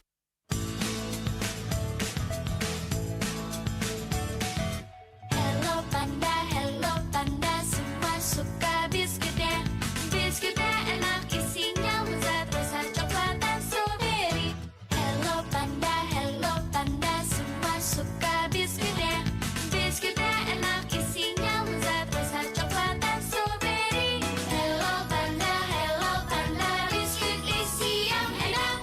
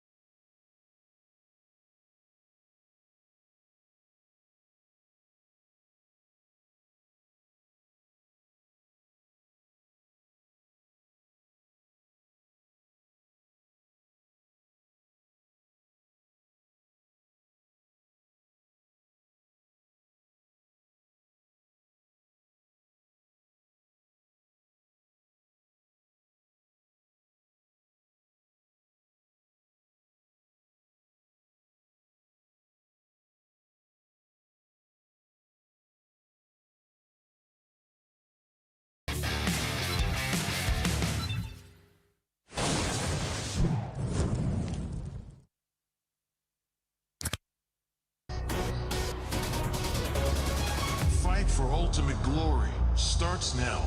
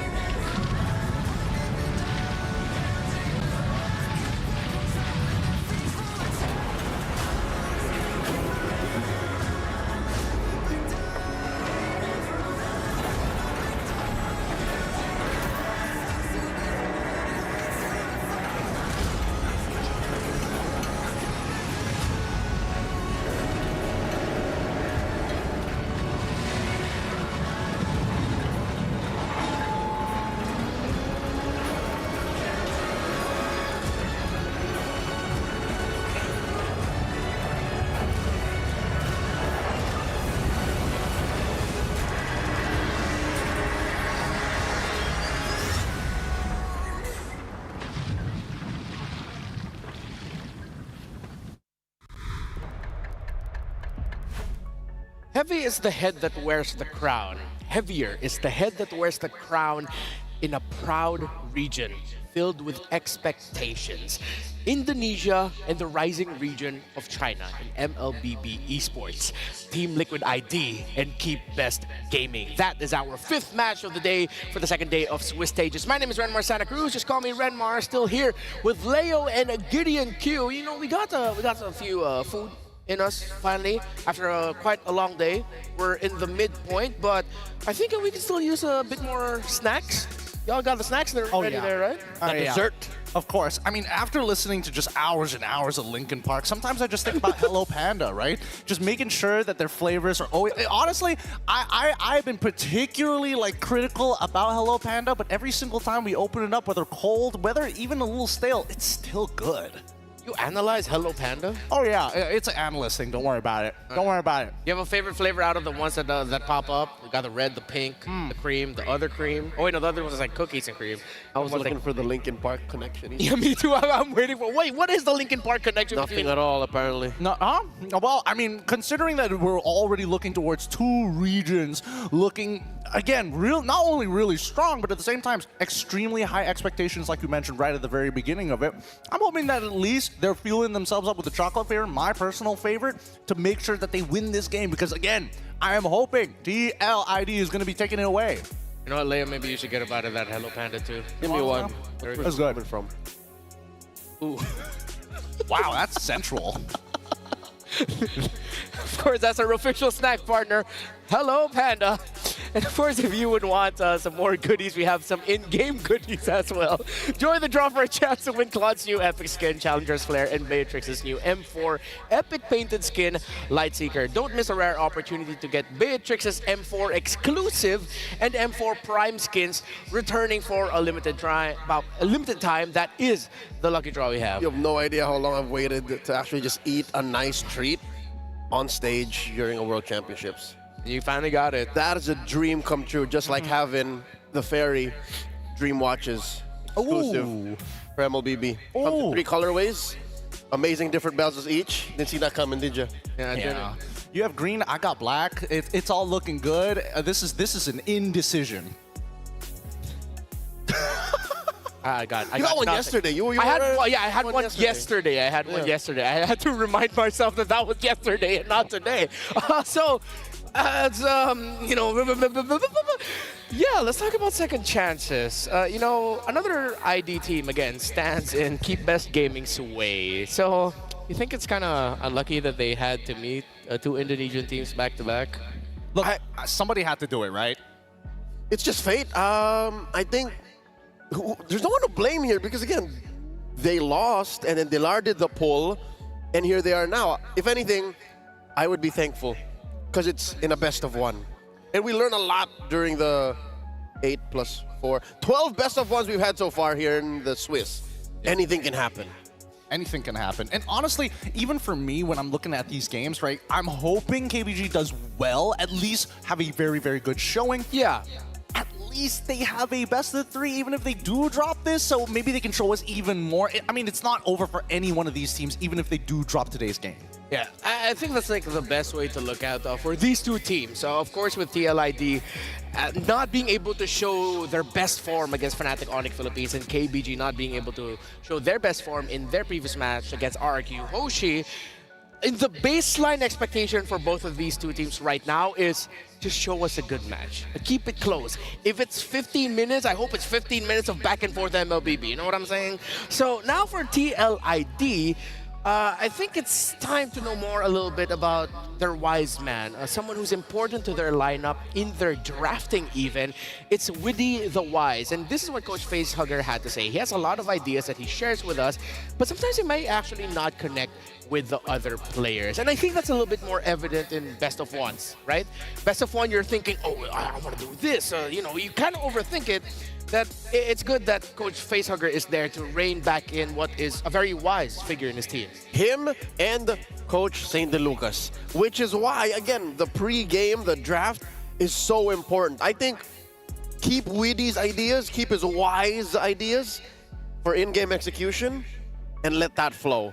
Pre-game, you need all 7 men. Is it? I feel like at the very least, unfortunately for Widdy the Wise, as much as his ideas are great, the fact that it doesn't connect with the rest of the players could be a hindrance to them, right? I mean, it's two sides of the same coin. As good as it could get, it could also go very terribly for the team at the same time. Hopefully today, at least we're going to see them be a lot more together with the way that they play. I don't know if the Angela Ling is going to be coming back, especially in that particular order, with Angela being that first pick. As Leo has mentioned, the draft, such an integral part to these best of ones. Yeah, and there were a lot of theories and questions as to why TLID performed the way they did yesterday up against Fnatic Onyx Philippines. One of the things getting brought up is stage fright. I don't know if you guys agree with me here, but I feel like TLID aren't the team that get stage frighted. Considering that they are a bunch of rookies, yes, but they went all 7 games with RRQ Hoshi in their grand finals. They won that grand finals. There was a massive stage in Bandung too. They shook Bandung. They turned it upside down. Yeah. I would say I'm with you. I don't think that was stage fright. I think yesterday the better team was just Fnatic Onyx Philippines. Most days Fnatic Onyx Philippines is the better team, but against TLID then, I don't think stage fright was a factor. I have to agree. I think most people don't understand what it's like to face up against the Kingdom on home soil as well. You were there. I was there live. They were literally shaking the stage, which I was sitting on the analyst panel of. You could feel the sofa moving. But Liquid was not shaking. No, they were not. At least the Cavalry was there to support them. Here in Malaysia, it's a bit of a different story, right? I would say that the most that they had was maybe some cold hands because it is a very cool arena here at IOI City Mall. But generally, I'm hoping that the draft is going to look better because that's the first step of many to have a successful game. Speaking of the draft, I think we all know that we have to continue talking about Bruno. So, is it a Brew yes or a Brew no? At this point, should Bruno really be taken out of the equation entirely or not really? We posed a similar question. We got to see more games, so let's go back to that main idea. Leo first, take it out or steal it away? I'd rather just play around it. I think still sticking to that. Okay. Yep, I'm sticking with it. Just to add a third option: Brew yes, Brew no, Brew nerf. Brew nerf. I think there'll come a time wherein he gets a few adjustments. I'd say after M6. After M6, I don't know. You can't do it now. Yeah, you can't do a flash patch in the middle of the tournament, man. Well, I mean, I do hope that they might shake things up, but at the same time, keep with the current patch. I think I'm with Leo on this one. I don't want teams to actually hard ban it just yet. I definitely think they can definitely play around it, and we've seen a lot of marksmen with different play styles to do so. Beatrix and even Granger being two that have been shown up here at the Swiss stage so far. I do wish Clint would also be a part of that argument, but against the Bruno, it's pretty awful. You know, I'm going to do something here, a little bit of help for our social media team. You know, give them a little clip moment right now. Hey, wouldn't it be funny if for the last set of matches for the M6 wildcard day number 2, the teams that picked Bruno all win? And then you can put in the montage over there, you know. But yeah, you know what? I think I gotta. The more I think about it, it's like, yeah, maybe I'm a little bit too overreacting when it comes to the Bruno. You know, it's not an invincible or immortal pick. Teams are slowly starting to discover how to deal with it. If you ban Bruno, that's not respect. I feel like that's fear. I do think it's a little, just a bit of fear. Just a little. Yeah. So I'm pretty sure Trex is saying the same thing over and over again on loop. in social media. Hey, Trax, I know you're listening right now. So let's talk about the teams that's going to be playing. First off, the champions of the China qualifier, Keep Best Gaming. It's KBG. We were all wowed by DFYG in the wild card. We could have sworn they could have gone much further. Here, KBG can do the same, climb up, and reassure us that whatever's happening in the newest region in MLBB esports, whatever's happening with Chinese MLBB is something to watch out for. And we've seen it. We've seen it. Teams that have an influx of Filipino influence do nothing but grow. So with Tracy and Saksha here, I trust that they'll be able to set up LMU and they'll be able to set up the Lexi. Wind Return just do Wind Return things. Just hold it out. Hold it out there, man. And if you guys are going to pick up the Belleric, hopefully it's in a little bit of a better, environment for it as a Belleric lover. But hey, I know someone who's a cavalry lover, and he's here on desk. Absolutely. I love this team. I love your Team Liquid ID with Aaron Cheeky, Witty, Yehezkiel, Favion, and as well as Aran. This team is very deadly with the way that they play the game. And honestly, their previous matchup and the fact that they have to play Angeling shows that there is intelligence with the way that they move around the map. They're trying to make sure that they hit item power spikes to then pop off. But I want to see them play in their more fluid form, right? Yeah. Yes, they must respect item power spikes, but they also need to identify opportunities. And a lot of that really comes down to, can Witty tell the team his ideas without confusing them too much? Witty going into their run here in M6 has to learn a different tempo. Because seeing them perform at their best at the MPLID playoffs, he was the maestro. Yeah. This is a very jazz band-like execution team. It's like they know the measures, they know the beats.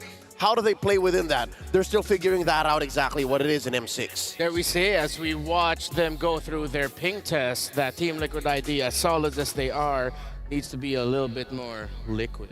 I mean, they gotta be like water, some may say. Really gotta make sure that when they make those punches, there's gotta be good reason, but at the same time, how do they reach out for more of that lead? And honestly, coming into this draft is where I'm going to be most excited, because I think that Keep Best Gaming, as much as I want them to win this game against a team like TLID, with the maturity for such a young rookie squad coming in from Indonesia, number one, mechanical prowess. That becomes immediate priority here.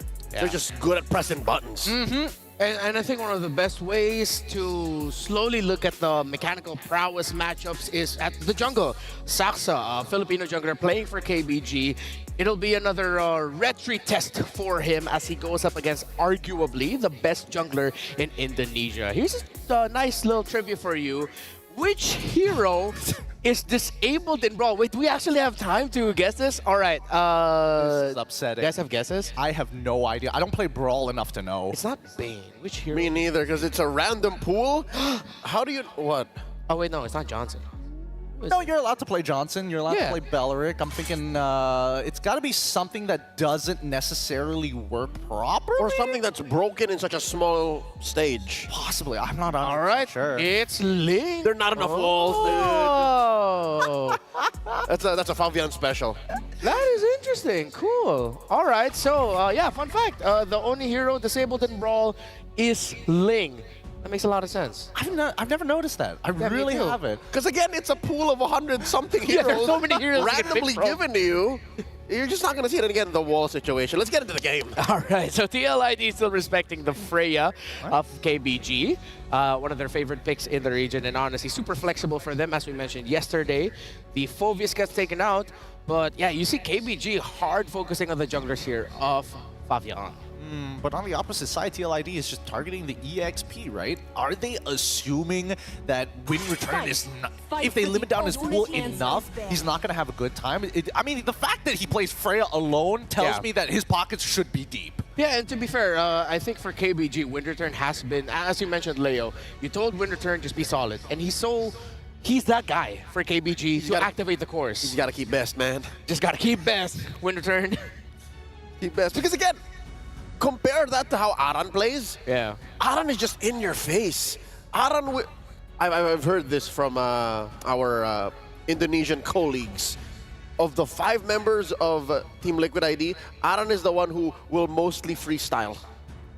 Really? When you're talking about the whole Witty, the wise, the maestro. He's the one who's like, you do this specifically or else you're gonna freestyle. Ooh, all right. So we got you got one guy doing freestyle hip hop in a jazz band. Wait, that sounds fire. That does sound kind of That's fire. what makes actually. Aran such a wild card. He is a wild card, but at the same time, he needs the right pick. And honestly, considering the number of bans, I'm assuming that it's going to lead more into the damage sector here. But for now, first problem, we are already seeing a 50% win rate on this Jushin. Again, I think it's S tier, but so far in the Swiss, it's been up and down. KBG actually struggled against the Jushin yesterday when they picked up a Belleric against it, and now they're going up against a Jushin. I feel like maybe this is KBG going into this saying, we've learned from what we had to go through, so now you will see the results of that learning. Oh, I mean, hopefully we do. Not a lot of picks right now that make the Jushin struggle like crazy. I mean, we saw it earlier. Still a very specific pool that Liquid ID are allowed to play with, given the high loss. You effectively block heroes like Nolan out, because you're so easy to just bonk with a Law and Order, and then... I think that's what they're thinking. I mean, it's very Fabian, take down Fabian coded. But there's Joy. I mean, you can still get bonked by the high loss. It might be a little bit harder for him, but I still feel like KBG still needs to respect what Fabian could potentially do with it. And Widdy gets his signature Cho. This is kind of interesting because at the very least, like, Cho can still be flexible. Most likely it's going to go on Widdy like 9 out of 10 times in these types of matches here. But the fact is, what exactly is the plan from the side of TLID? You've already limited down what the EXP pool needed to look like. You also have this Jushin that you can play around with the Cho as an expected combination. But then you throw in Joy. That's the part that's off-putting. Well, it's a bit of an oddball. Like, what do we do? Exactly. Because you still don't see the payoff. You got good CC, you have good pickoff, but what kind of damage comes through? And here you're seeing KBG setting up a solid box. Yeah, I mean, okay. Earlier we thought that the Jushin Eva relationship is a little bit more clear-cut. Of course, MLBB outplay the Jushin in their series up against Aurora. Now, as much as I want to say, you know what, maybe the Jushin's going to have a little bit of a better time, the presence of the Joy, I feel like, is quite concerning. I mean, it is concerning, but at the same time, they could still technically go for... Oh, no, but then they will lose pressure over the mid lane. I'm thinking Matilda because it hasn't been touched at all in this particular game, and even KBG are saying, hey, if we're going to fight for priority, let's just take away the prio heroes. Yeah. And they respected the Matilda potentially coming up there for KBG. Good ban coming in from TLID. As we're going through the bans here real quick, since we didn't get a chance to bring it up earlier, and just so we can set the baseline, are all of us predicting TLID in this one? I still want to see the draft. You still want to see the draft? All right, so you want our prediction for this one to be draft-based? I mean, with or without it, I'm still going with TLID for me. Ah, such a cavalry boy, I'm leaving the door open. All right. I think KBG has proven that they need to be a force to be reckoned with. All right. Okay. Let's finish up the draft. Oh, yeah. Take away the Matrix, damage-wise. You don't necessarily... Oh, wait. Irithel's still so open for TLID. It is open, but it might not necessarily be a decent pick here. Because again, when you want to play Irithel, there's two things that you need to work for. Number one, can you like truly abuse it with something along the lines of sprint so you don't have to take Purify? And do you have a decent lane matchup? And against something like the Bruno, yes, you can kind of poke him out, but eventually that Bruno is going to be a very deadly force. And there's room for more tanks in KBG's draft. Yeah. So you want to see that come through first. Like, what am I dealing with frontline-wise? I don't want to get punished as soon as I jump in with my heavy crossbow. So if ever KBG pick their jungler first, see the gold laner of TLID, and then you pick your goal, excuse me. I might have mixed it up around. Oh yeah, just pick your jungler first. Yep. Oh, no. Wow. There you go. So with this move alone, by allowing them to see what the peel is, what the front line is, you can tell if you can Irithel. Would you Irithel here, Goodin? No, most likely not. I'd be a little nervous to play it, especially, I mean, the Glorious Pathway alone denies you a lot of your passive damage, which is where the majority of Irithel's damage comes from anyways, even when you do have full build. That's a Nombo. It's a non-starter, dude. I wonder what they're going to be putting in the gold lane then, in terms of the physical one. You got simple dudes like Moskov. All right. Yeah, Claude even. Claude, the Eve, okay. yeah. What is the lane matchup? They might consider lane matchup, maybe even 1-1. They don't have the burst for it, but it might be tough.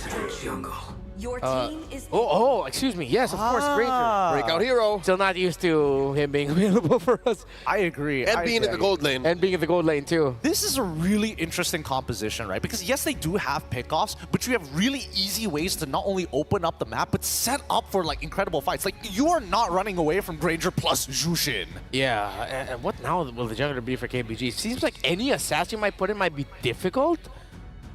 Oh. Would they Fred?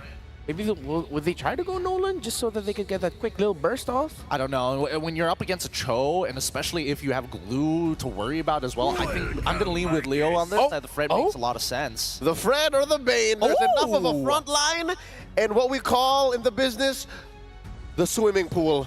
You set up the RWM, you throw in the deadly catch, no one's coming out alive. Is that a vote for KBG from you? Draft-wise, I like it. All right. I'm a simple man. I'm still TLID. I'm still TLID too. Let's ask the Great White himself, Naisu, alongside Ing, and what they think. That threw me off, Red Mar. You know, Great White or not, I'll tell you what. I know you guys are TLID. I'm going to have to go with KBG here. How about you, Ingan? I have to go with TLID. I like their lineup. I like their aggression. And I know they're eager to bounce back up against KBG. And just looking at the lineup right now, I'm pretty sure Leo is having fun because the Bane is in the hands of a Filipino, Saksha, repping KBG. You know what? I'm loving the Bane. And I didn't know in the business we called it the swimming pool, but you know what? We'll make it work because we're going to be jumping into the land of Dawn once again between these two teams, Team Liquid ID and KBG, fighting for that victory ahead of them. Have a better chance of moving forward out of day 2 of the Swiss stage. Which team will it be? Let us know also what you guys think, if it's going to be KBG or TLID. We know how vocal you guys are in the chat, of course, but with this, I would say, you know, I like the lineup that KBG brought, and the reason being is because of that potential to go ahead and set things up between the RWM. Even looking at the emblems here, you know, this is the thing that I like is you'll have two tanky guys, the Gatakacha plus the Hylos, to go ahead and cover the front to back if you need to, or even set things up by cutting people off with the Glorious Pathway. But then not only that, Egon, but also you have 2 Revitalizes. Like, there's so much sustainability from KBG's lineup. And speaking of sustain, you can see Aaron Shiki also has the Tenacity plus the Impure Rage. So in terms of sustaining his own lane, he's going to be up there up against Bilexi's Bruno. So let's see how TLID will respond. But look at Aram just really dominating early on, forcing out the Revitalize of Wind Return. And that's what you want if you're a glue. That's just meant to disrupt, and he's not even done. That was a huge, huge blow. The longest first blood I've seen. And even with the Revitalize, Aaron was able to dominate Wind Return. Oh yeah, I'm surprised, you know, even with the Revitalize, that there was that much pressure, and this is no, you know, action-packed lane. It's a glue and a Hylos. It's supposed to be a dead lane, but there was the first blood, and now they're going right after Tracy. Popping again the Revitalize, now the electrifying beats, but there's the deadly catch coming in from Saksha. One more hit for Tracy. He's gonna escape, but TLID, they have forced KBG to use 2 Revitalize right away. Oh yeah, that's the thing too. I'm wondering if they're actually gonna be able to go ahead and get that first turtle up. They know that Saksha had to burn the deadliest catch. It looks like they're going to be getting in position. LMU doesn't have the real-world manipulation just yet, but it looks like we might even see the fight for this. You know, with Witty, he's got this signature true pick. Yeah. We've seen him do time and time again. Has that Way of the Dragon available, plus the Flicker. He's going to go set things up. He's going to commit the Way of the Dragon onto Wind Return, forcing out the Revitalize plus the Glorious Pathway, but Fabian will get the turtle. Here comes the AOG, responds, and gets a kill onto Saksha. Now, Wind Return might fall down once again in the hands of 3 TLID members. And KBG, they're having such a hard time going up against the composition of TLID. You know, that's the only thing. And that's why usually when you see that Hylos across from you and you've got a Jushin there on the other side of the table, it's tough to get away, because once the Glorious Pathway is laid down, you know, you're not going to be able to escape. You just keep getting dragged back and back and back, and Wind Return is literally just trying to return, you know, but he's not able to because of the Jushin across from him. So with Team Liquid ID setting a pace already early on, you know, 3.5 minutes in, they've got a couple kills, they got an objective.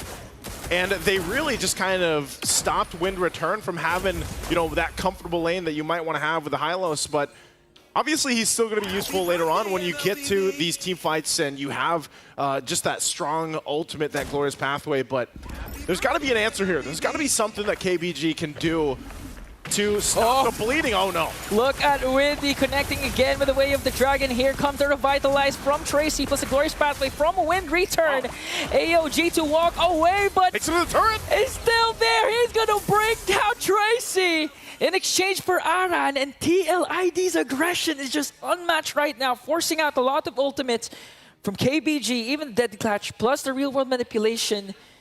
And still, after all that, TLID still stands strong. That was the play, though. You know, Tracy, that's the best Tracy could do. Jump Avatar of the Guardian into the turret and hope that you're able to turn, you know, a bad situation into something better. But even then, again, they're going to be facing this obstacle ahead of them, that turtle take. Bilexi is just trying to farm up, do his thing on that Bruno that we've seen very successful for a lot of teams. But I think still for KBG, even with the lineup they have, they're going to have to approach this turtle carefully, knowing that that beacon is available. And Fabian, he doesn't have to really just push this into himself. Fabian can do what he wants. Another kick from Windy, setting things up perfectly for TLID to bring down Tracy once again. Now they're on the charge, forcing out the real world manipulation coming in from LMU, but he's gonna fall down as well as Wind Return. Saksha is the only one left, and on top of that, TLID, they still haven't secured the second turtle. Leave it to Witty, man. He'll just go ahead and say, you know what, let's just go for it. Goes in with a kick, sets things up. Team Liquid ID comes in and just collapses on KBG. And even, you know, with Saxa trying to get in position for these objectives, it's just not possible because they have to be so reactive to what Team Liquid is doing. That's another turtle now secured here, you know, for Team Liquid ID. Reminiscent of Edok's show yesterday against the same team, against KBG. Now KBG's forced to face another Cho main in Windy, and so far so good.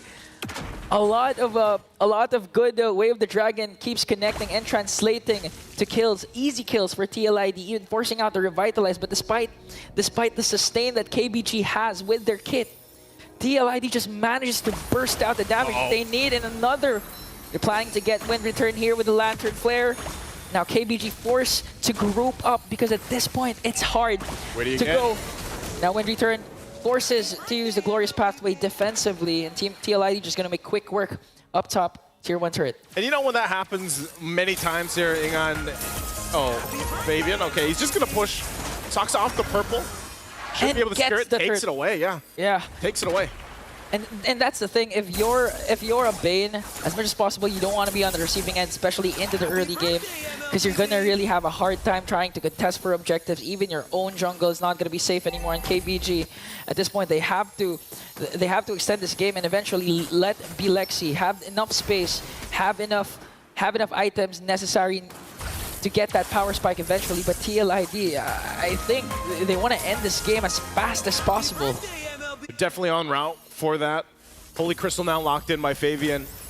And this is the thing, taking a look at the items, I mean, this is just such a drastic difference from lane to lane. Even, and like I said earlier, with the shutdown from Wind Return, I mean, look at how much he's struggling to just even build that first item into this, the glue. And Dominance Ice is enough for Aran to deal with and cause enough havoc on the back lines of KBG if he wants to. This turtle, I don't think they actually contest this. This is probably just going to be, look how quick it goes down. Secured there, 3 for 3, putting pressure now just on these buffs alone from Saxa. Split by split going to be used, but ultimately that's the thing. Team Liquid ID, look at this. They're going to commit the split. AOG again used defensively by Tracy as TLID will work on the top lane turret.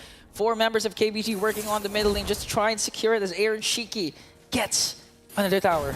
All right, we got to start thinking here, on like what is KBG able to do in this game? That shield up top already popping. And you know, you're still a minute and a half away from this lore to come up. Now for KBG with the lineup that they have, you're thinking, you know, we talked about the fact that you can play into the RWM, but LMU, you know, he's been setting it up, but they just don't have enough power in the punch yet. They don't have enough to deal with this, because even if you look at how much farming is being done from Team Liquid ID and the plays that they're making across the map, they're just outgunned right now for KBG. And even though I mentioned as we jump into the game, hey, they've got 2 revitalizes, they should be able to sustain through that. We're seeing it right now throughout this game, you know, almost 9 minutes in, that they haven't been able to. And they just have to watch these turrets get taken down. I think part of it is they have a little PTSD from Witty. You know, this Cho so far, even if he doesn't go for a kick, just the fact that he's like G-Condoing in front of them, like they don't even want to move close enough for the mere fact that he could flicker and set things up with that Way of the Dragon. You know, the PTSD does not come from Witty, although it came from Enoch yesterday.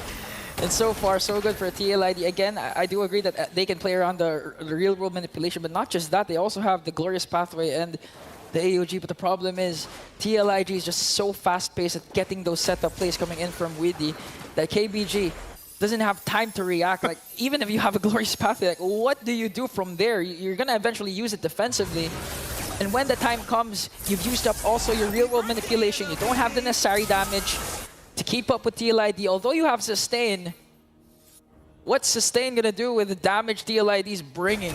Yeah, this is a massive lead. I think one of the biggest ones we've seen so far today. Nearly 11,000 gold as Fabian secures this Lord and furthers that lead to that 11.5 thousand gold. Just now the Sky Piercer being picked up by Ezekiel. And so this is going to be very difficult. You know, probably one of the most difficult defenses that a team has had to do so far, as KBG is facing a massive deficit. You can see that even Divine Glaive now picked up too.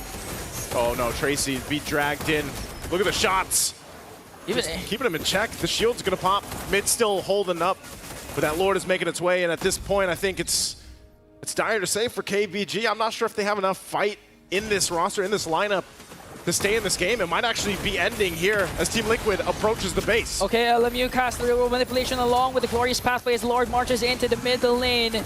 They're doing the best to try and defend. Tracy goes in. AOG again used defensively. Here comes Fabian onto the back line. Wants to go for Saksha, but the Revitalize is there to save Saksha as they try to work on the mid lane turret. Once again, a kill onto Wind Return. No inhibitor turrets will be taken down, but TLID got a kill onto the XP laner of KBG. They got a kill, and I'm surprised. You know, that turret didn't go down. It was good that it was cleared out. So Team Liquid ID, even despite a massive goal lead right now, they'll go ahead and just take what they can from the jungle.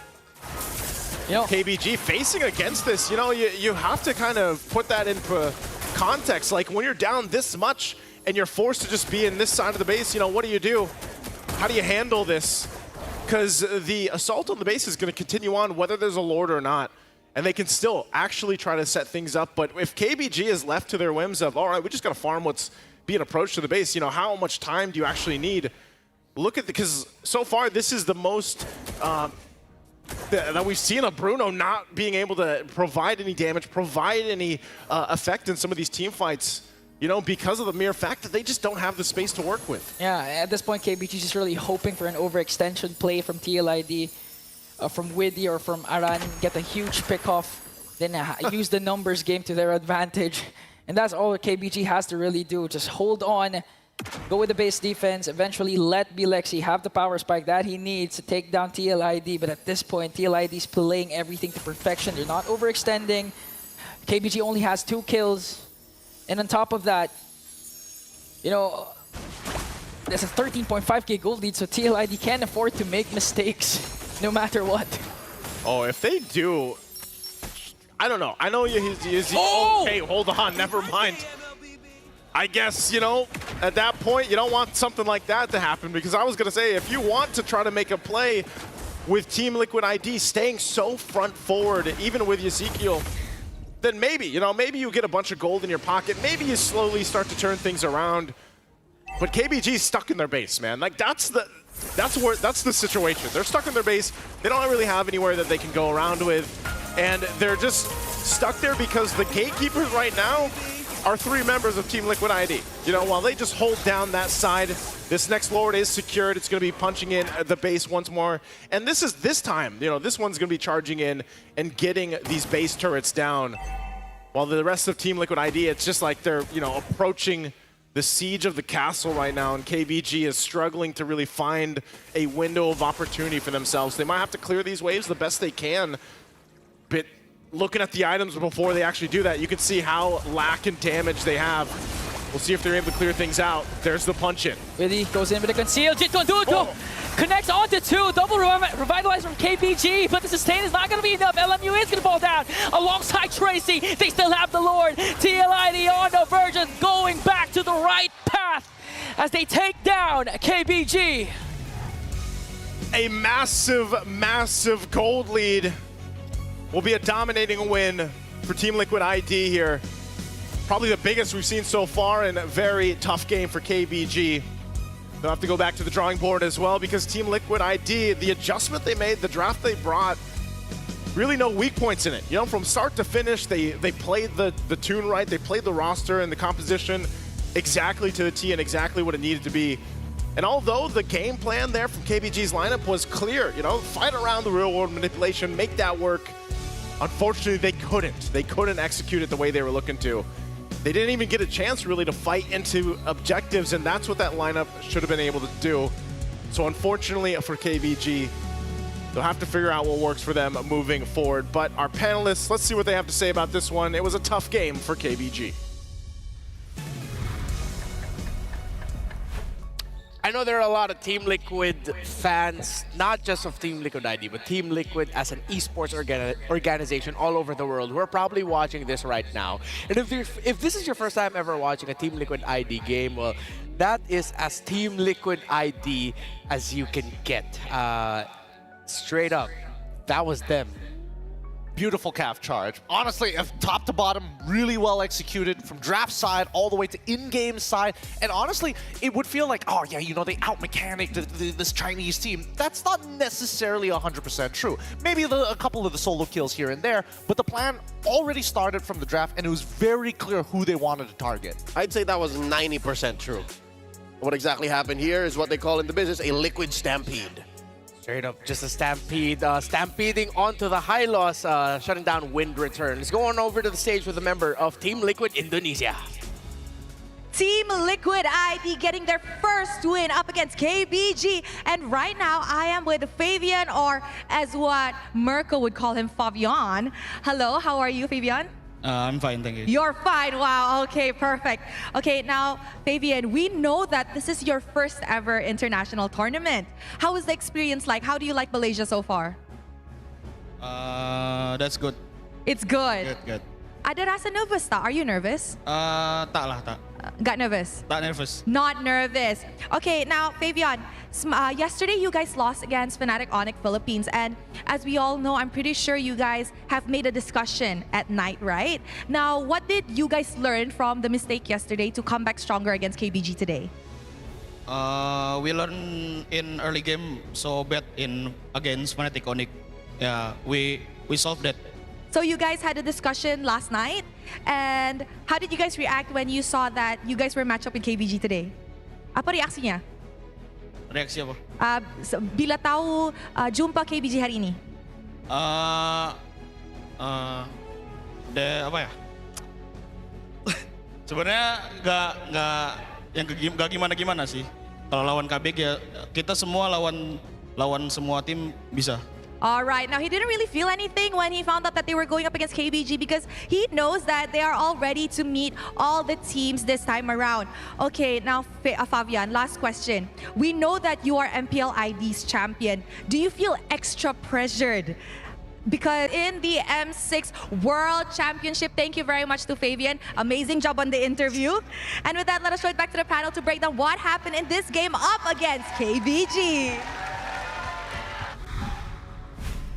Congratulations, Fabian and Team Liquid ID. Sometimes in life, you just gotta appa, you know? Just gotta appa. I know that means what, all right? I know a little bit of the language, but it's always fun hearing from the members of Team Liquid Indonesia who, that exuded, well, confidence. He said they're just ready to face off against all the teams here. And yeah, that looked like a team that didn't overthink, that knew their strengths, and they just rolled with it. Straight up stampede. And kudos to Fabian for admitting that he gave KBG and whoever they would have ended up drawing against in the 0-1 bracket, everything they got at utmost respect. Because looking at the game now, it ended at 13-48. Watching that game, I could have sworn it could have ended at the 10-minute mark. So they still played very disciplined. They forced their opponents to respond a certain way, make them make errors that they wouldn't have done, and played it as if it were any other team from any other region. Like, that was sheer respect from teammate Liquid ID. Well, I mean, there was a little bit of respect. Maybe on that very first Lord initial push, they probably could have taken an inhibitor for basically for free at that point. But, you know, you wait for your item power spikes, mess around a little. You can always wait for the second wave. And even as we saw this game continue to progress, I definitely think that we did see the vast difference in the way that they should be playing the game. Because, again, the efficiency of how quick Fabian was able to kind of just mow down the entire jungle. I don't think he was missing a beat. Like, I got to see his GPM at the end of this game. Yeah, it seems like that Joy was just constantly dancing to all of the tunes that this jazz band would dish out. And 14.4k gold in around 13 minutes. That should be at around 900 for his GPM, closer to 1,000. If you spread it out well. Yeah, if you spread it out well. And there was a point that you made, Gideon, as we were talking behind the scenes, and we alluded to it earlier, that they already knew what they wanted to target. It was wind return. But outside of the EXP lane, it felt like everything just draft-wise didn't go well for KBG. No, not really. Well, here, yes, they did target. TLID did a couple of really interesting things. Number one, how often do you see Freya and also Hilda getting banned on the blue side?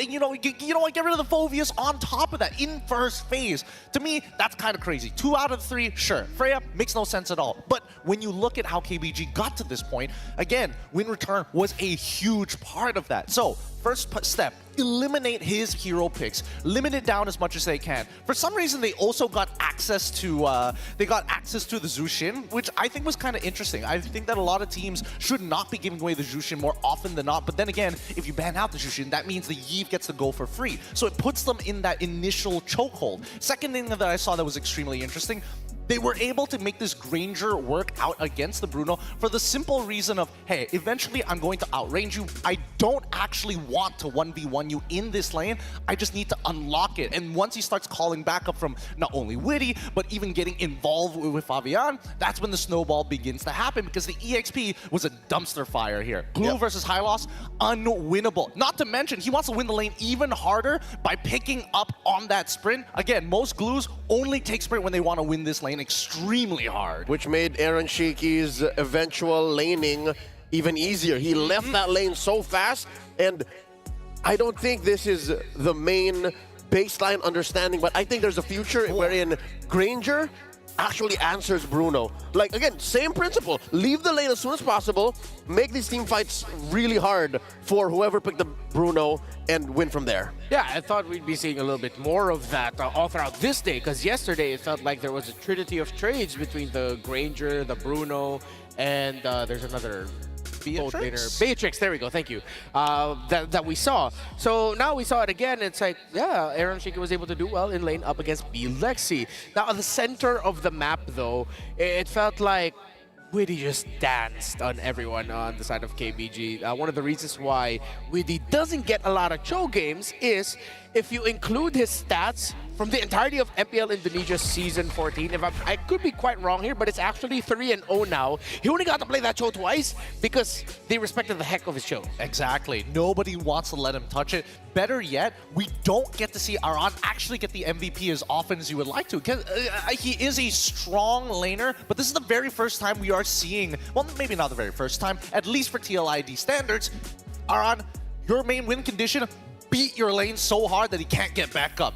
Kick all 4 of his legs out. Yep, and Wind Return was playing a very important role. He needed to set up the glorious pathway for LMU on the Eve, needed to play good peel for Saksha, make sure that nobody got close enough to Belexi, and Tracy had to carry all of that weight. They had to share that responsibility because of how early on Aran buried that Hylos. Personally, for me, I would have preferred if that we saw this Hylos go into the roam position rather than get thrown into the EXP. Because yes, okay, sure, the glue gets to walk away at the very least, but Tracy can actually keep up because that, you know, the GOA basically covers half of the map once it is maxed out. And even at its second upgrade, pretty much 1/3 of the map is good enough to be able to join into these fights. So again, that glorious pathway holds so much weight because what does it do? It slows down your opponents. It doesn't allow Yehezkiel to kite as efficiently. Aaron Shiki won't be able to land as many Death Sonata, well, sorry, not Death Sonatas, the Rondos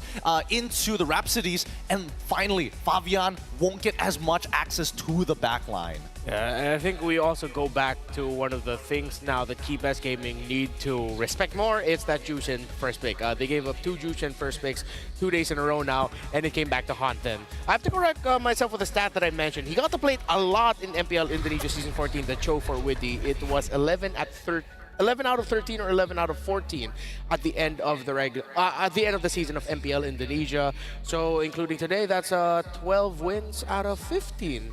Across MPL ID and the M6 World Championship. That is an insane stat line for one hero, for one guy. Crazy stuff that we get to see here today. At least we get to see the Stampede in full motion this time around. However, it's not over just yet for KBG. It is clear that they are still young and maybe a little inexperienced in the ways of managing not only expectations, but also hitting the right item power spikes and how to position themselves in these types of fights. Not to mention the draft, playing around with what's given you, what's let through by your opponents, and by switching on the go. I want to double down on the whole Hylos Gatot situation.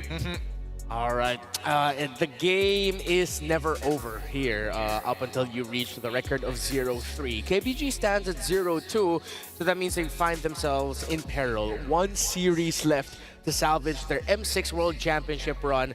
Good news is that is 1 best of 3 that they can play to get out of, well, slightly dire position, because that means they'll always be playing with 1 tournament live. So, good luck and all the best to KBG. Let's see how they'll be able to make it out of it. And congratulations yet again to Team Liquid Indonesia, now going into the 1-1 bracket. Coming up next, got a big one here for the Malaysians. It's Ulfednar, made up of the roster of Fireflux Esports that almost eliminated their opponents in MSC 2024, the eventual champions of that tournament, SRG. I am so excited for this. It's a Riyadh grudge match. And now finally, it's happening on home soil. Yesterday, SRG didn't have a great start. Everybody's jaw dropped. The world was turned upside down. And now, you could say the same for Turkey. Like, they're not in a good shape after what happened earlier today. So now that this big ticket best of 1 is coming up, better buckle up. I think we're at least going to see some really good quality games here between SRG and as well as Ulfednar. Again, both of them have a very similar style of being adaptable on the fly. And that's what we should expect for this upcoming game, especially when it comes down. Now, if we're boiling it down to draft, I'm expecting it to go a little 50-50 between the two. It's not like these teams haven't seen each other before. Let's see who'll be able to meet the expectations of the world better in the next one. The former Kings of Turkey, who ruled the wild card, or the current Kings of MPL Malaysia, one of the favorites to win all of this. The M6 World Championship will be right back after this short break.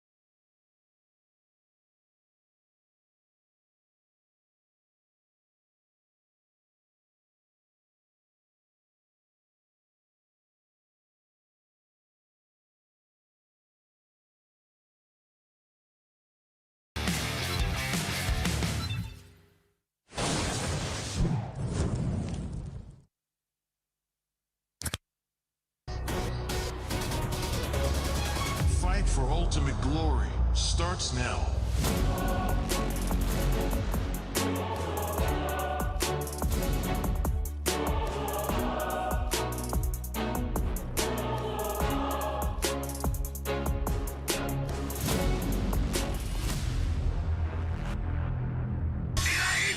Mobile Legend M6 スイスウォッチ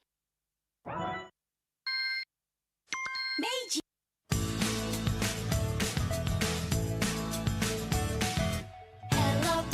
Hello Panda, semua suka biskuitnya. Biskuitnya enak, isinya lezat, rasa coklat dan strawberry. Hello Panda, semua suka biskuitnya. Biskuitnya enak, isinya lezat, rasa coklat dan strawberry. Hello Panda, biskuit isi yang enak.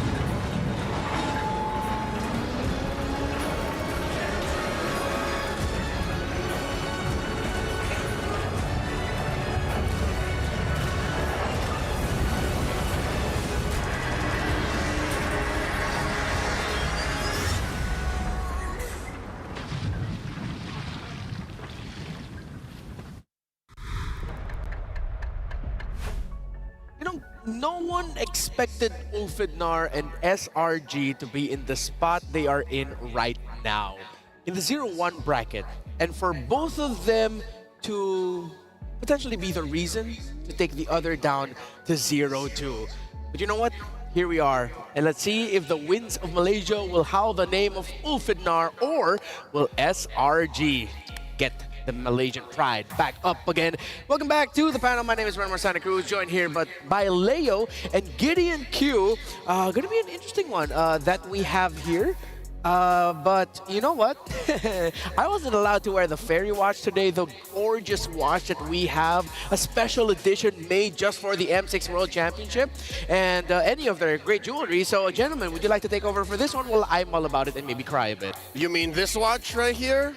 This is the Fairy M6 Dream Watch. It's luxury meeting gaming, and it's the very first M6 Swiss watch. It's a special jewelry collection that features Jushin and Mia, so that's another line that if you want to get into. And the brand new champion rings and medals. You can check them out. They're right outside the IOI hall here for M6. You can follow them at Fairy World on TikTok and check out their website for updates. They've also got a bunch of other accessories that are very game related. Even, I mean, go check them out. You'll understand exactly why, because these watches are looking fine. And honestly, for me, I like the black one. It fits kind of with everything that I go with. Sorry, MR. I know that you have your own preferences here. Hopefully, hey, hit them up. Maybe they're going to pass you one for free. They might just send you one in the mail. I thought I'd be able to wear one every day, but apparently not. And more handsome gentlemen will actually get the opportunity. But of course, thank you, Fairy, for being a huge part of our M6 World Championship journey. Couldn't have gotten here without you. Make sure to check out all of the great stuff that they have available on their website. So, let's go back. There was a very audible reaction, an audible groan, and a sense of worry by the Malaysians backstage when they drew into an Ulfidnar matchup.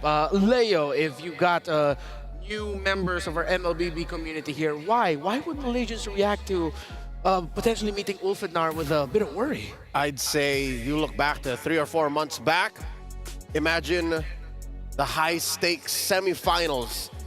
You're on your way to the grand finals at MSC 2024, and you go 5 games against this team from Turkey, and here you meet again in the groups, in the Swiss, in a best of 1. That is the history behind Ulfidnar, formerly known as Fireflux Esports going up against SRG. There's an alternate world somewhere where it's SRG who got knocked down, and it's Fireflux who went in the finals against Falcons AP Bren.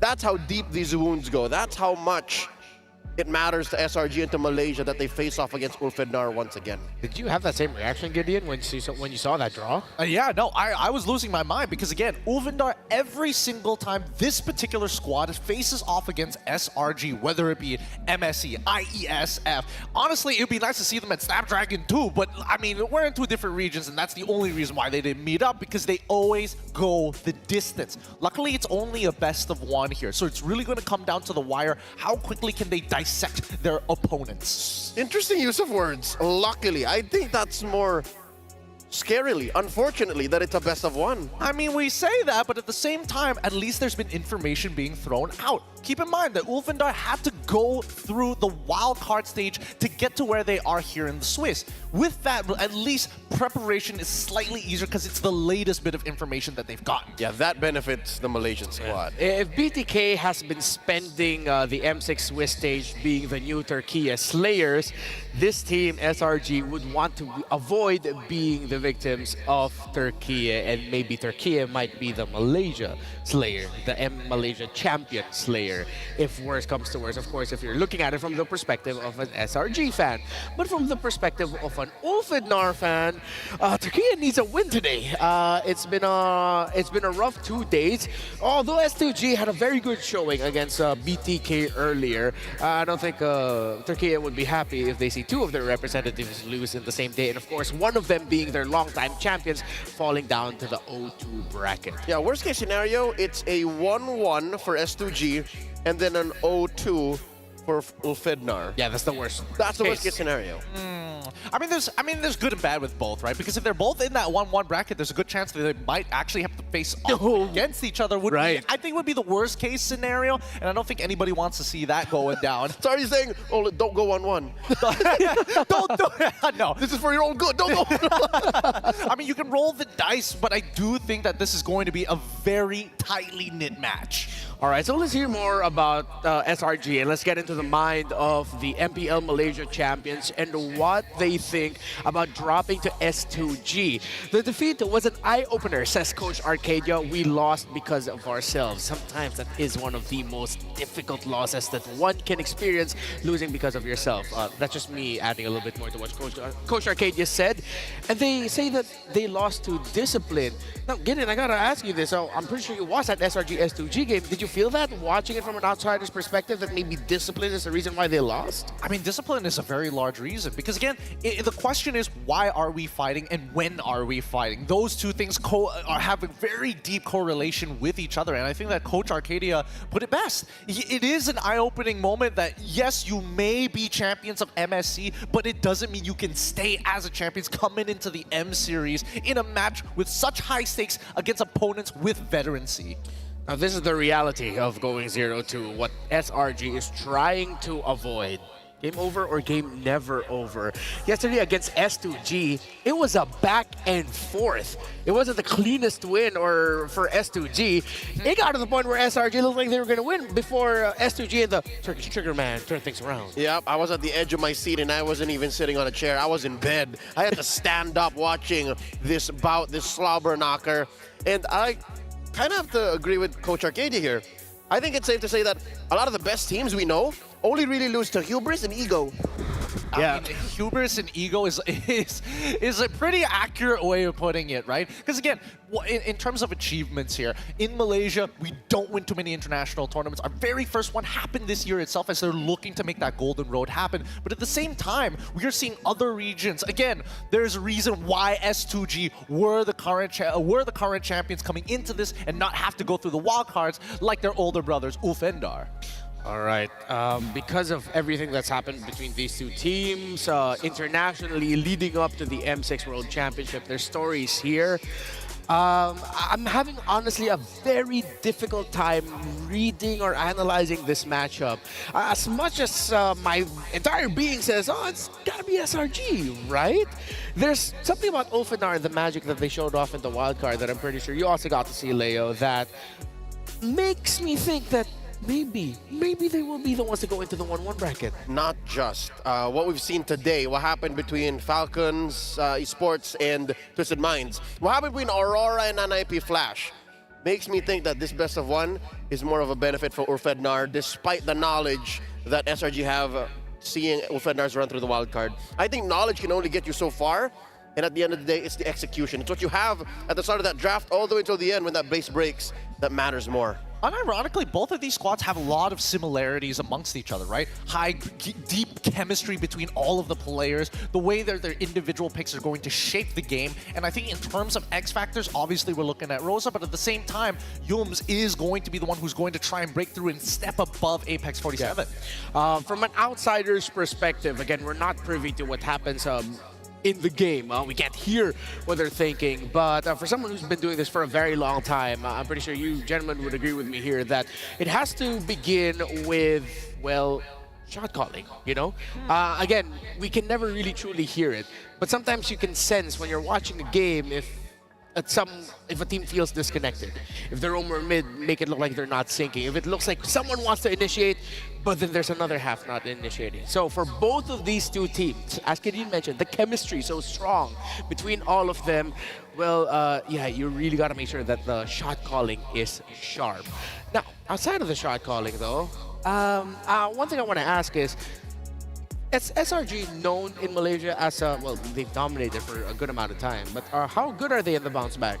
How good are they at the bounce back? Oh boy. I mean, they've been, let's say, not even the latest season, last season, really dominant run with going all the way through the regular season, not having too much issues whatsoever. Coming into this season, only had one bad week. Other than that week, still dominant performance all the way through. In terms of bouncing back, a big story coming in from specifically the MPLMY playoffs.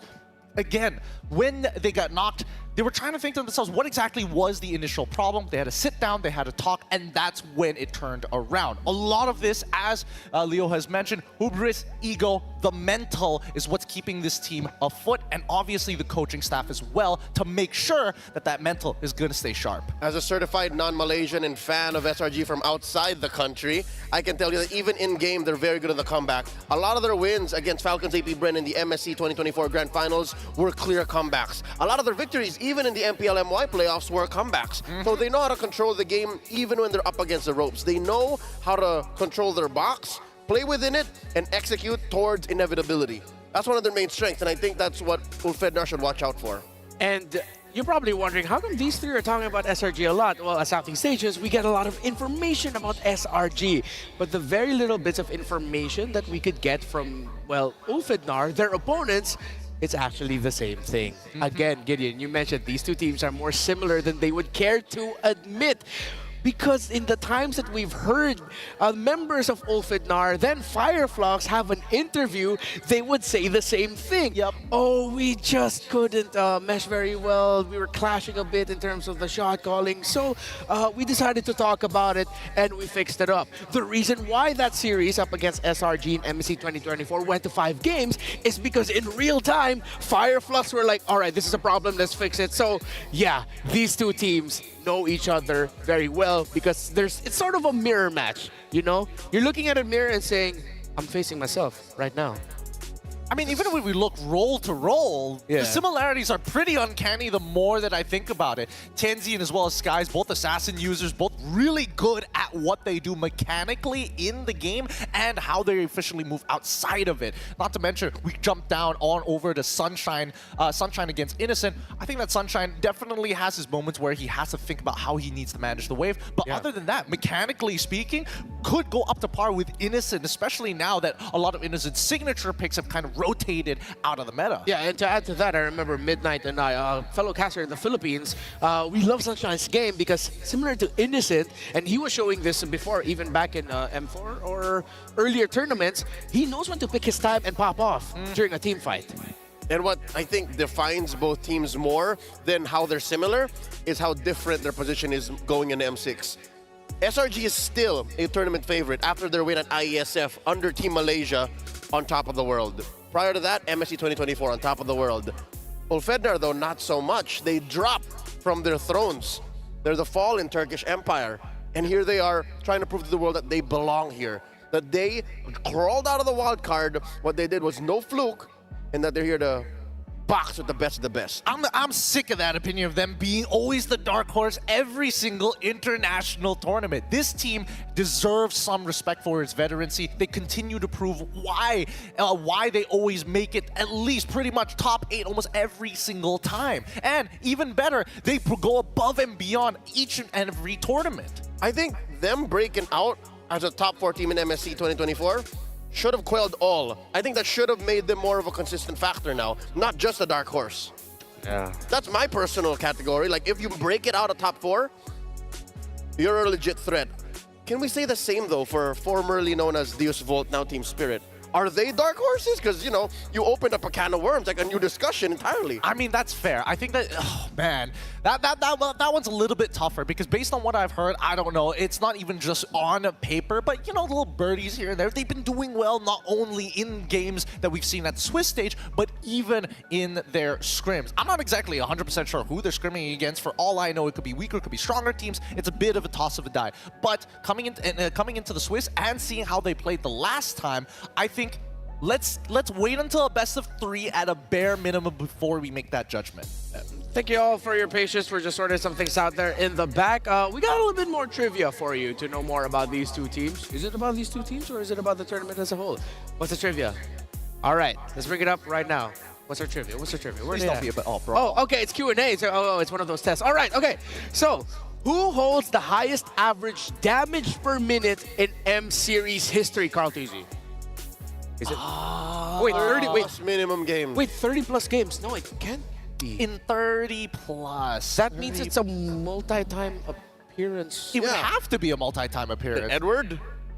It could be. It's one of the Blacklist boys?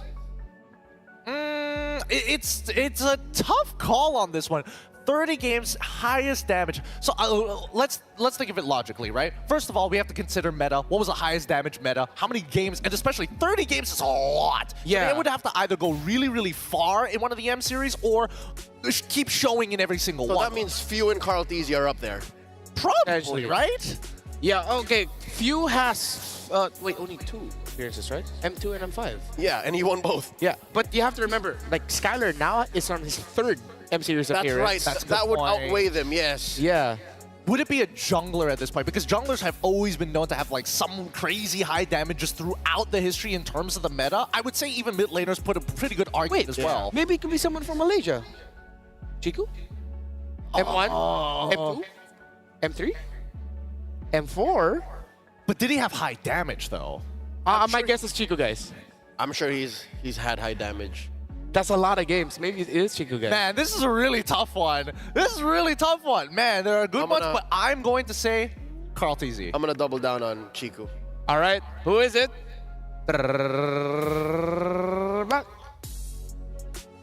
Oh, it's wow! Yo, that's actually so sick! Rosa's been here. Oh, wait, no. Okay, it's M4, wait, 30 plus M5, games? now M6. Now M6 as well. Yeah. Oh, Rosa wasn't an M3. That was still Bedell. You're right. That was still Bedell. Oh, Alien my was there, goodness. but they played that many games? Wait, how did... They've dealt that much damage is the question. No, Rosa's dealt that much damage? Whoa. That's a carry mid if I've ever seen one. I mean, the meta then was like Lilia, Farsa. That could be the reason why. And I think they got bumped up with the amount of games played because they went through the wild card this year. You're right. And then now they're going through this. That's why. That's a lot of damage, yeah, for a mid laner. Thorn Queen, baby. Thorn Queen. That's why we call Rosa the Thorn Queen. That doesn't say. All right. Okay. We got another hot topic up on board right now. Wonder what How that's hot gonna do we get? How hot can it be? Great shirts. Wait, we already discussed. We already said brew nerf, guys. No. We asked if brew yes or brew no. Okay, you said brew nerf when we agreed. I said brew nerf, but now I'm given a third option. Do we nerf Bruno or do we nerf the Malefic gun? This one is kind of interesting. Is Bruno the problem or is Malefic gun the problem? This is really trying to get down to the crux of the issue itself. I would make an argument that the Bruno nerf probably is somewhat necessary because I feel like the Malefic gun was supplement to what he was already doing. Hey, brothers. All right. Okay. All right, you're brother. Got the colors too. I didn't expect that. I mean, I do. But hey, you guys were talking to me earlier about like you don't need to nerf Bruno. You just gotta like adapt to it. Oh wait, no, because I was asking about banning it. All right, so yeah. Yeah, I double down. Nerf Bruno, leave the gun alone. We just got the gun again. Yeah, we just got honestly a necessary change for the gun. Yeah, the gun now has become a solid second or third item. I like it. I put it on Bane. It works. Wait, Bane Malefic gun? Yeah. You're basically like a little Kaja, like your attack range is... All right. You know what? I think it's time we can talk a little bit more about the teams themselves. Oh, yeah, we haven't done this. Actually, I'm surprised we haven't done this yet. It's Ulfednar from Turkey. Howl hard for the wolf-coated warriors of Turkey. We've mentioned so many players, so many stars. How could we have not talked about Apex as much? He is to his team what his younger brother is to S2G. Sigiboom S2G, I'd say. Apex 47, Ulfednar. Sure, we put such a high and powerful spotlight on Rosa and TNZ. You know, they've gotten their MVP nods all throughout M6, but the backbone of the squad, to me personally, is Apex 47. He's got such a high range of gameplay and a deep hero pool. You all remember when he was rocking Estes and Atlas? Oh yeah, I miss those days. Back in M4, if I'm not That's mistaken. M4. Yeah, I miss those days. The years go by really, really fast. I have to agree with you. Apex 47 is an absolute pillar. I mean, you can make the same argument for Alien. However, though, the big issue is that they're up against a team who is not tried, tested, and true, and are looking to find that consistency on an international stage. Selangor Red Giants from Malaysia with Innocent Yums, Stormy Sakaisen, as well as Cram. And for me, if you're going to compare Apex 47, can we talk about the ultimate Cho play of all time? MSC 2024 with Yums on a Cho? Literally disgusting. He's my goat. He's my Malaysian goat. He's so nasty with it. He finds angles that you don't expect. He increases the tempo faster than anybody else you can even perceive. And he's got the supplement of big playmakers like Stormy, for an example, and even Sakai's. He greets me good morning at the hotel. Oh, he does? He does. He has great eyesight. He's like 20, 30 feet away. He's like waves at me. Morning. Like, oh, sup, Yums? Great guy. He is a great guy, but two other great guys, Cram as well as Innocent. I personally feel that this matchup is going to be really tough, specifically for Cram and Alien. Because again, the meta has kind of moved away from the high damage, high impact EXP laners to more of a supportive role. And in my scouting, I've heard that Cram is the paramount shot caller when it comes to team fights. Oh. Macro-wise, you can confirm it's Stormy who makes the calls, but when it, gets down to the paint, it's Cram who, makes these decisions for the team.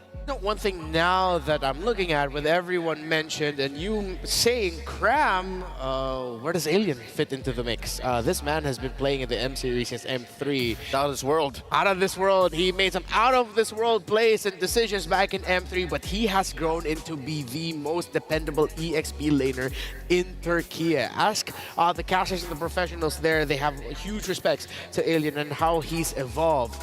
So now it begs the question, if you are Alien, or how are you going to deal with Cram?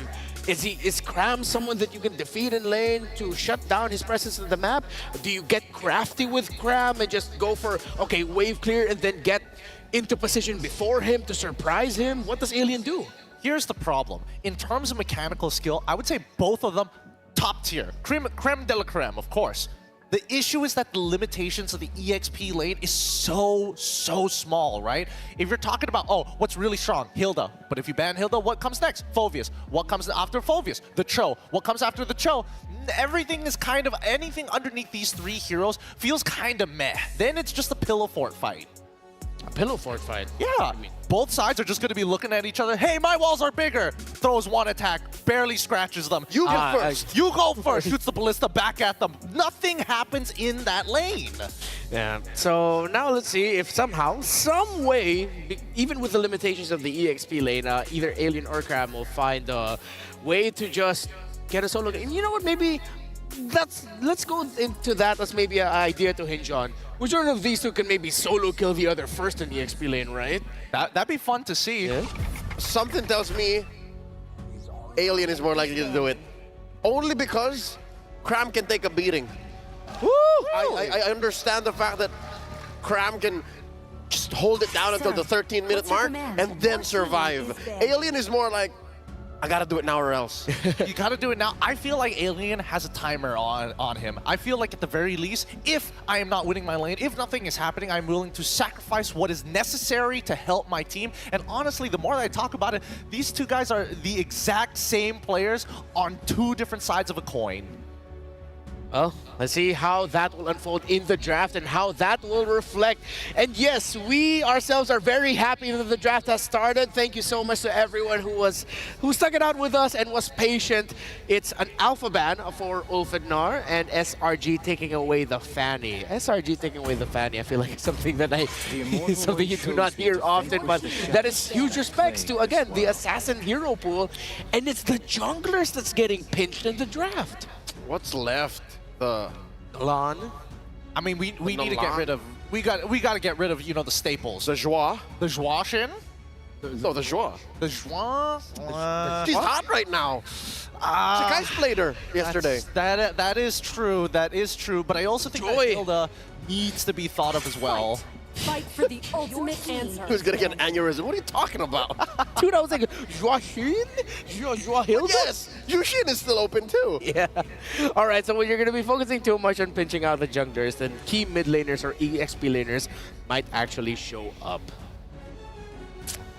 Could go either way here. Interestingly enough, I want to see what Ulfednar is planning, right? Because banning out the Alpha is already interesting. We've seen a couple of teams do that, but to ban Alpha and as well as the Suyo, there was a very intimate relationship between these two heroes. Yes, they were once the Alpha and Omega, literally, of the meta wherein Nolan would be a solid third. Are they setting up TNZ to pick up the Nolan, or are they trying to make this a weird jungle matchup wherein TNZ's specialties like the Leomord and the Amon come through?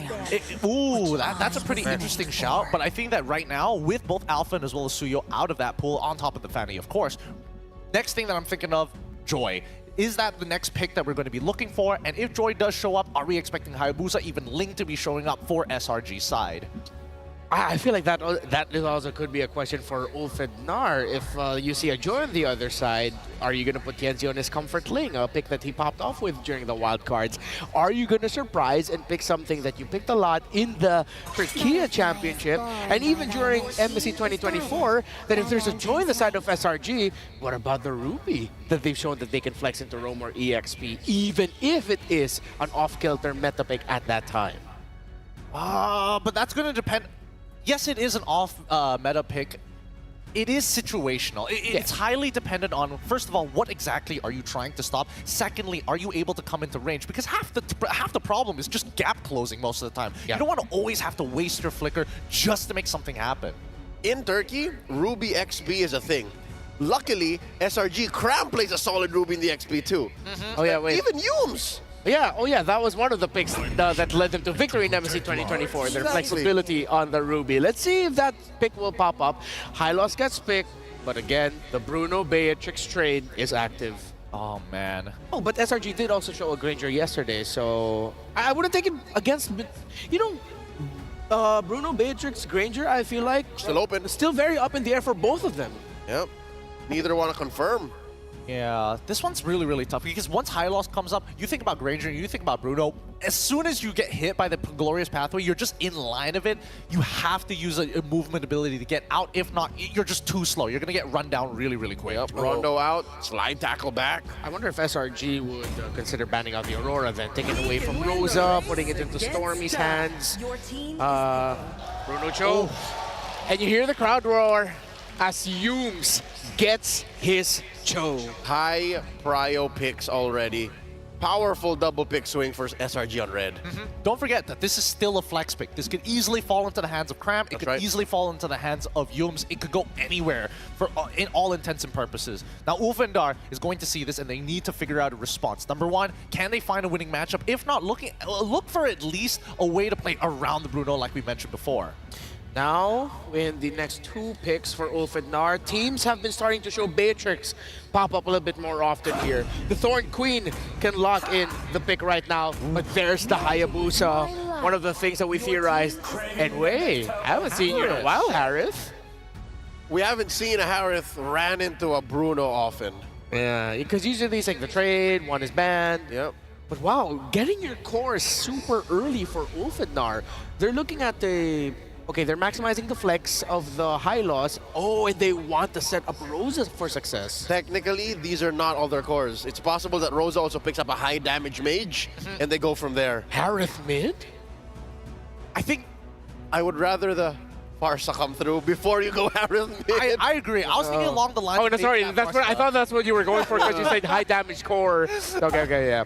No, Farsa. You know, I agree. Farsa into the Bruno, perfect. Yes. I mean, it sounds perfect, but it depends on what this third pick is going to be, right? If it's Gato Kali, if it's Gato Kali, not even Gato Kali, even if an assassin shows up, right? It begs a lot of the questions. Yes, there we go. The Lo Yi was the only other substantial pick that they could have gone for to create plays across the map, not caring whether or not you pick the Farsa. Yes, you have that artillery, but as long as we have tempo, that is going to be the name of the game.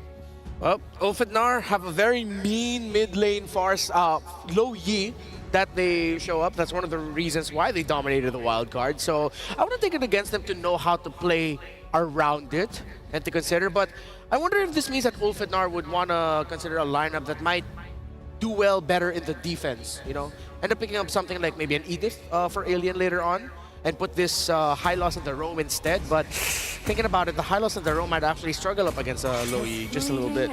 Just a little bit, but as long as you clear that wave and take minimal damage, usually it's all right. SRG, very smart plan of trying to pinch down on that mid laner, on the mid laners to ensure, hey, make sure we can, if anything, give them a Valentina, you know, bare bones, something that is punishable, something that cannot just face check bushes. Yeah, right now the Valentina's not picking up much. Yeah. Very weird to play into a Lo Yi, try to steal that diversion. You're wasting so many steps between step 1 and 2 that your opponent's going to be way ahead. If your opponents are SRG, they're not going to let you breathe.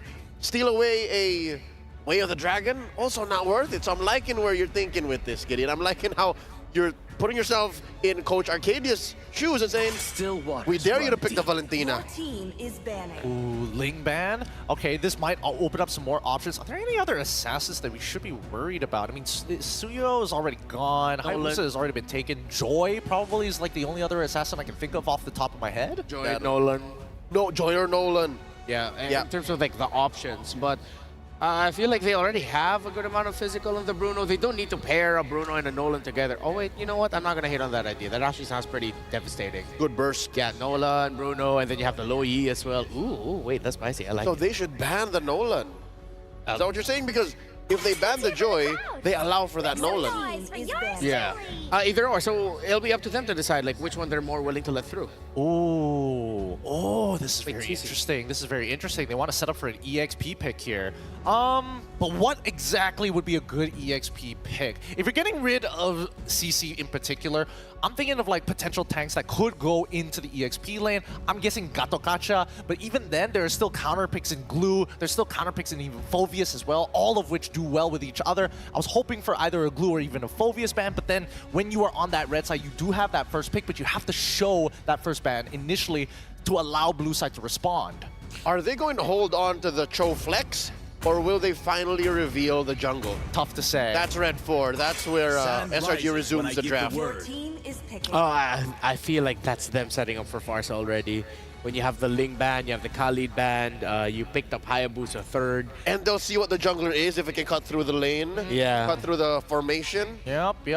So right now, the question is, who gets priority for that last pick? Is it going to be EXP or is it going to be jungle? Personally, for me, I think leaving EXP for that final pick is going to give a significant advantage. Whoever locks in the other, you will find a counter pick for it, and at least utilize your flex pick better. Yeah, more so because you know that this is just a Joy or a Nolan. Exactly. One or the other. If it's neither of those two, it's Fredrin. Paint a surprise. Would you Fredrin here? I mean, I'm waiting for the last 2 picks, but it should be okay. Oh, fool. Protect the jungler. Okay. Shows Fove. Ulfednar can go for Glue straight off the bat here. Oh, is that a good idea? I feel like if SRG is willing to say, hey, Cram, you're going to have to just eat dirt for a little bit, you know? The laning phase is going to be difficult, but later in the game, you're going to be more relevant, especially with something like Harith and even the Hayabusa, which can proc your passive very, very often. I don't know why. Something about that. Why can I not stop thinking about the Fredrin? I don't know why. For SRG? Yeah. I mean, like, the Phovius needs a little bit more help fronting. Was all of last year not enough for you? Hey. What was it in your head, dude? It's been 3 years now. What was it in Sutsujin's in your head? Last 2 picks. Oh yeah, it is Farsa, see? All right, nice. But they also go for the Tigreal, which is interesting because now team fighting, especially for Apex 47, this is one of his more consistent heroes, right? He doesn't usually miss those implosions. I don't know. My head keeps going to utility, even though they do need the damage. Joy. But something about the BTK approach of, hey, let's pick up a utility jungler like a Fred or maybe even a Nakai, so that their pick-off style isn't, or setup, doesn't really have a lot to set up to into pick-off. You'll survive it, and then you set up the Bruno, the Low Yi. But yeah, I mean, it's probably going to be Nolan or Joy, you know. Honestly, it's really, really tough, right? Any assassin coming into the Tigreal is already a problem. You don't have a guaranteed way of canceling out the Farsa by yourself, but they lock in the Frederick at the very end. Is that enough damage? I'm not sure. That's the problem, though. They believe in Innocent, maybe. I'm scared. It's Low Yi, Bruno focused. That's it. That's it. All right. Ingan, Naisu, let's go. Taking a page out of the BTK book we saw earlier, they lock in the Fredrin. We can't even call it MOBA Fred anymore, right? This is now a Fredrin being brought to the table. I know Renmar stood up. He felt really good about it. What is up, guys? I'm Naisu and Ingan to bring you this matchup. Ulfednar and SRG. How are we feeling, Ingan? How are we feeling about these lineups? Honestly, I was really hoping for an assassin versus assassin matchup. TNZ versus Sakai's well-known assassin users, micro-heavy users. But again, I have to agree with the panel. Is the damage from the Giants, from SRG, going to be enough, though, to take on Ulfednar? That's a question that we are going to find out as we jump into the Land of Dawn. It's SRG and Ulfednar in this best of one. Both teams still looking for that victory within the Swiss stage. We'll see if they're able to pull through. And this time around, too, quite a bit of contrast, you know, with the 2 lineups that we're looking at. And maybe this is going to be it because the home crowd is here. They're locked and loaded and ready to watch SRG hopefully bring a victory because we know that they need it. And you know, when we look at this and we saw the stats, so it was a good lengthy discussion from the panel, and I really appreciated it because they broke a lot of things down. And even with that interesting fun fact, you know, about Rosa. Just Rosa, the amount of, was it average damage? Highest average damage per minute in for 30 the whole games? MC. 30 plus. Wow. 30 plus. Not only that, but this is one of the signature heroes of Rosa. So gets the Farsa, so definitely going to be doing the damage here, and I think that's why a lot of us, whoa, TNT, whoa, taken. Goodbye, purple buff. Okay, so TNZ with a huge purple buff steal up against SRG. And right now, if you're Ulfednar, you really want to capitalize on this. Again, you have a Harrod going up against a Bruno. Usually we don't see this, but Kenzie goes in with a wee shadow kill, going to bring down Yumes. And a very aggressive TNZ. Hey, this is a Hayabusa that we're talking about, and you know what I mean? It almost feels bad because when you think about the actual matchup, let's just say, you know, a Hayabusa versus a Fredrin, like Fredrin himself, he's just going to be watching as the shadows are going in and out and shadow kill, and all he can do is really just kind of tank it up and hope that the team doesn't get whittled down too quickly. But already with an early kill like that, obviously Ulfednar, a little bit of momentum building up into this first turtle. They're going to be setting themselves up. I mean, think about all that's happened. You know, it is definitely going to delay SRG from getting to the point where they want to. You still have that orange buff being worked on, and look at this, Apex 47 gives that information over. So Ulfednar will be the ones to go ahead and start this up, but it looks like they're still going to rotate down here, possibly for that fight. That level obviously showing in this case TNZ, you know. 2 levels. Level 6 already. 2 but levels. Sakai's, he doesn't care. He'll start up the turtle anyway and hold things together. It looks like they're going to take the calm and calculated approach. Okay. They want to go to force out Glorious Pathway onto the back line, onto Stormy, but look at the Infernal Pursuit coming in from Cram, wanting to Zora, but here comes Rosa though. She's trying to deal out the damage, and Rosa's gonna get the turtle away from SRG. Another implosion play will pursue there as they bring down Stormy. Now Yums and Sakai has to walk away as Cram trying to soak up the damage and save. Apex! What a play! He just saved him! A sacrificial play for Cram. But again, there was no trade for SRG because Rosa with the feathered airstrike gets the turtle, and again TNZ takes down Sekai's. You know what? Well, SRG gets a kill at least out of all that, but man, they lost so much. Ulfednar is locked in. Oh, and they're not even done. They want to go for Yums once again. Origi Shadow Kill paired up with the feathered airstrike. Rosa and TNZ making quick work of Yums. And this isn't just any Yums here. This is a Cho that Yums is known to use. And now 0-2-0 start. Oh man, like I'm a little bit flabbergasted at what's going on here. Ulfednar, I knew that they wanted to go ahead and get the momentum going with a lineup like they brought to this game, but not expecting this.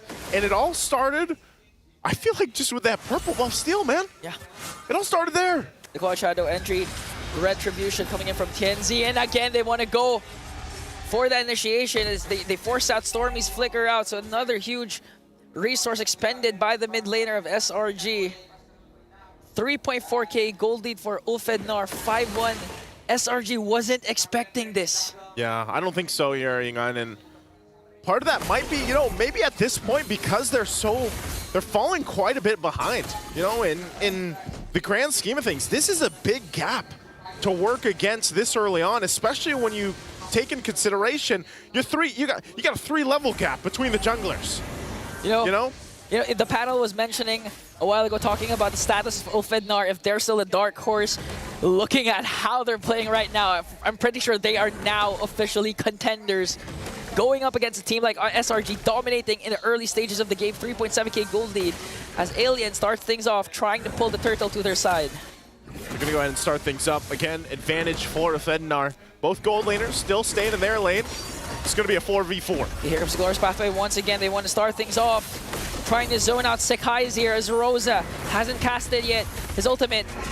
Now 4,000 HP for this turtle. Yums goes in with a flicker, but it's gonna miss. TNZ goes in with a Wiki Shadow Kill. It's gonna be Retribution battle, but Sekai's gets the turtle. Now the counter attack coming in from Silong Red Giant. They want to go for more. The target is Apex 47. Energy Eruption. Appraiser's Wrath might be enough to bring down, but Crab goes in with the Infernal Pursuit. The answer of the Giant. Yums, okay, he's gonna connect with the Way of the Dragon, but here comes Sunshine to bring him down. They're not even done. Crab goes in, takes down the Thorn Queen.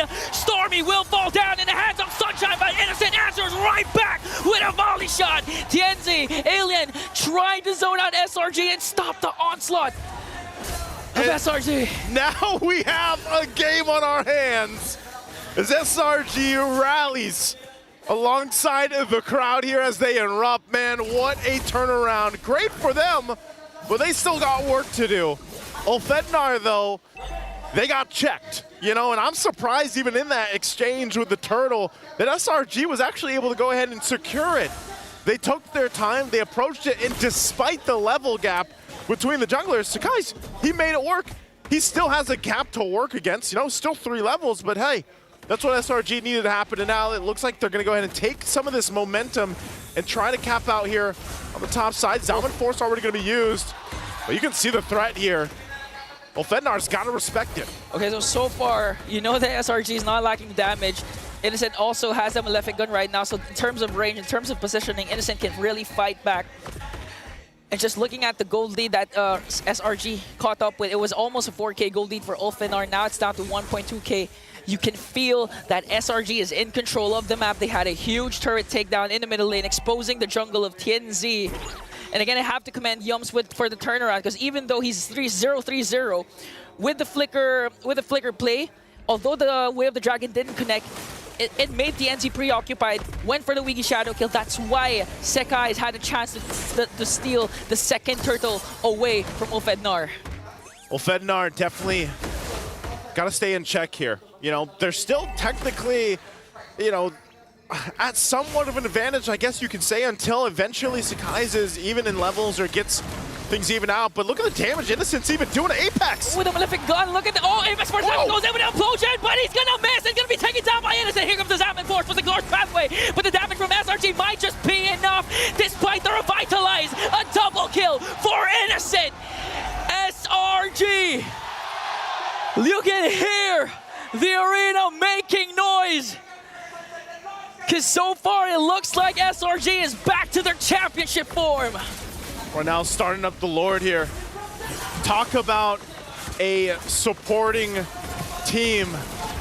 If Sakai struggles, hey, the rest of the team rallies up.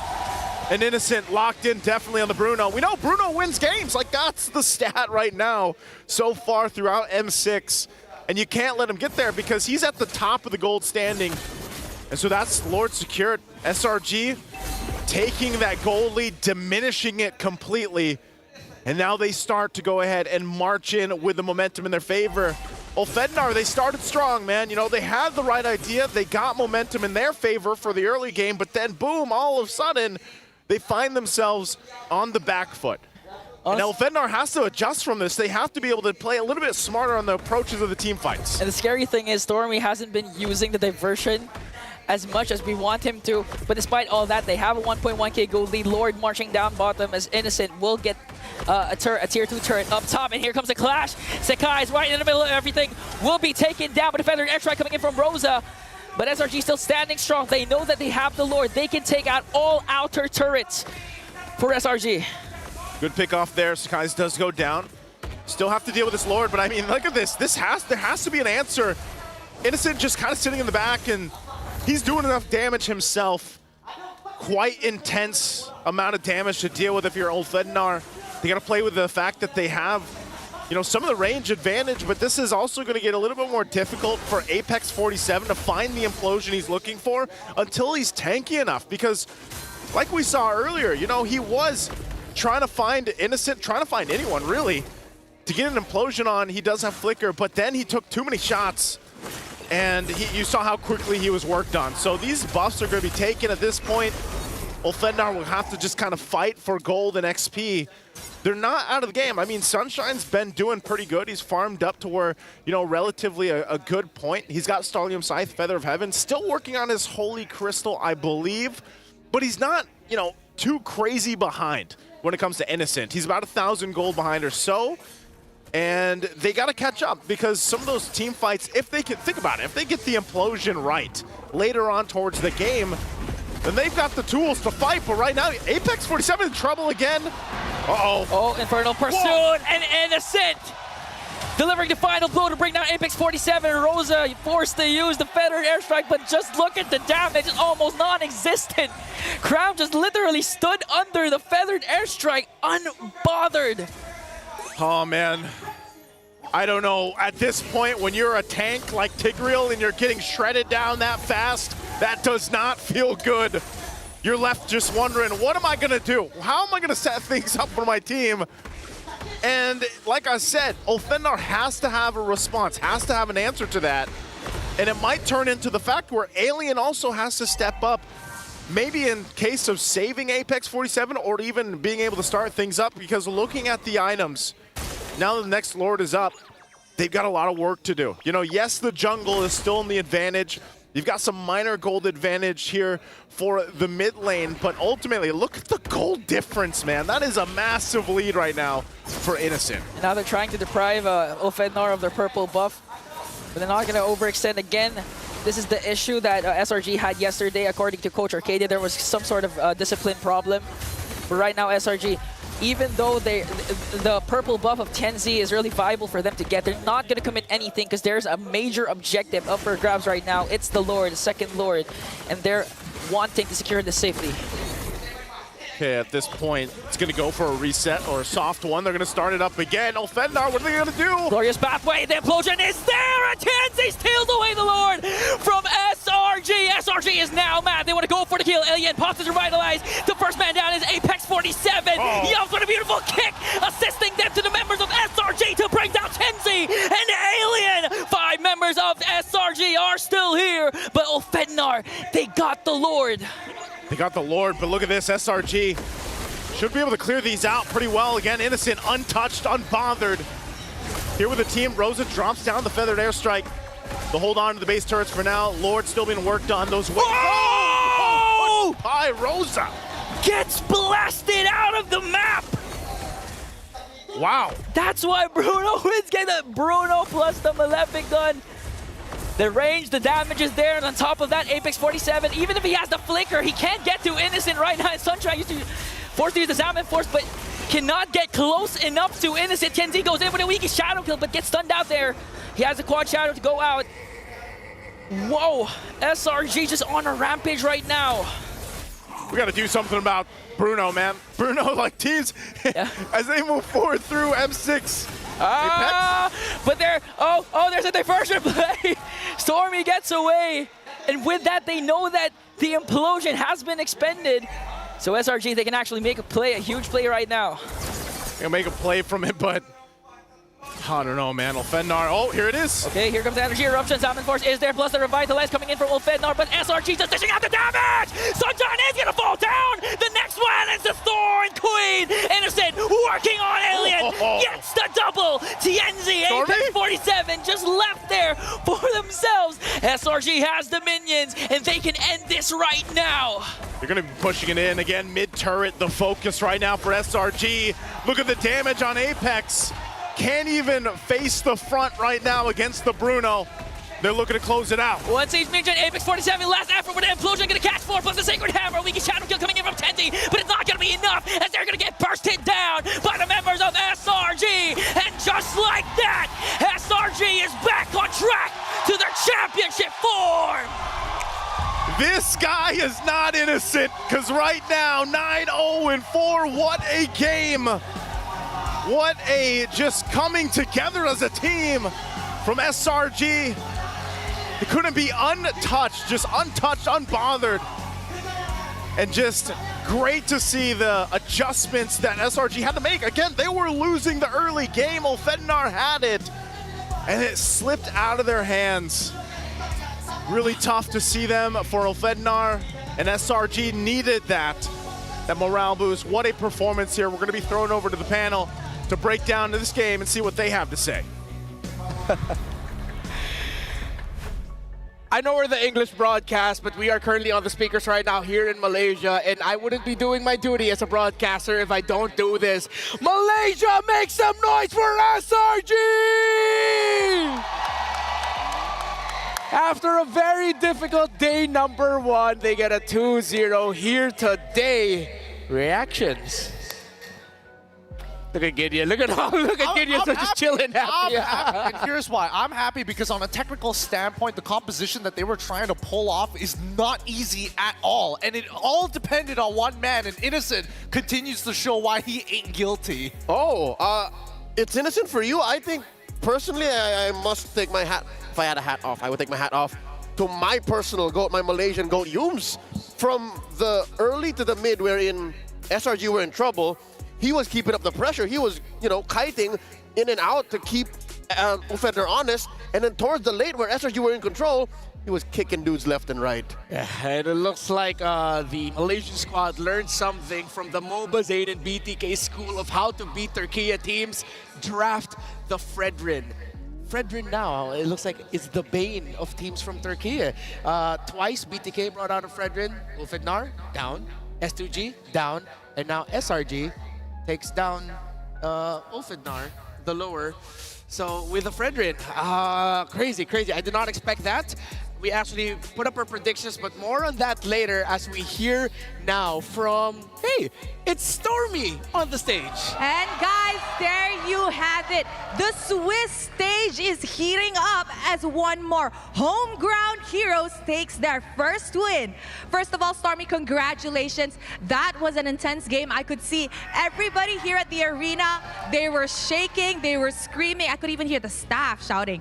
But Stormy, how are you feeling? How's everything like? We're happy that we won today, so very grateful today. Okay, now Stormy, before we continue on talking about today, let's talk a bit about yesterday. I feel like the opening matches of the Swiss stage came as a shock to a lot of people when you guys lost against S2G. Maybe you can share with us what really happened. Was it the nervousness? You guys weren't ready, underprepared? What happened? I think there's just some minor mistakes behind the game yesterday.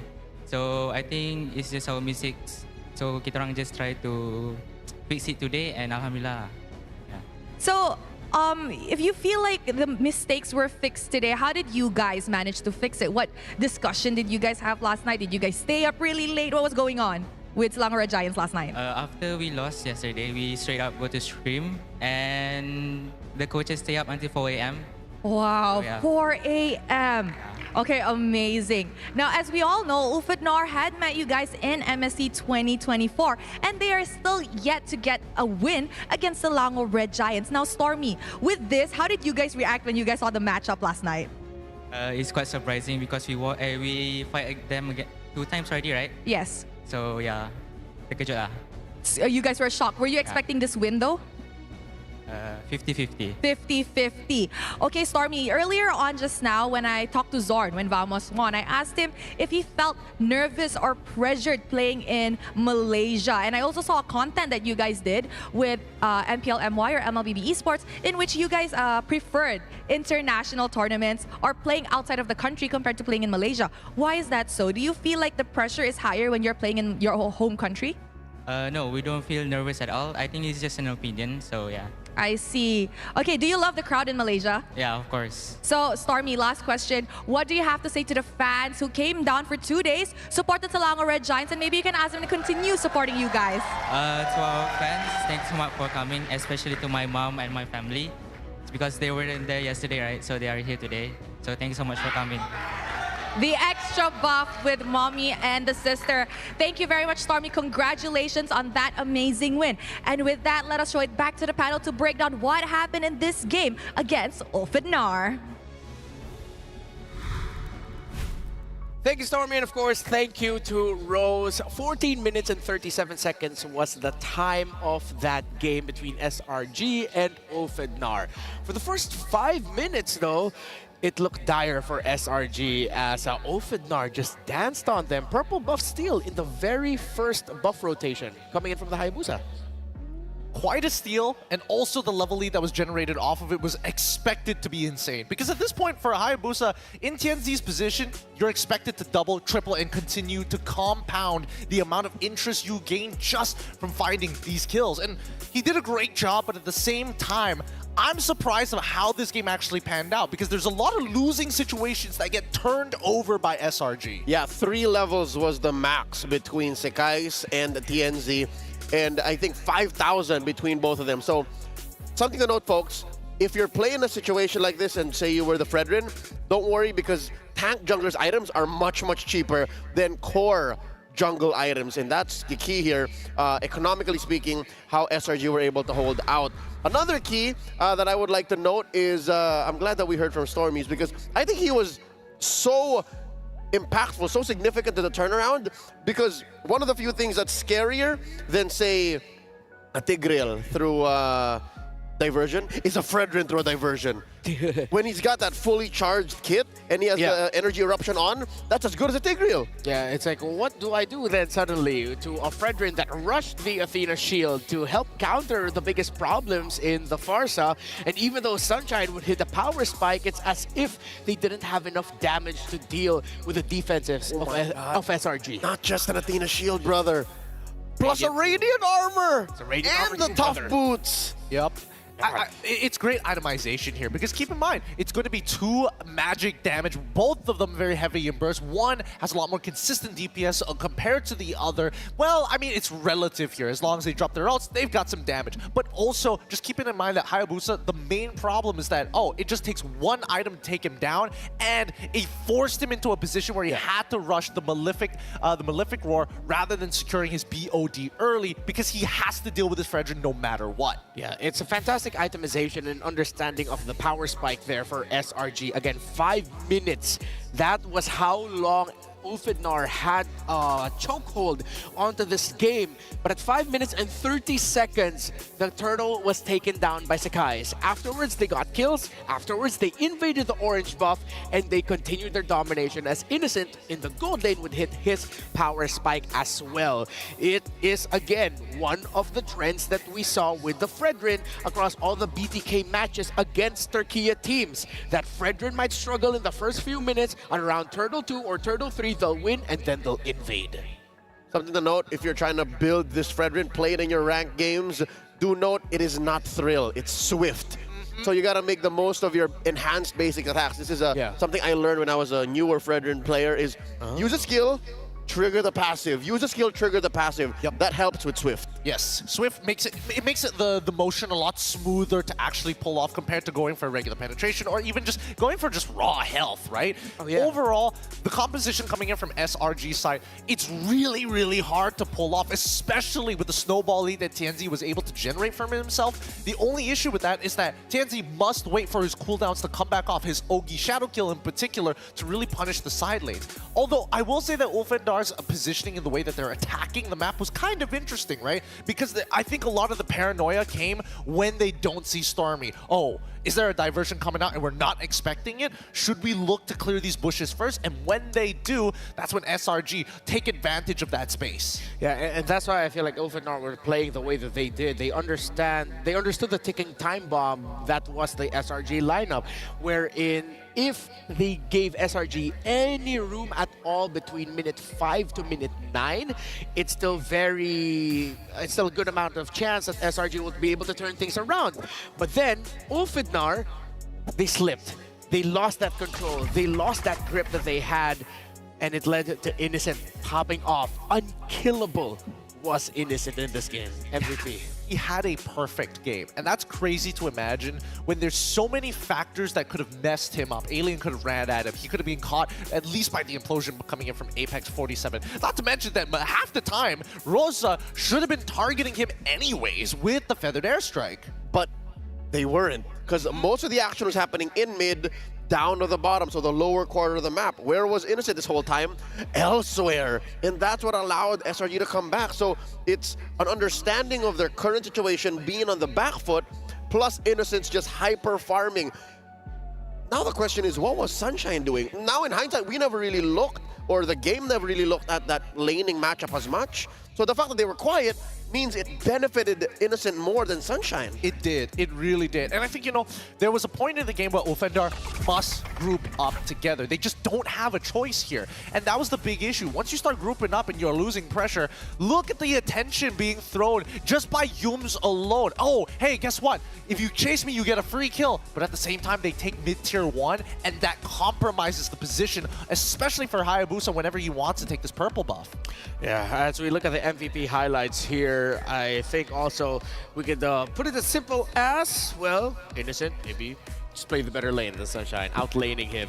I wouldn't call it as dominating. It was his tower that was broken first. It was Ulfandar able to pierce the lane of the gold laner of SRG, but SRG, again, found the right timing to tell Innocent, start playing around us. Innocent, come here, join us in the fights, and that's why he was able to get the kills through the counter punishes that they dished out.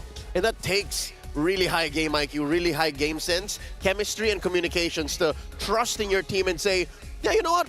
I'm done with this lane. You guys need me. It's time to step on the clutch. It's time for us to be on the offense.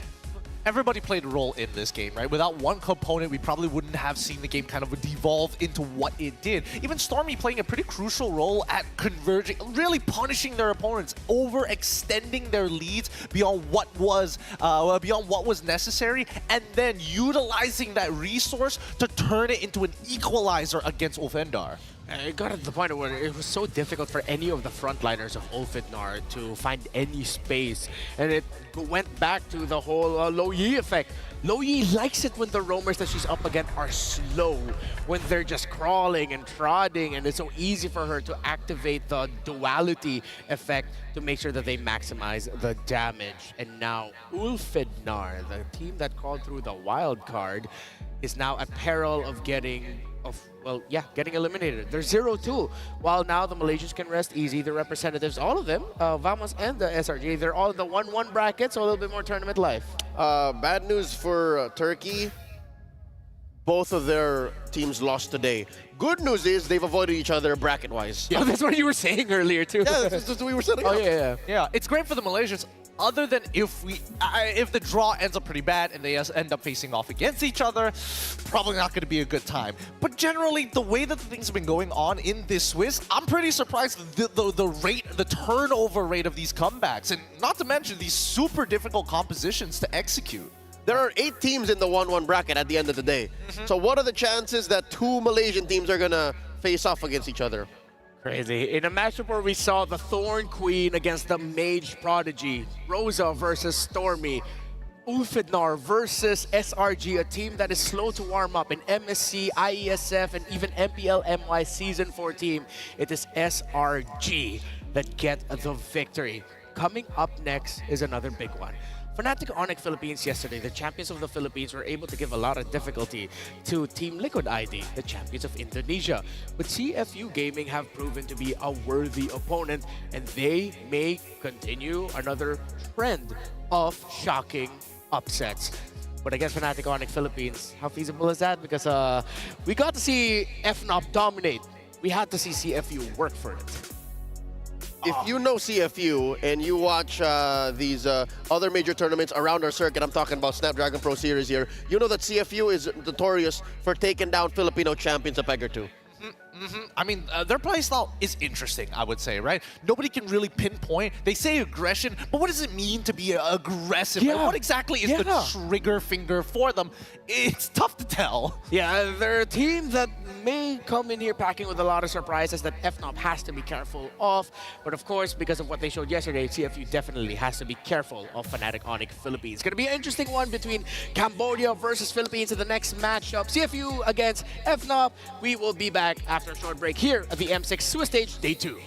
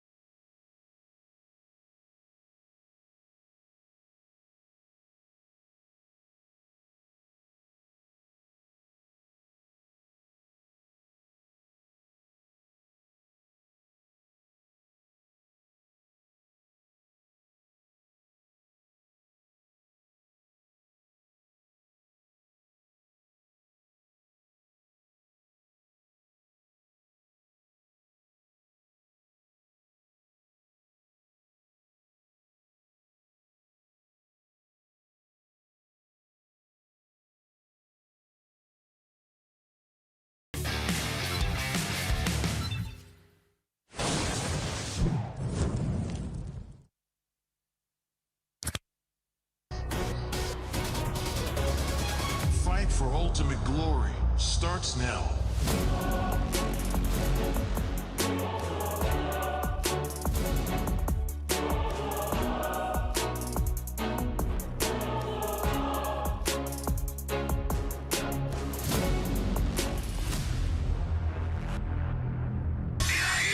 Mobile Legend M6 スイスウォッチ Meiji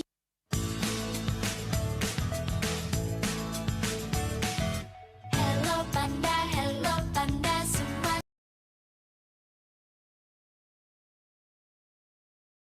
suka biskuit. Hello panda semua suka biskuitnya. Biskuitnya enak isinya lezat rasa coklat dan strawberry. Hello panda biskuit isi yang enak.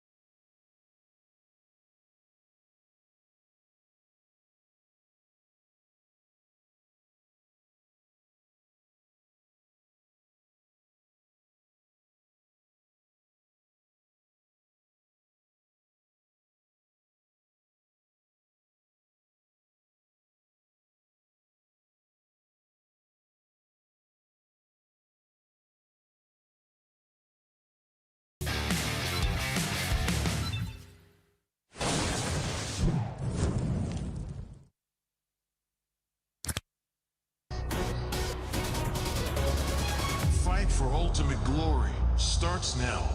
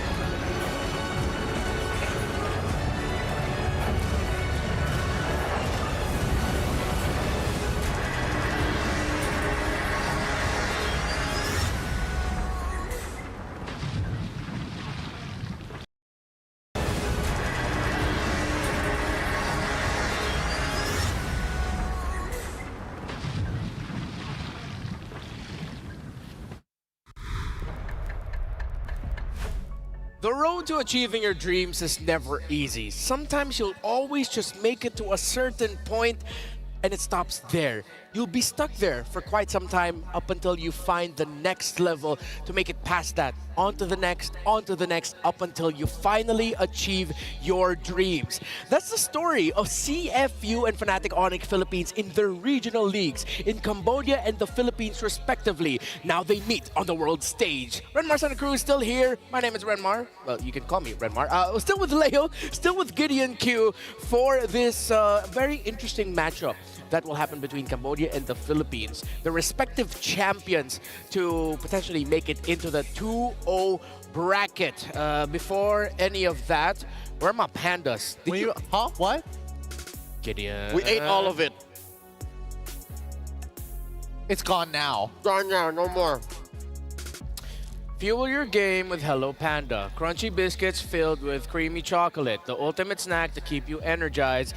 Level up your day and visit Hello Panda's website for more. I love you, Hello Panda, and I wish I had more of you because these guys just finished mine. Yummy. Thanks. Oh, good. Look at. You know, when it comes to friends, support is important, you know. Yeah. So if you want the M6 support chest, it'll be available for a limited time from November 22 to December 29 rather. Purchase the support chest for 50 diamonds to get a large amount of pass XP with a chance to obtain a basic M6 pass. Use the basic M6 pass to instantly activate the M6 pass as a whole, unlock additional pass rewards, and immediately get Claude Challenger Spark skin. Great way to level up your pass right now to get that rewards. And of course, if you want that in front of you, just think about this. Okay, the Claude figurine, actually, Leo made a great point about it. It's you not getting one, technically you're getting two, because you're getting Claude and Dexter. We've never had that before. Yeah, historically, like volume-wise, this is the most you're getting in an action figure when it comes to the M series freebie upon completing that pass. Not to mention for at least those who have been collecting each and every one of the models, the base for this one with the flames around it probably stands out a lot more compared to the pillar, a block of wood. I mean, come on. It's an evolution. I guess you could say that's pretty fire. So if you missed out the pretty fire series that we had in the last one, SRG versus Ulfidnar, well, these were our predictions at the end of the draft. So Gideon with the Malaysian Pride, Bole, he was able to get that prediction right, while Leo and I thought that Ulfidnar, well, they did dominate the early game until eventually SRG turned things around. But it was not baseless. It wasn't. It wasn't. Interesting drafts. You can go back to it, but of course, hopefully you stick with us now. Wait. I've been wrong all day. You have? Not a single correct prediction all throughout the 6 matches that have elapsed. Wow, that usually doesn't happen. You're usually pretty accurate. Let me double check. Yeah, go ahead, continue. Let me just count. Okay, so it might be a curse. All I know is I'm 4 out of 5 now. Yeah, because of that. So let's talk about this one.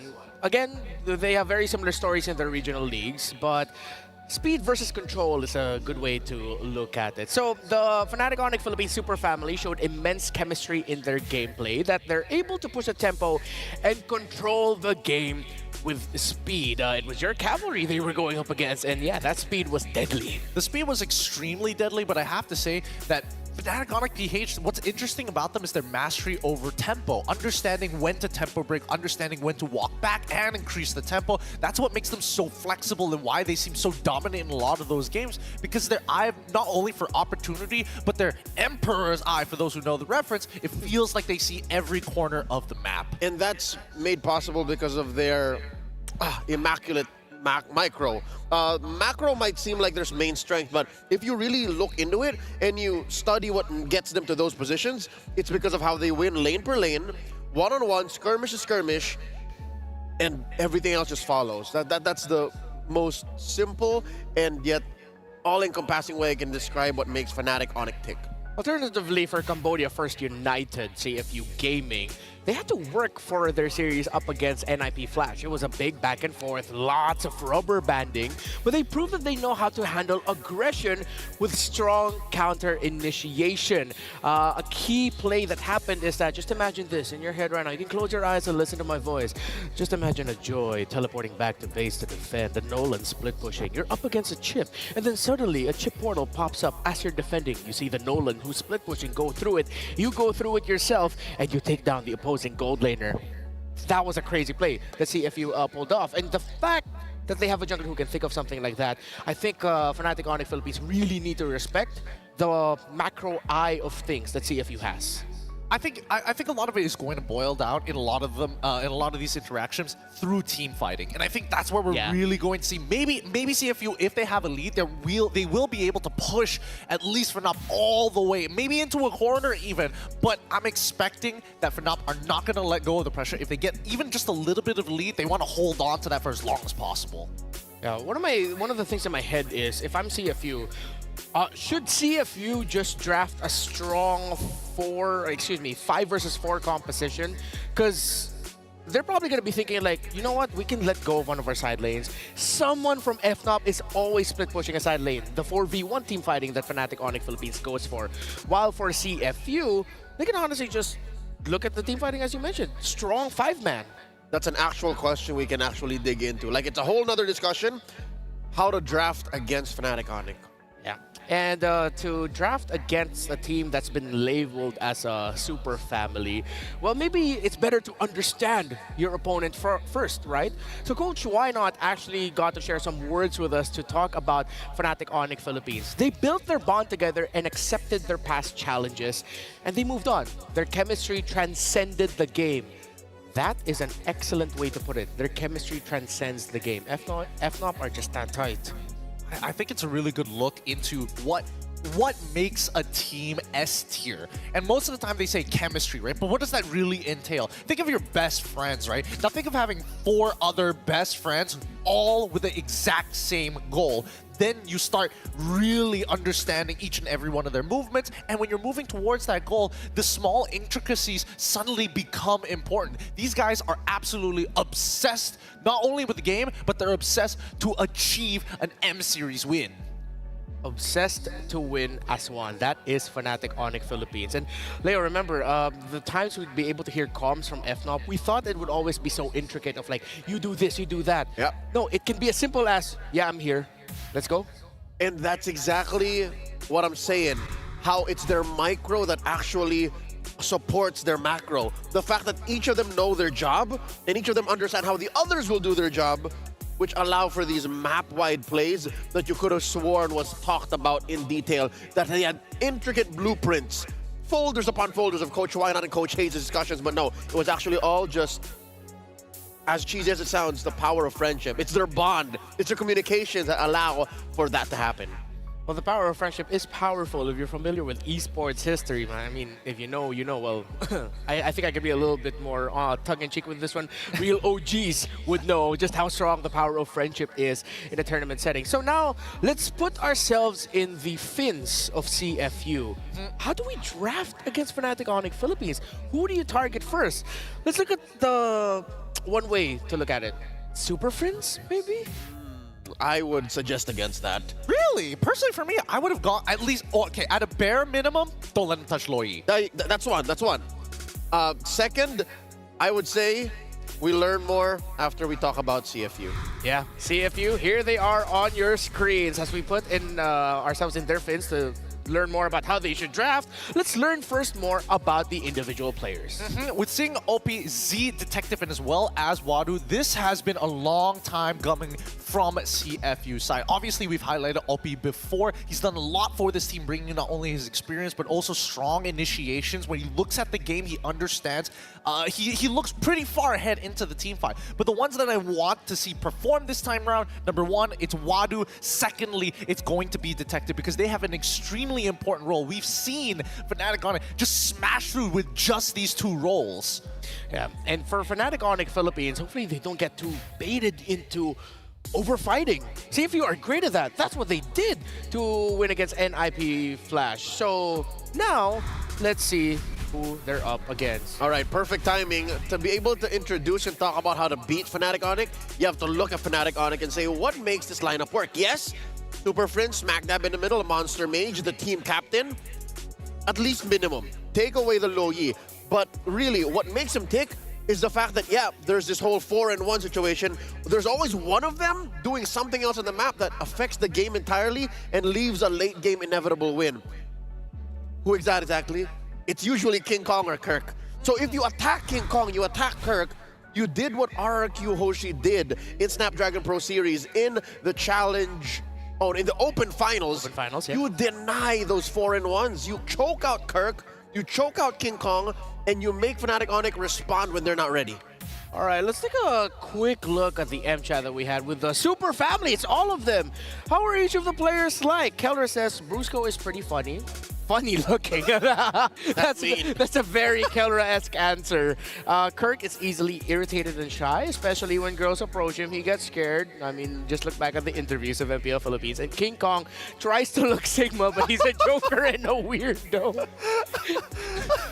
Look at King Kong's response, Leo. That's who he is. Yeah. Can't confirm. Keller, at the heart of things, he's just a kid who's living his dream from Taguig City. Like, T-Town represent. T-Town represent, and of course, King Kong says, Keller is weirder and I don't look Sigma. I am Sigma. God, really the embodiment of their team. Truly a test and also a showing of a good relationship between the players. And that's going to help a lot, right? Because again, you've already mentioned that the communication is at the bare minimum, which means they have that third eye, that extra sense, that fifth sense, some may even say, when they're inside the game. So I think that CFU need to disrupt that. If they play a little chaotic, if they're able to kind of split them apart and don't, hey, if we're going to fight, let's skirmish. Don't go for the full team fight first and then build off of those leads. You could call it the Sigma sense. The Sigma sense. I mean, it is what it is, right? Yeah, it's King Kong who showed it the most, like his game IQ wherein, oh, look, it's a team fight. I'm split pushing, psych, we win. It is what it is. It is what it is. I bet King Kong is just, you know, when he's recall spamming and taunting his opponents, he's asking them, what color is your Ducati? I wish I had a Ducati. That'd be really great. Let's get back into the topic that we had earlier. How will you draft against a team like FNOP? All right, it's not the Super Friends route.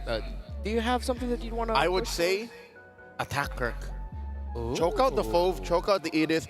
This is what Aurora did in that Game 7 run in the Grand Finals. Steal it away, deny it.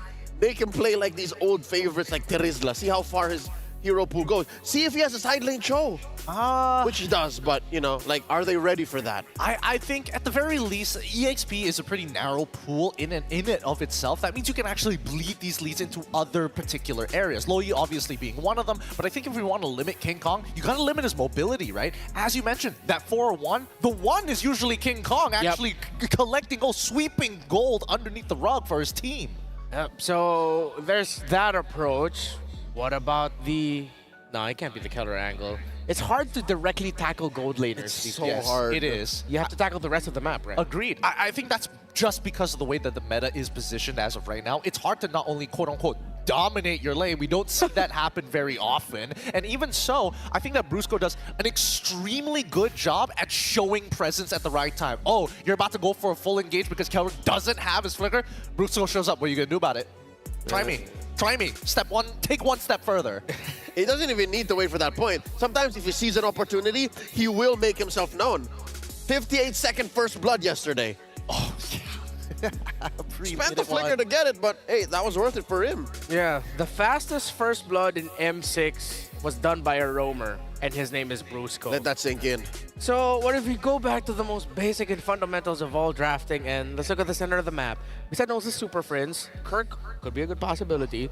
So let's tackle the other frontliner. Let's tackle Brusco. How do you tackle the current pool of roamers right now? Because it is still so varied. It is very varied, but there's a lot of correlations with a lot of them, right? For an example, when you're thinking about high loss, you're thinking about moving forward, slowing down your opponents, right? Yes. Take that away, and now mobility becomes an issue. How do you deal with that? With lane pressure.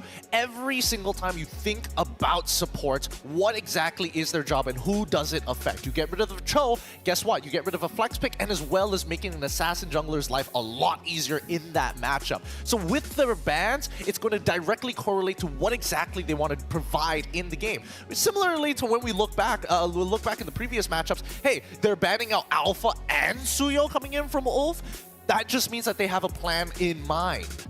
All right, so I had to revisit something here, the MPLPhilippines Season 14 playoffs. It seems like their approach, Aurora MLBB, to try and taking down Fnatic Onyx Philippines was to, number one, get rid of a flex. Weirdly enough, they actually tackled Super Friends and Kelra.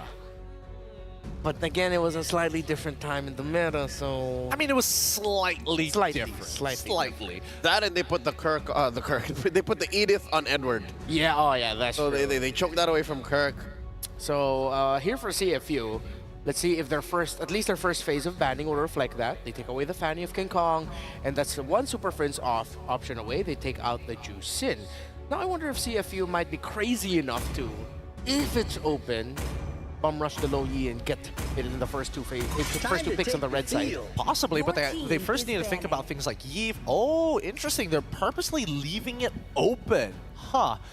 That means at least at a bare minimum, we might see Low Yi. Good chance we see Yi. Good chance we see Hilda as well. And with that Joy ban, all three are open to make sure that red side have an insane counter engage. Yeah, and I think with Joy ban also, that's Low Yi Eve trade. Oh yeah, we might be seeing here in the mid lane.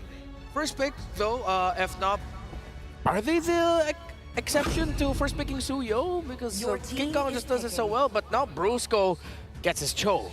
Yeah, because you can't take the Hilda, the Eve, and the Louis all at the same time. So something's got to give. Something has got to give. Personally, for me, I think that it really depends on how afraid are you to deal with Super Friends' Lo Yi. And Lo Yi is really interesting, right? Because again, great in team fights, but the major issue is that you don't know when Lo Yi is going to show up behind you, side of you, flanking you from different angles here. So they're going to deny the Lo Yi, but still 100% pick ban rate in the Hilda as well. Two very big power picks for CFU. All right, so they are loco enough to actually prioritize the Lo Yi in the first two picks red side. And you mentioned the Hilda, Leo, it does pop up here. For FNOP, do you quickly react and get your power pick? Do you get the Beatrix for Kelra now? It's a good way to respond to people coming through a diversion. Sand rises when I give the word. No. Oh, Khalid Suyo. Oh, that's very interesting. Khalid Suyo into this particular matchup. Both don't exactly do too well, especially when you're up against a Hilda, but both maintain enough pressure to keep up with the Hilda to make sure that you can at least monitor her as she walks away from the lane. And now, of course, it becomes a Suyo Alpha trade in the jungle, and now both teams will be, well, for Fnatic Onyx Philippines, no gold and mid yet. While for CFU, no gold and either roam or XP. Although wait, are they gonna put this Hilda in the roam instead? They can flex it. They can technically. They can if they want to, but I do want to see a Beatrix ban come out sooner rather than later. They get rid of the Granger, which is already pretty good. Granger's able to open up the map super easily with the Death Sonata at the bare minimum. Oh, but the thing is now, if we're talking about the big-time gold laners, as we've talked about all throughout the day, Bruno, Granger, Beatrix. Beatrix is the last one off left. And see if you can pick it 4. Your team is banned. Ooh, Gatot ban coming in for the side of FNOP, huh? I guess Gatot is alright in terms of being an EXP laner to clear waves fast, but also having high impact in that game. At the very least, you can be like, oh, diversion, and then quickly throw yourself into the middle of the fight. Yeah, it's also, I feel like a Khalid thing. I think I got to talk with a few players, and if they know they have an XP Khalid, so sometimes the XP laner themselves would be the one to say, can we just take out Gatot?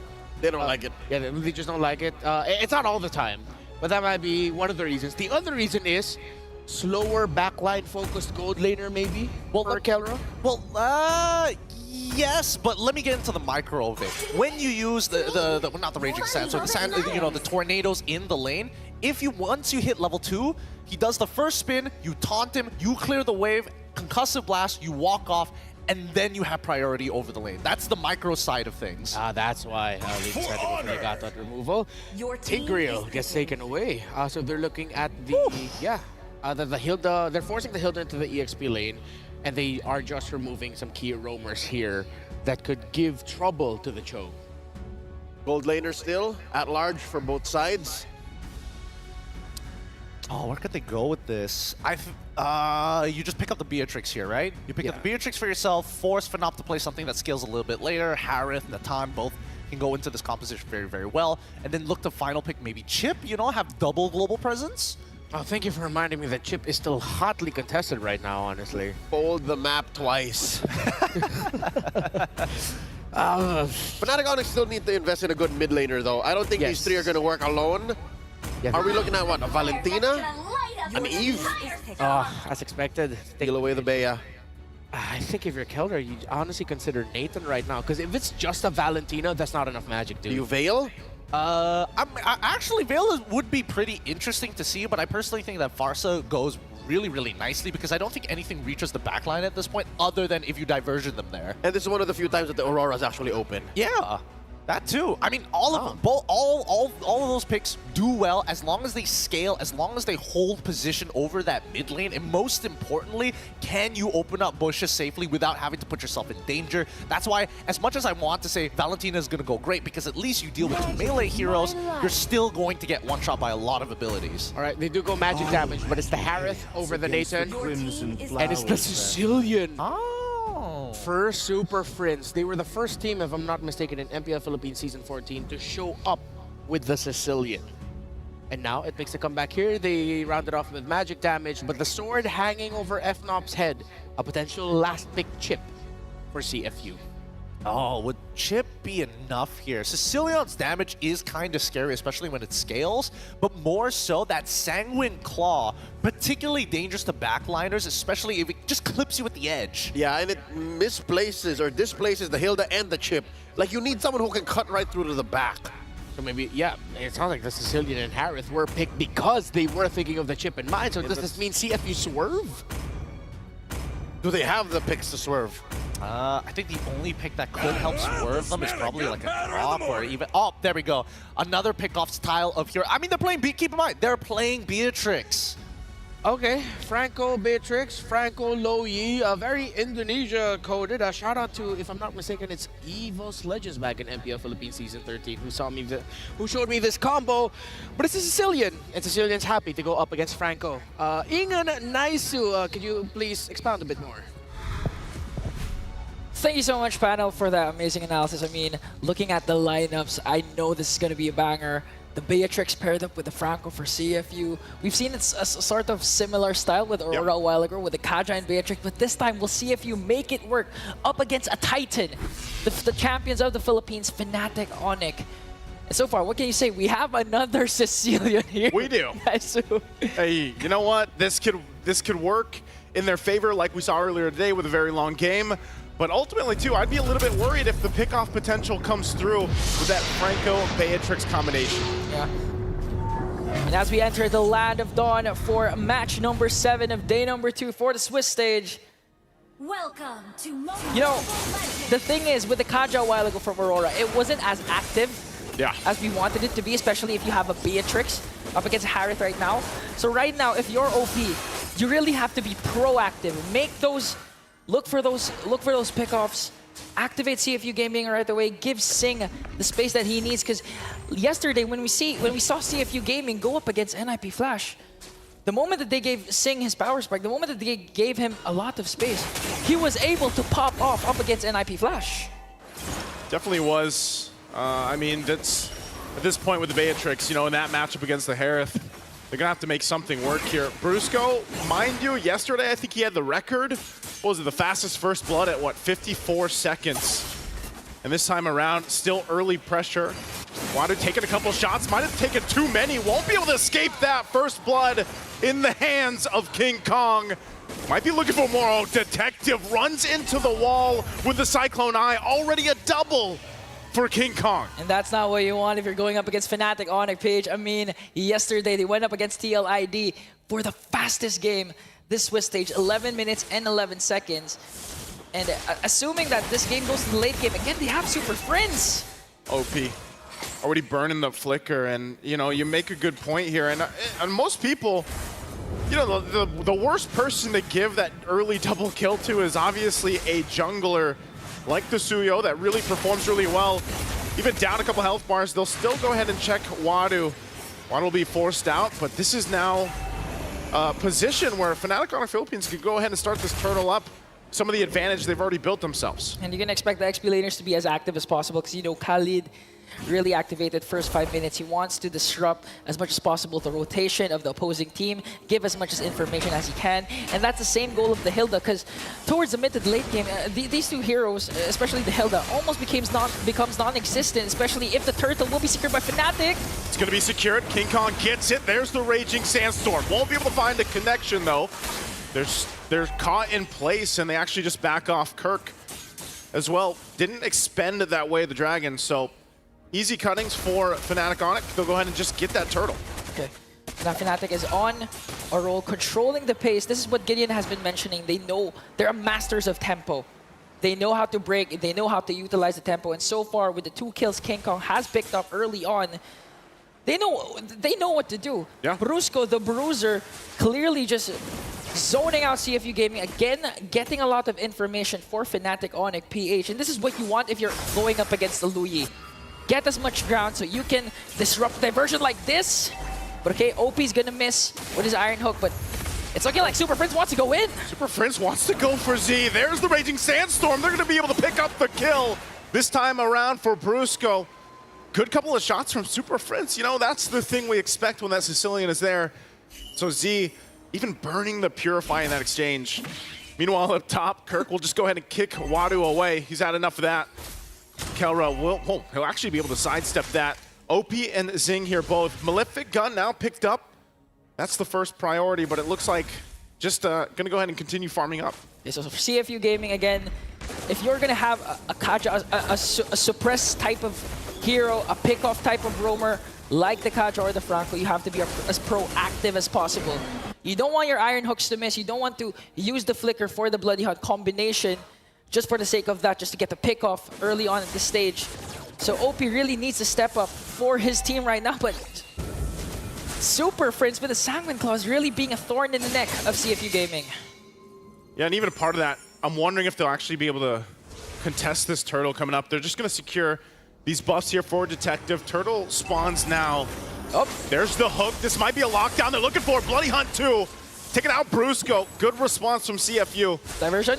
Diversion going to be used. Get in position. King Kong round the corner, takes the shot, has the information, waiting on the rest of the team.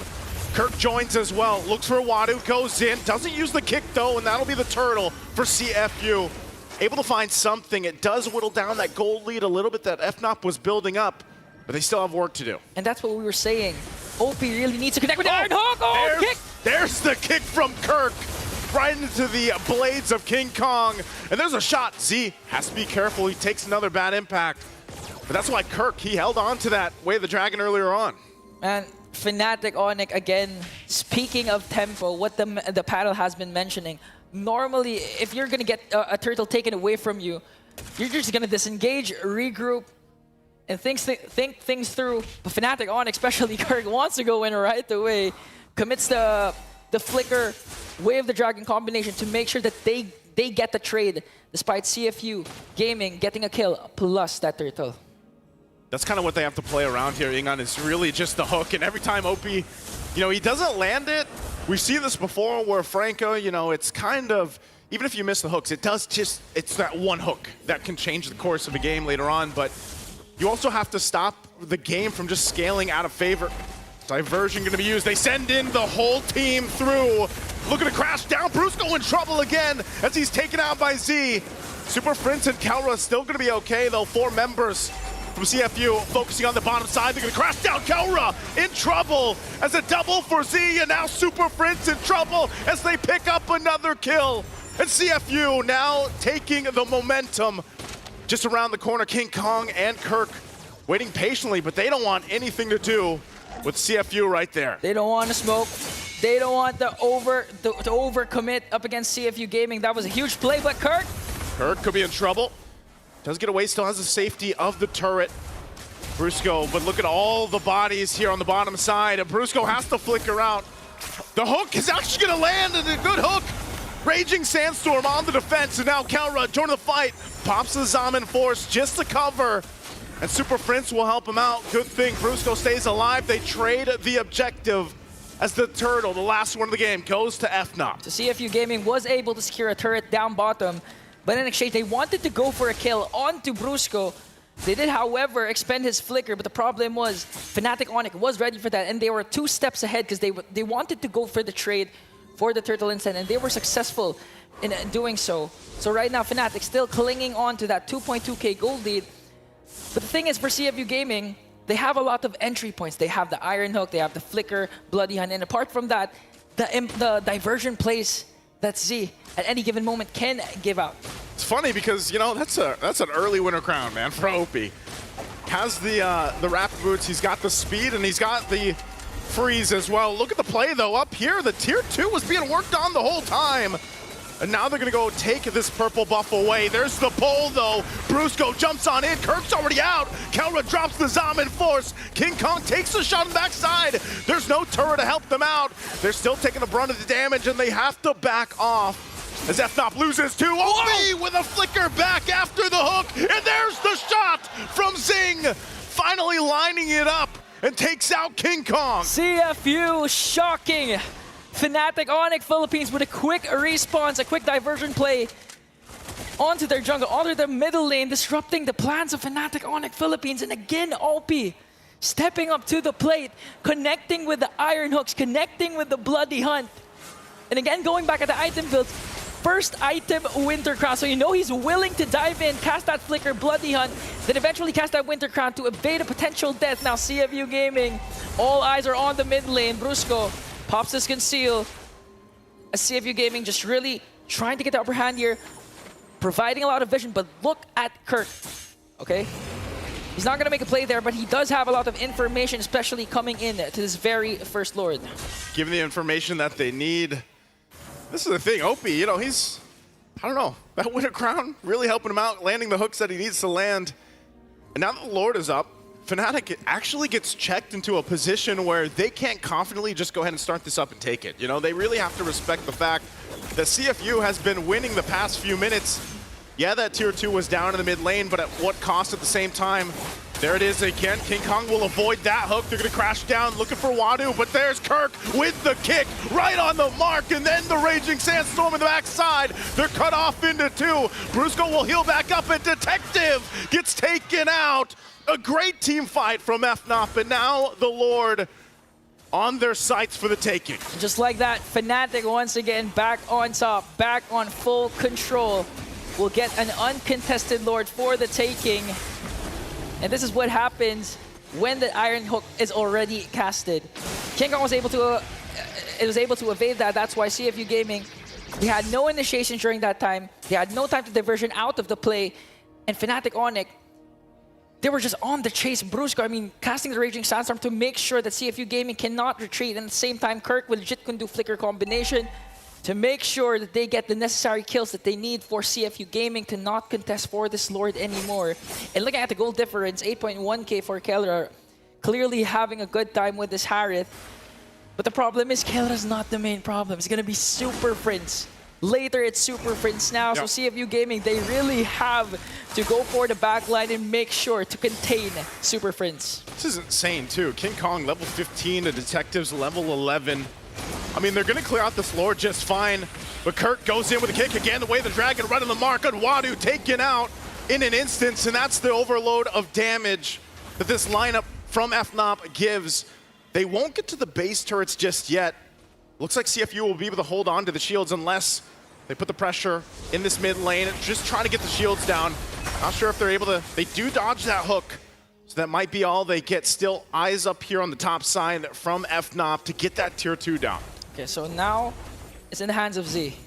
OP, I mean, he's been connecting with the Iron Hooks, connecting with the Bloody Hunt, and this time they really need to have a beautiful diversion play.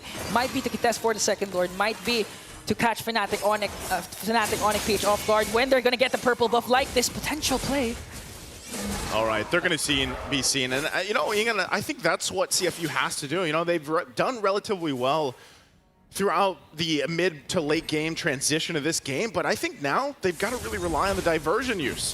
They've got to be able to go ahead and maybe pull a surprise on Fnatic Philippines through this, because you're seeing it. Just like we got a preview earlier, there's the stat count for Super Prince right now.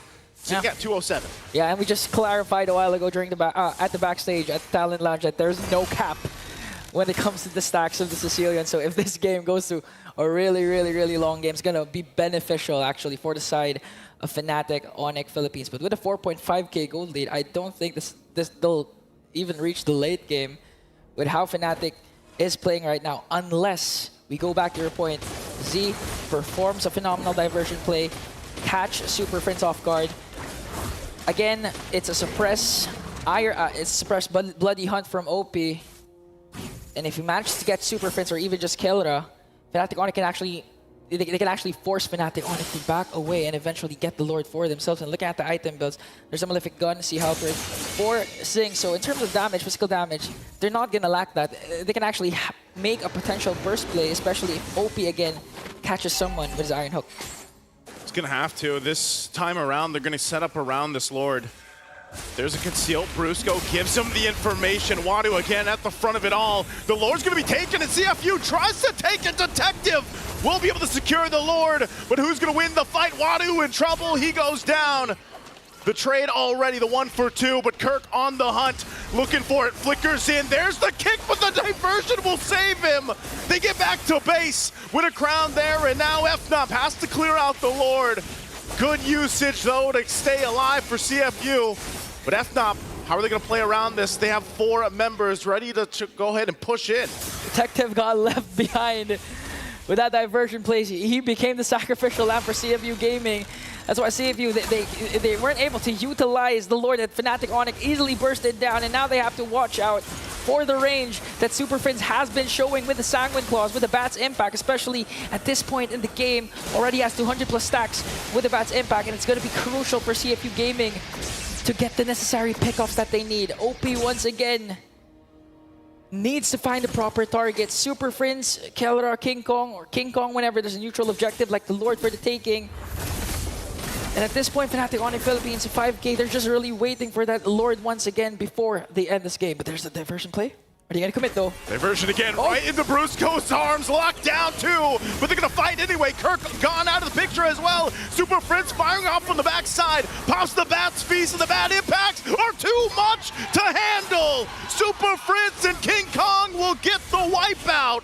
The 2 of them will march down the mid lane, and it's way too long for the rest of these death timers to come up. They march in with the minions. The mid turret's gonna go down. They should have enough clear to go ahead and close out the game, as King Kong and Super Prince will cap out this best of 1 against CFU Gaming. The Super Family once again reigns supreme.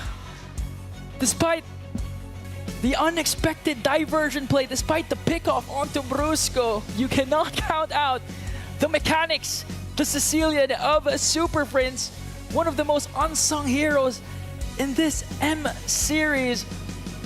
What a huge win for Fnatic, going up 2-0 in the standings, Naisu. I mean, do you expect CFU though to be this aggressive, to go head-to-head with Fnatic Onyx? Because this was quite a close match, and I'm just really excited what the panel has to say for this phenomenal performance, this phenomenal game. Panel, take it away.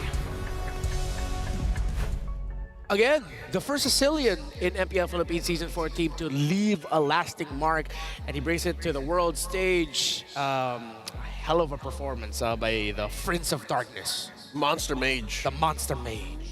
Really good stuff based on what we've seen. However, I will say at least CFU, despite having a difficult comp, again, most people would have expected, oh yeah, it's unplayable, right? Every hook that you land, if it's not a priority target, it ain't worth it. You bloody hunt anybody, it's gonna get canceled out, no problem. OP straight away, didn't even go greed out for a fleeting time, went straight into the Winter Crown to make things happen. Yeah, you could tell from the CFU side there was a lot of respect from what they did in game, their rotations and their itemization. That you cannot take away from them, Leo. It's as proactive as you can get against a team that drafted a lineup that they were very comfortable with, but just the same is experimental enough that you'll have to temper your expectations. So see if you were juggling a lot going into this match. We'll break down the game a little bit more later on, but of course, let's hear first from a member of Fnatic Onyx Philippines with Rose. Fnatic Onyx Philippines getting very, very comfortable in the Swiss stage 2-0, just one step away from the knockout stage. And with me over here, we have Brusco. First of all, Brusco, how are you feeling? How are you doing? Mabuti kasi nagawa namin yung ginagawa namin sa scrim. Okay, he said he feels good because they managed to pull off what they usually do in scrims. Okay, now as we all know, right now Fnatic Onyx Philippines 2-0, and you guys are a force to deal with. Technically, you guys are going full force. Now, I have a question. What is the biggest contribution to your success this year? Siguro yung number 1 na contribution niyo, si Coach. Kasi siya yung tumulong sa akin talaga nung nasa baba pa ako. Parang sinabi niya sa akin, kaya man, may tiwala kami sa'yo. Oh, okay. So he feels as if the biggest contribution to his performance this year is actually his coach. Because when he was at his technically lowest, his coach was always motivating him and telling him that, you know what, you got this, we trust you, just keep moving forward, we got you. So I like that a lot. Okay, Brusco, since you guys are the champion of MPL Philippines, and we all know that the Philippines are the defending champions of M Series, and not just that, but also 4 times in a row, do you feel extra pressured by your fellow Filipinos? Siguro po hindi po kami na-pressure Parang excited pa kami na kami magde-defend ng championship. Wow, okay. This is nice. He said that actually, him as a Filipino, he doesn't feel pressured playing on the world stage because it gives him the extra drive to actually perform better and hopefully defend the world championship for the Filipino team. Okay, last question, personal question to ha. Okay, now we both know that the last match of the day, you will have your ex-coach, Coach Ren in Team Spirit, and your ex-team, RRQ. Who do you want to get a 2-0 so that you can potentially meet them tomorrow? RRQ. RRQ, why RRQ? Mga kaibigan ko mga nandun All your friends, so like friendly rivalry also. Do you have anything to say to them? Sana magkatapat tayo bukas. Okay, he said, I hope to meet you guys tomorrow. Thank you very much, Brusco. An amazing performance from Fnatic Onyx Philippines. And with that, let us go back to the panel to break down what happened in this incredible game against CFU Gaming. The Bruiser staying humble and already telling the world, yeah, no, we are motivated to defend the World Championship for the Philippines. Congratulations again to Fnatic Onyx PH. And yeah, going back to what we were talking about earlier, CFU did test Fnatic Onyx PH at key times. But Leo, I think you and I both got to admit here, that felt like classic Fnatic Onyx PH in the sense of, oh no, they lost the fight. But what is the opponent actually getting in the map? Yep, that's the secondary nature of Fnatic Onyx greatness, their macro sense. The fact that even on a micro level, the fact that they're so adept at team fighting, they know even the limits of what their opponents are capable of getting, and they're able to, again, through the leadership of the Monster Mage, through Super Friend, say, yeah, no, I see where this is going, it's fine, keep going, keep going. And maybe there were 1 or 2 moments where even the likes of the Beast King Kong would look for more than he could have gotten. Yeah. Got punished on the backswing of that too. Understood that that wasn't as hard of a punish as possible. So this is just Fnatic Onyx playing into their style. Again, respect to CFU Gaming, but there wasn't much that they were doing to really test what Fnatic Onyx was capable of. I think at the very least, it just goes to show that they have the mechanics at least to challenge, and honestly, some really good ideas to make something that feels impossible very possible in this game, right? OP, for an example, taking that Winter Crown, such an integral part to their composition because they need to play around that Bloody Hunt, but at the same time, look at how greedy the lineup we see from Phenop's side. Super Friends must maintain maximum distance at all times. Why? Because he has a Flicker and not a Purify. So if he gets hit by a hook, it's pretty much game over for him, right? But then we look across the board. Where is all this money coming in from King Kong? And like you guys mentioned, the macro sense comes into play. We lose 3 on the bot side of the map, but we get 2 tier 1 turrets, as well as your top side jungle on top of your purple buff at the same time. And then we look to collapse later down the line, maybe even sacrifice another kill, but as long as we trade equally, there is a gold surplus. Now that we're talking about King Kong, check out his boots of choice, the cooldown boots. This is going to come in handy when you're looking at the highlights. I don't know if you'll catch a few of these moments, but you'll see that he's so good at dodging key ults, so good at dodging Spears of Alpha, so good at dodging hooks from the Franco, because he uses, if I'm not mistaken, the Surge. Tap Surge, right when he sees the hook coming in, clicking it as a tap, coming back into the fight with a hold something else. Definitely because of his extra cooldown and his just out-of-this-world game sense. Yeah, I think that's something that a lot of our really tenured viewers would like us to point out as a panel. Yes, we saw those moments wherein the hook of the Franco would land, but the interesting interaction with that Suyo Blade Surge dagger toss. The moment that dagger is tossed, nothing is going to stop the Suyo from actually teleporting to it. So the times where you saw the hook latch onto the Suyo, but the Suyo still got to dash away, that's because the dagger was already thrown out. Great little micro learning from us here, because we don't see Franco often, especially up against a Suyo. So it's great that we got to witness it here. Must have been something they've been practicing in scrims. Maybe, that could be something that they've been practicing, but also one more thing in his choice of boots. He could have gone tough boots if he wanted to, but opted not to and went for CDR, and that's just to compensate for the recent nerfs towards Suyo's side, increasing his cooldown. This makes him feel a lot better coming into the mid-game and more similar to where he was before. Yeah, it makes him a little bit more high risk, high reward, but not with 2 very great Suyo performances under his belt. I think it's a little bit more rewarding for King Kong to actually end up with that hero, so that might be something that teams that will be facing off against FNOP in the best of 3s in the 2-0 side of the bracket will look into taking out away from him. Excuse me, Super Friends, what the heck is that damage? Yup, I was going to point that out as well. Super Friends, he's dealing too much. It's ridiculous what he's getting away with here. And at the same time, you would have imagined that CFU's looking to compromise his position, especially when you have Wadu on a Hilda of all things, but even then, yeah, you gotta give credit where credit is due. Space being created by Kirk, information being relayed by both Kelra as well as Kirk, allowing Super Friends and King Kong to make some efficient decisions on the map. Not to mention Brusco. Brusco, in effect, kind of pushes them away into a place where Super Friends can say, yep, that's where I'm landing my ults, that's where I'm landing my claws and my feasts. Yeah. And my, what's the other one? Bad impact. The impacts. There you go. So if Brusco and Kirk are giving this kind of information, Super Friends is landing the damage there. If not, they suffer from Kelra.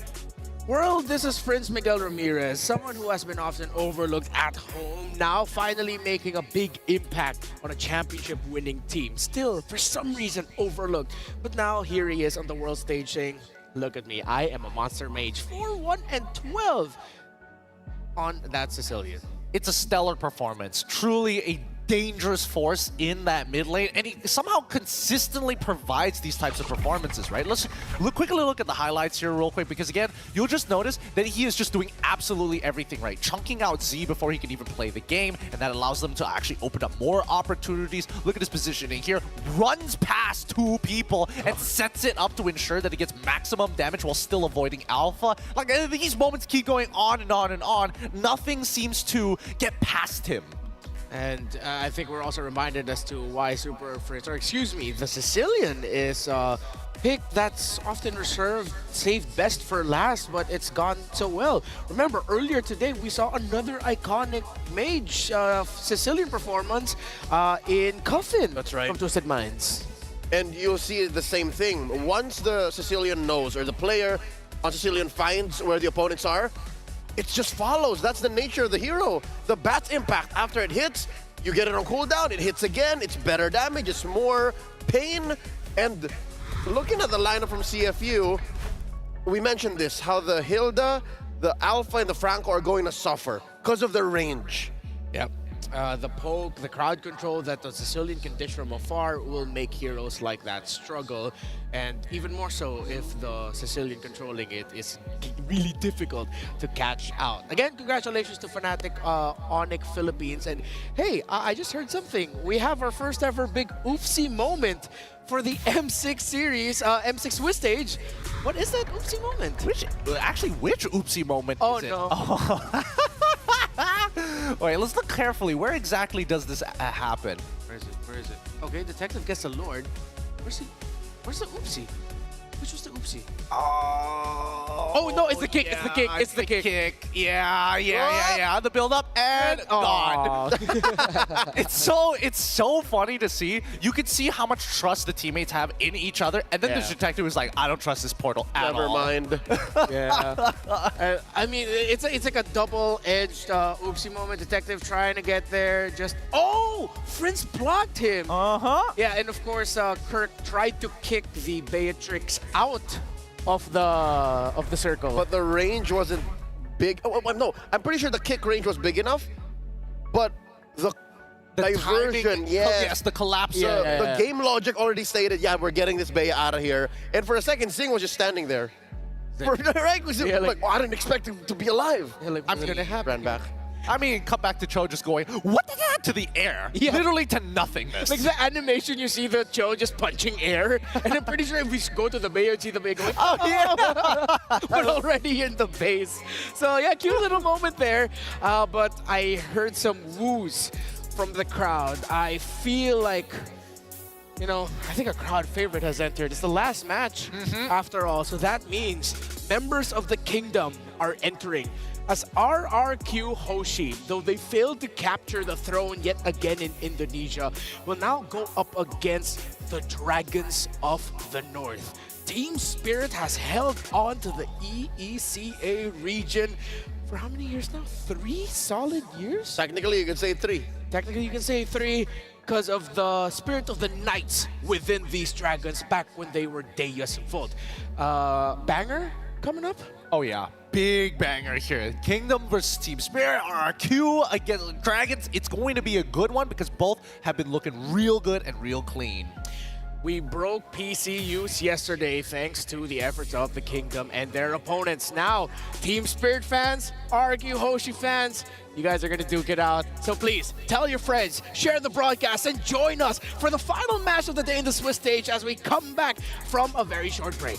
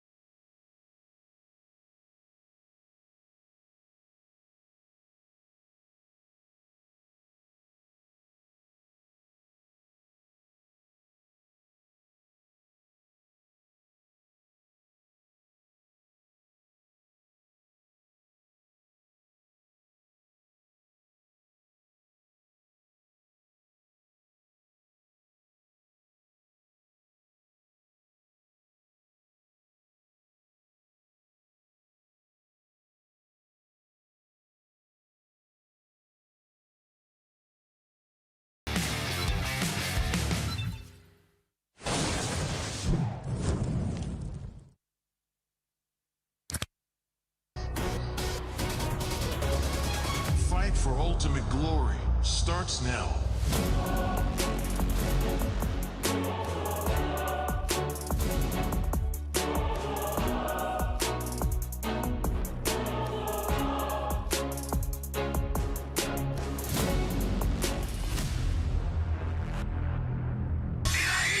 Mobile Legend M6 スイスウォッチ Meiji.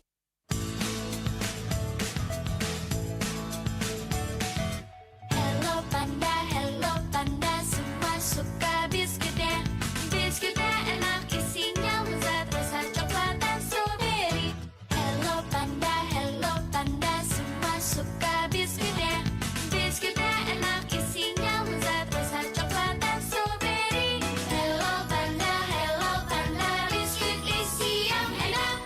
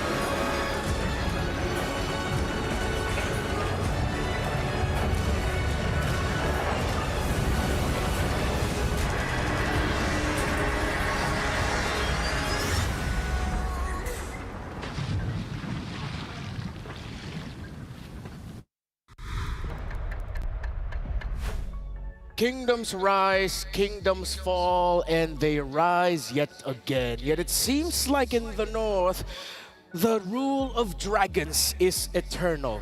RRQ Hoshi, the kingdom, long may they reign, hasn't reigned for quite some time. But it looks like on the world stage, they're ready to make a big return. But the dragons have been hungry, hungrier than ever as the world seeks to be greater than ever. This match is going to be so epic. It's RQ Hoshi versus Team Spirit, folks. Welcome back to the panel. My name is Ranmar Santa Cruz, joined here by Leo and Gideon Q. Yeah, well, we want to see it banger for sure, banger coming up your way. And if you want to really smack dab banging awesome plays, Kidia. It's the gaming and esports district that unites gamers, communities, and fans across all genres and walks of life. RQ Hoshi and Team Spirit, if you're an esports fan, these are organizations that transcend multiple esports titles. So I think that adds a lot to the lore of this match. One might say if you're a Team Spirit fan or you're an RRQ fan, member of the kingdom, it's a lifestyle. It's not just something you do when they're playing. It's something that you're actually living out.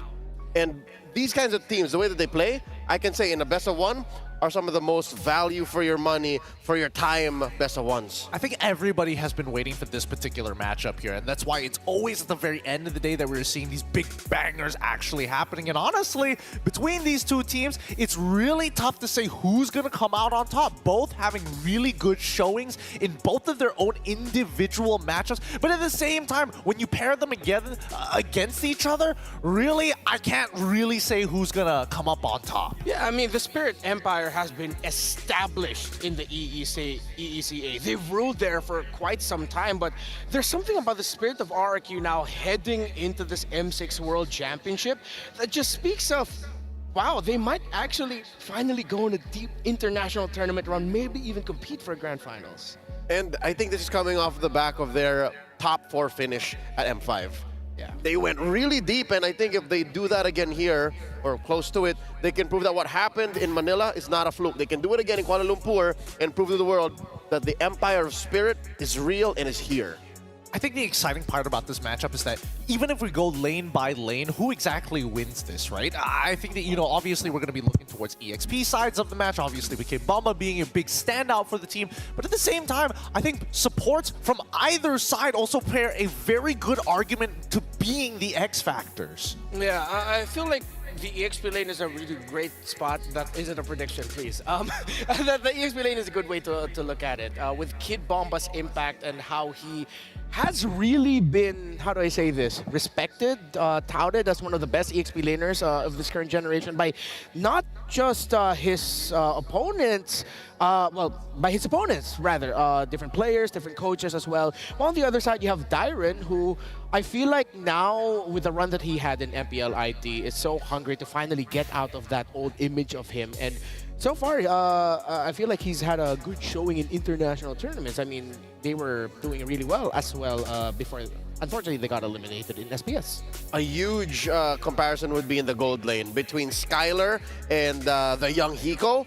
Is that not the best comparison? Is that not the best juxtaposition between these two large entities from their respective regions, right? Because Skylar is now King Skylar, and he is the pinnacle of RRQ's strategy. Like, you activate Skylar, all is well. On the other hand, Team Spirit, I don't think it's such a safe strategy to put all your eggs in one basket, especially the Hiko basket. They need to rely on one shot, they need to rely on Sunset Lover, and spread out that pressure. So you see the difference here, you see the juxtaposition of all in on Skylar, not so much on Hiko. I mean, I really think that having multiple win conditions this time around is going to be a very important aspect of this game, because not everybody can play for a singular basket, and we've seen that RRQ, they play multiple playstyles over the past couple of years, and obviously Skylar being a large majority of them when the next generation RRQ did decide to show up. Again, his marksman is known and is extremely notable for hard carrying games, but in a meta like this, it's a big ask for him. Yeah, and especially one thing you have to consider. On the side of RQ, you have Skylar with a bunch of young guns. In Team Spirit, Hiko is the young gun, as well as one shot, but Sawa, Sunset Lover, Kid Bomba, that's 3 veterans on one side carrying or helping guide 2 young bloods. On one side, it's just Skylar, seriously, as the king, telling his young teammates to trust him. That's such a difficult ask. It is. Yeah. It is. Let's know more about this matchup. It's RRQ Hoshi versus Team Spirit. If you are doubting our nomination at the Game Awards, this is Mobile Legends Bang Bang Esports. Oh, we got RRQ Hoshi. There you go. He was so close. That's a scary team too, though. Oh man, Team Spirit. But it's okay. Para sa amin, mas magiging kami, maingat sa best of 1. Kasi sobrang crucial ng bawat team kasi 3 talo lang, laglag ka na sa M6. We just play like try to make less mistake and try to be more careful in game. Any team can do cheese strats against any other team. Malaysia, once early it was SRG, now it's Vamos. Best of 1 is like 50-50. I think anyone can win. Of teams stepping up. You may see some crazy picks in draft, so it's really unpredictable, and then it will bring a lot of fun. They were so prepared for this stage. You should go out from the first round and you cannot disrespect any opponent that you face. If you do, then you might catch yourself losing a game. Then all of a sudden you're 0-1. Then you play versus a good team. They prepared something against you. All of a sudden you're 0-2. Everybody's mental is down. You get out 0-3. Everybody's embarrassed. Di Swiss format ini bagus karena ya 3 kali main langsung lolos playoff kan. Jadi pasti udah nggak ada yang kayak coba-coba gitu sih, apalagi BO1. Quick game for Team Spirit as they just suffocated. Ya itu tadi Team Spirit, mereka gameplaynya unik lah, mereka adaptif, di in-game-nya adaptifnya cepet mereka. For me, got friend like how to play micro and the hero Beatrix like and the hero power and your skill. I consider us, Team Spirit, to be the dark horse. It's not only that, we have actually got the power to prove that we can keep up. We'll be able to catch your cut. But RRQ stay in form as they win. BO1. If you want to win, just win 1 game. Who knows? Let's see. I'm up for a surprise.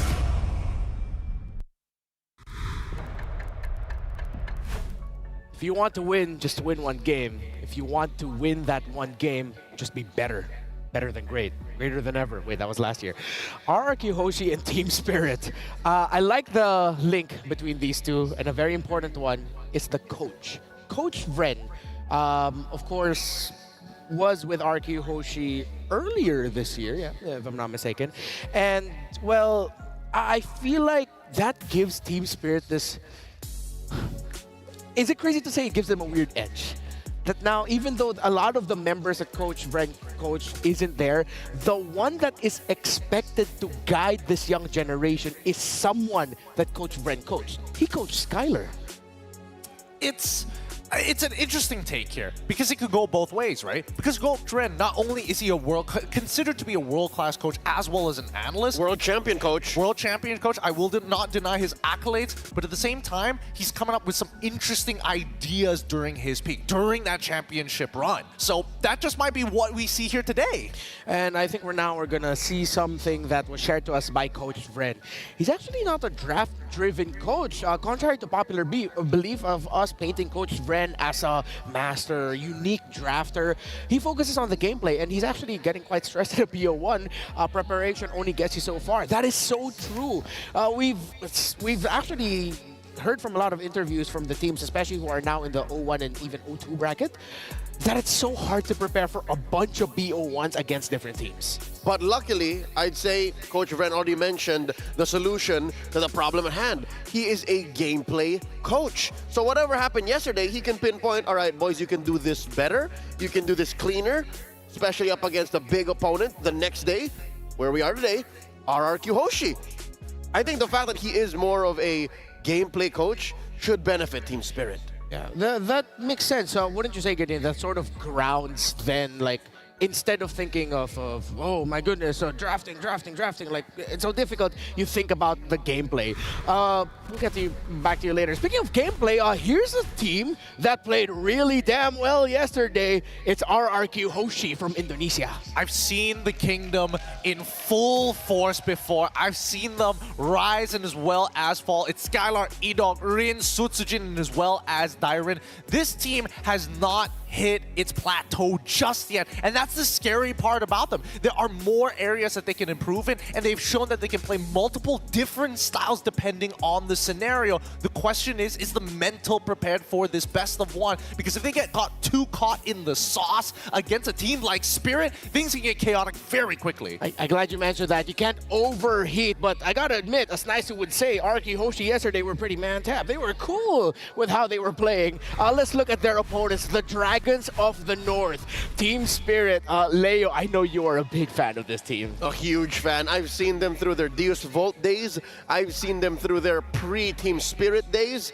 And the fact that Sawo and Sunset Lover are still here, they've taken Kid Bomba under their wing, One Shot and Hiko, the young guns. I think their playstyle is evolving right before our eyes.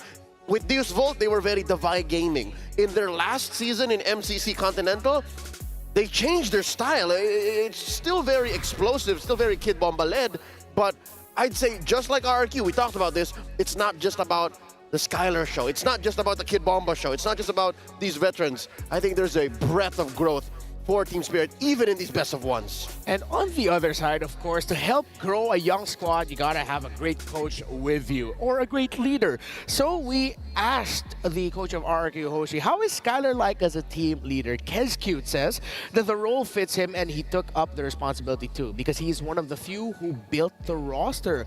Oh, that's cool. He helped build the roster. So maybe Skylar had a hand in picking Rins, Idok, and Dairin? Truly, like a king, literally picking out his favorite sons to be able to say, hey, this is the next generation of RRQ. I like how Coach could put it as, I recommended Susajin, blah, blah, blah, the roster worked, and we got to M6. I like how he just breezes over their entire run. Blah, blah, blah, we're in M6 now. Blah, blah, blah covers a breadth of processes. Of course, we had to go 7 games against Liquid. Yeah, and then even Skylar says there at the end, I choose them because we have the same humor. Isn't that the same thing with Fnatic Onyx PH, though? Hey, personalities driving together makes a strong team. The more people that you have who think along the same lines as you, whether it be humor, whether it be in gameplay, it shows up on the game stage. And that's what makes RRQ's templated approach their macro excellence in a meta game that people would dub the brawl meta. That's what makes them great. That's what makes them a threat here against Team Spirit. I'm gonna also make an argument that the coaches play a huge role. Kescute, in this particular scenario, not only does he have to draft, but he also has to make sure that everybody is at their top, that top performance to make sure that the macro can be executed. We've seen teams, they've got the right ideas, but they just can't push it all the way to the end. Veteran MOBA wisdom from Kescute, and then the World Championship gameplay coaching of Coach Vren. Even in the draft, it should be a chess match. Right now, as we are in the chess match, RQ Hoshi, the Kingdom is on the red side. That's the Dragons of the North take the first pick. Fun fact about Sawo, the roamer of Team Spirit. He is second in total assists in M-Series history, 411. Next only to Oh My Venus with 561. Hiko is also the youngest player in M6, scored the highest GPM among gold laners in day one with 988.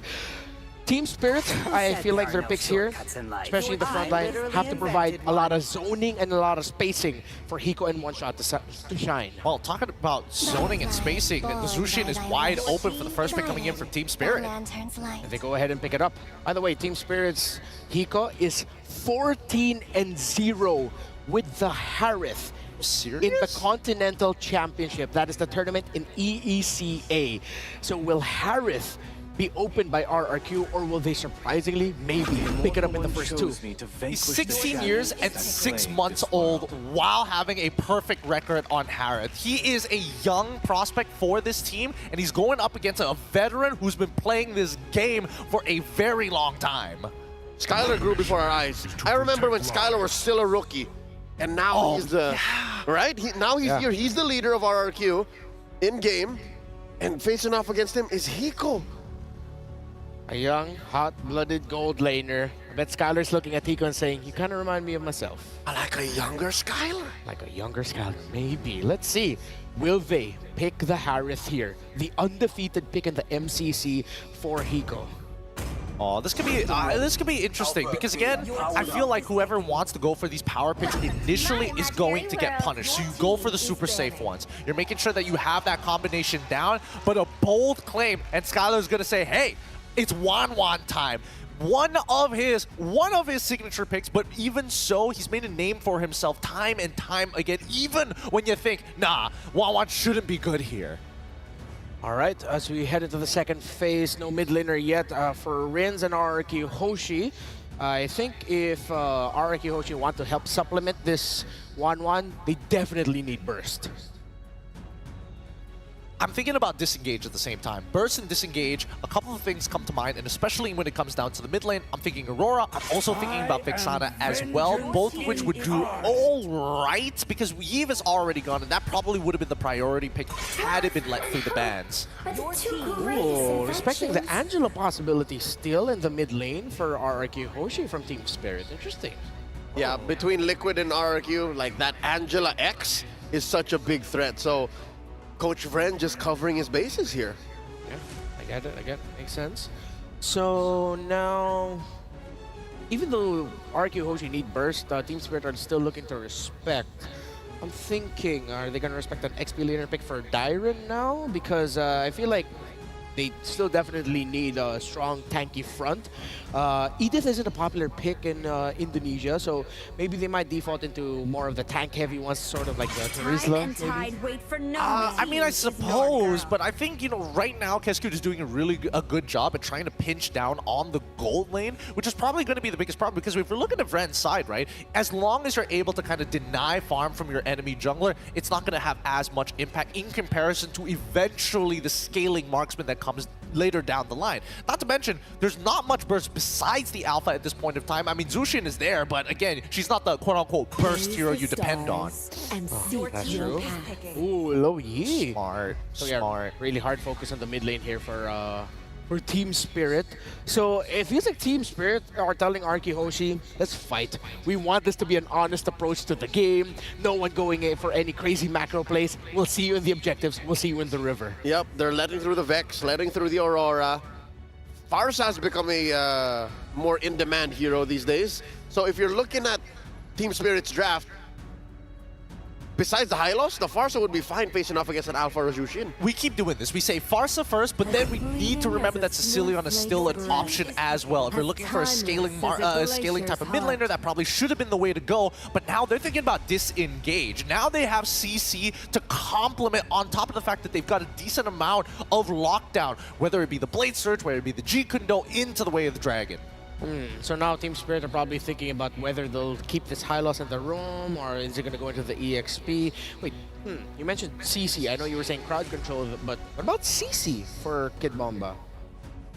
It's not going to be good enough here, especially when you're blind picking it into potentially Cho or X at this point, right? That's true, yeah. You still don't see the matchup. Exactly. I mean, you're going to have to go blind no matter what. Yeah. All right, let's see what they'll give Kid Bomba or Sao. We're still looking at the flex and the gold laner as well. Harith for Heat was still open. Khalid's open. Oh, Khalid, yeah. See what it is? Oh, it's the Akai XP. Side lane Akai! They've shown this. I was actually thinking about it because the 1-1's on the other side, and it's one of the age-old responses to a 1-1. You pick a Kai at some point, and here comes the Granger. But I like this glue by RQ. Yeah, great response here. I mean, they were expecting to have an EXP winning matchup, and I think that, Kescute has done a very good job here. Vren, very good idea with the Granger, because now Granger Zushin plus the high loss, an extremely deadly combo, and you have disengage on top of it. But there's a clear go for Dyren's glue. Like, he knows where to go. He knows where to find targets. 2 solid targets. Let's see if he wins the lane hard enough to do that. My question for the Dragons, will you be able to take down Skylar before he flies? Ingan, Naisu, let's go.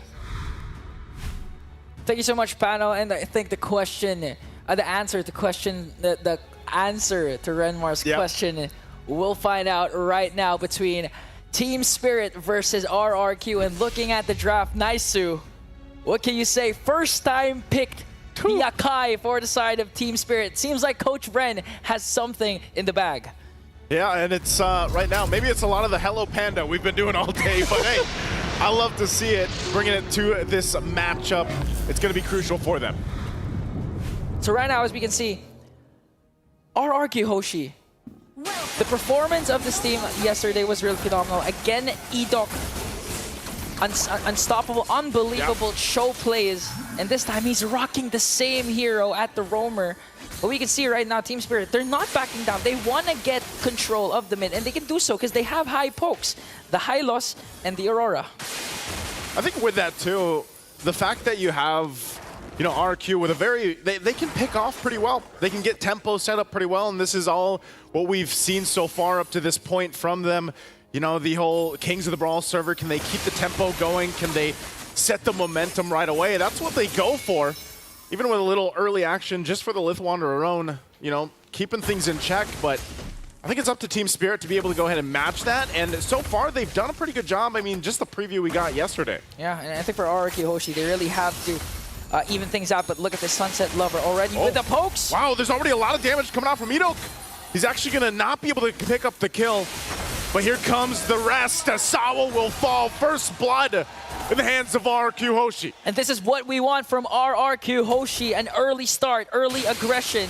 They have to utilize the fact that they have Sutsujin with the Suyo in terms of taking neutral objectives. Again, paired up with the Sever is going to be easy, but looking at the emblems, anything unusual you see right now?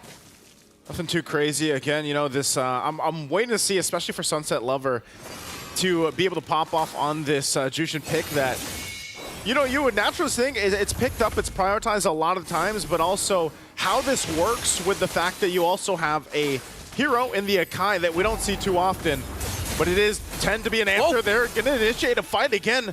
They get the flicker out though from Edok, so that's fine and good for Team Spirit. They're going to be able to start up this turtle. RQ Hoshi will get in position. They're waiting to get that orange buff locked in.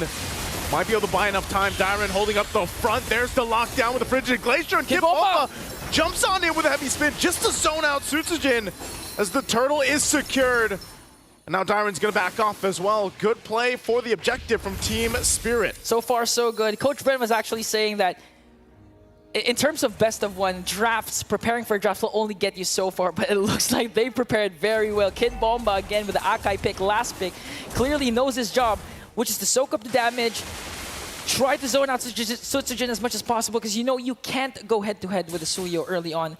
when it comes to neutral objectives, especially since the Sever and Retribution combination is there. But Hiko, on the other hand, looking at the emblem set, he does go with the impure ratio. We can expect a lot of sustain coming in from this Granger.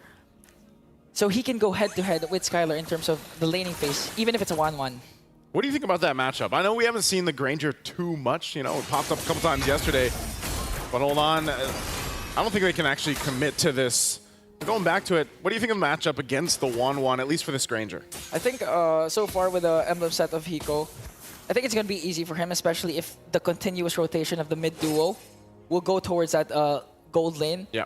Skylar is really going to have a hard time, really needs to maximize his veterancy, his experience up against a rookie Hiko. And so far, you'd expect Skylar to really lead or to really dominate the gold lane despite whatever heroes has been used because of Skylar's experience. But so far, Team Spirit, it seems like they're not backing down. They have the guidance of the 3 veterans in the form of Sunset Lover, Kid Bomba, and Sabo as well, who is in fact, as mentioned by Renmar, the 2nd highest in total assists in M Series history. Imagine that.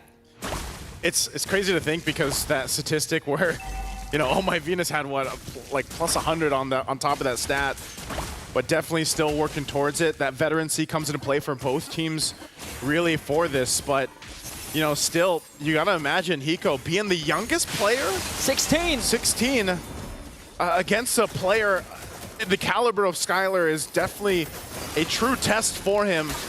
And so right now, as both teams get in position, second turtle for the taking, couple shots with the Destinata here. But still, they gotta approach this carefully. They're gonna jump in. Dyren zones out the heavy spin, the Frigid Glacier to separate them for the fight. Susujin will be able to get the turtle, and now the flare brings them back as Dyren falls.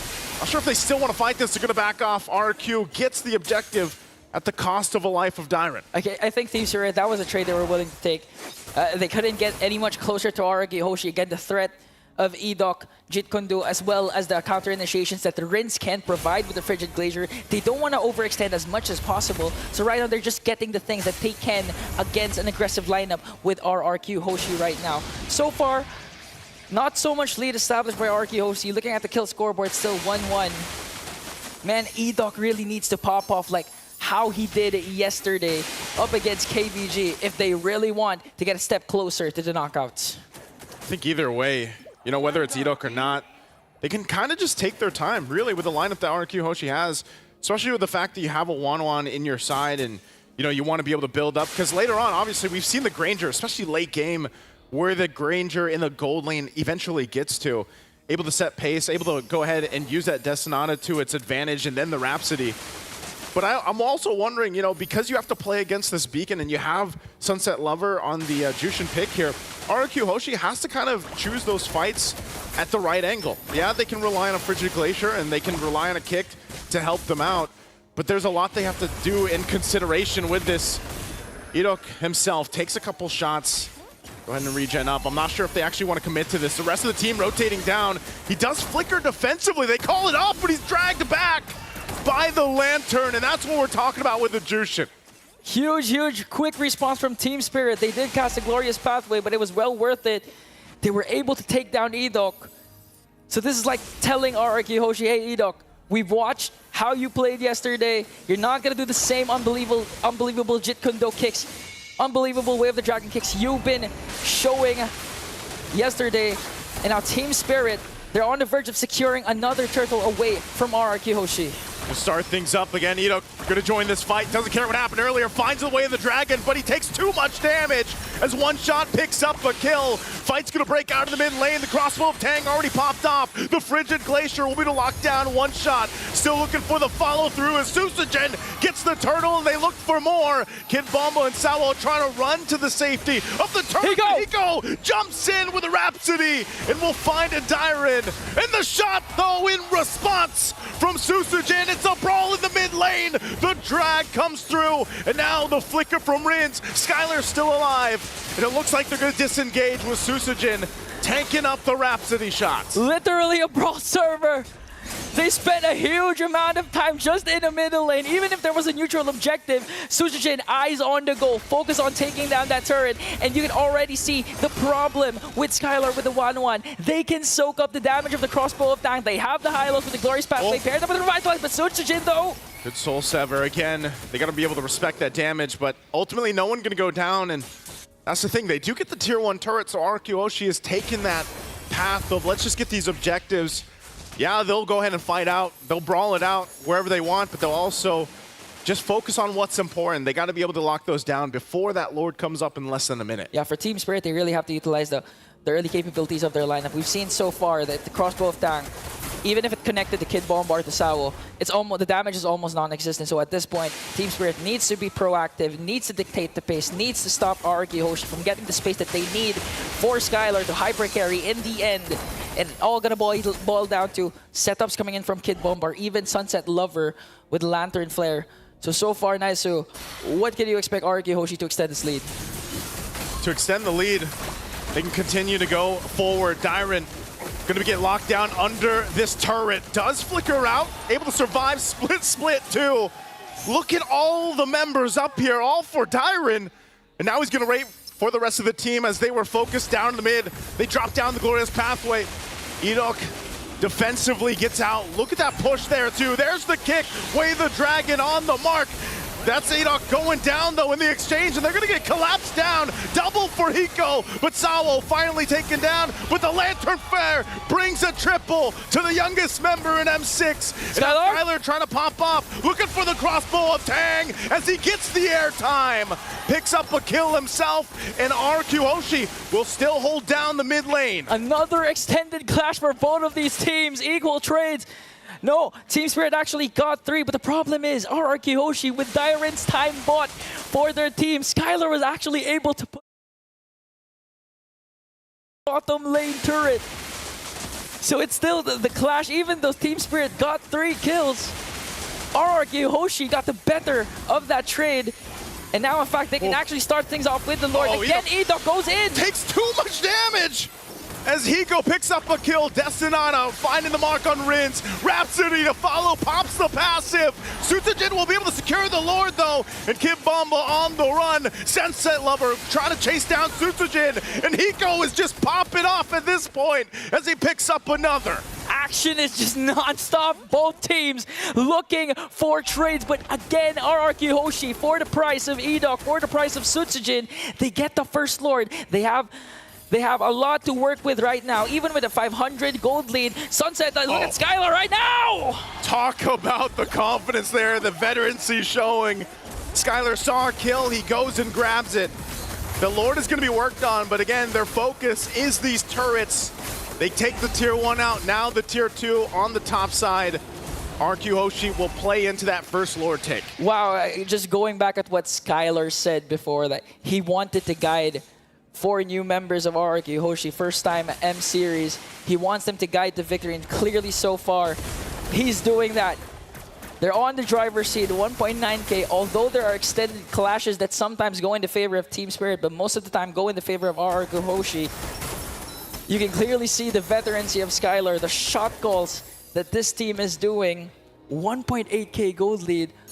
Already no outer turrets in the bottom lane and the top lane. And if you're Team Spirit at this point, what can you do to stop the dominance that Skylar has been showing? Well, they can utilize Hiko here as we get a little preview of the stacks he's got. And this is one of the things that can play a part in Team Spirit obviously staying in the game. It's nothing too crazy, you know, it's just a 2,000 gold deficit that Team Spirit has to work against. And if they can utilize Hiko's power spike, but this could be troublesome. Again, the kick gonna find the mark, in trouble. Winter Crown gonna be used already. One shot trying to stay alive, but Skylar pops in the air again, gets the airtime into the frigid glacier. They find a one shot, and now RQ will set their sights on the mid tier 2. A lot of ultimates committed from the side of RRQ Hoshi, but the best part is they were able to take down one shot, and literally Edok was one shot away from dying, but safely evades a potential death. So RRQ Hoshi, this time, even though they're committing a lot to those 5-man clashes, they're making sure that Team Spirit doesn't have opportunities to go for trades. And in 40 seconds, RRQ Hoshi again can extend their lead by taking down a Lord. And this time, they have huge control over the map. Almost just really keeping Team Spirit at bay there by their base. And now, the counterattacks that RRQ Hoshi just keep showing again. Rins You have to commend the Aurora with the beautiful Frigid Glacier, with the beautiful Frosty Breeze, really setting themselves up perfectly, even with the Glorious Pathway, even with Kid Bomba's Akai. They're starting to have doubts if they would go in because of the counter initiation of the potential of RRQ Hoshi. This is tough too. Skylar just picking up the wind of nature. Susujin also Malefic Roar. Big item picks up at this point. 13 minutes of the game. The Lord already started up, and look how fast it's going. I'm not sure if Team Spirit can actually get here in time. They fire off a couple shots, and the Lord already secured by RRQ. They can just back off, and it looks like they'll do just that as they get ready to go ahead and knock on the base of Team Spirit. And with this kind of lead now in their favor, Kid Bomba jumps in. Might have made a mistake here, still gonna be able to survive, but oh no, Susujin will pick up the kill from the off angle. I was about to say that was the first neutral objective that doesn't have a post-neutral objective fight. But still, Team Spirit commits the flicker of, commits Kid Bomba's heavy spin to try and go for a trade once again, but RRQ Hoshi was always prepared for that. And again, we have to commit Rins, always prepared for those kinds of dives coming in from Team Spirit. Whether it's a Frigid Glacier, whether it's a Frosty Breeze, he doesn't care. He's going to cast whatever he needs to bring down the Empire, and Ida goes in! Ida jumps in again with the Way of the Dragon. They fight into the Frigid Glacier too. He does fall, and now the base turret's going to be worked on. Mid and bottom already down, the top to follow. RRQ with a lead, and the Lord still in tune. They hold on to the top turret. Oh, but the shot from Hiko will be able to find Rins. And that might have been enough to keep Team Spirit obviously into the game. And they hold on to one base turret. Okay, so in terms of damage, you can already count on Hiko. He does have the Sky Piercer with 70 stacks. So clearly what Death Sonata shot was all he needs to take down Rins. Luckily, prior to that Death Sonata shot, the passive of the Aurora was already expended. So Team Spirit still clinging on to the final inhibitor turret up top. They can make engages. Again, they have the Glorious Pathway. They have Sunset Lover with the Shishin. One good take like that could do things. Bomba jumps in again. Tyron the target. They're going to fire off, and again, another kill for Hiko. Another stack added. And now they look for more. RQ on the defense. They're running. Even with two base turrets down, Team Spirit looking to make plays based off the heavy spin, based off the utility they have here with the lineup. And this is the thing. This is actually their personality. This is actually their playstyle. According to them, they perform well under pressure. Looking at the current runs in the MCC, they're always used to crawling back to the top from the lower bracket. So in terms of pressure, Team Spirit so far is unbothered. Even Hiko has a slight gold lead up against Skylar with 13.2k gold lead. But at this point, does it even really matter? Because it's all going to boil down again into the macro gameplay that RRQ Hoshi can instill against Team Spirit.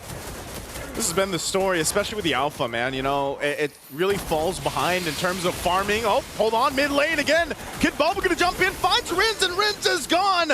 As Team Spirit finds the pickoff right in time. We're 10 seconds away from this Lord. And without Rins, I don't know, RQ Hoshi might have to second guess the fight, but they just want to duke it out. They're going to force Salo. He popped the Revitalize. Diamond jumps in, still has the Immortality, and one shot goes in too. But still, as they go ahead and size each other up, they'll back off. Skylar still keeping them at bay. No one going for the Lord just yet. Again, a jump in from Susujin. They really want to limit test this, and Idok, he could jump in and start a fight. But it looks like they back off to reset. RRQ Hoshi limit testing, just trying to buy enough time for Rins to respond. And they can actually do this because, again, they were able to take down two inhibitor turrets, one in the middle, one in the bottom lane. So Team Spirit, they really need to capitalize on the moment that they've given right now. The window continues to open for the squad. They need a huge major pickoff. That's like what they did against the Rins. And right now they're trying to start things off, trying to bait out RRQ Hoshi by starting the Lord. Death Sonata here. Really troublesome to deal with RQ in the front side. They're going to be able to push Team Spirit off of this Lord, though. They look like they wanted to start it up.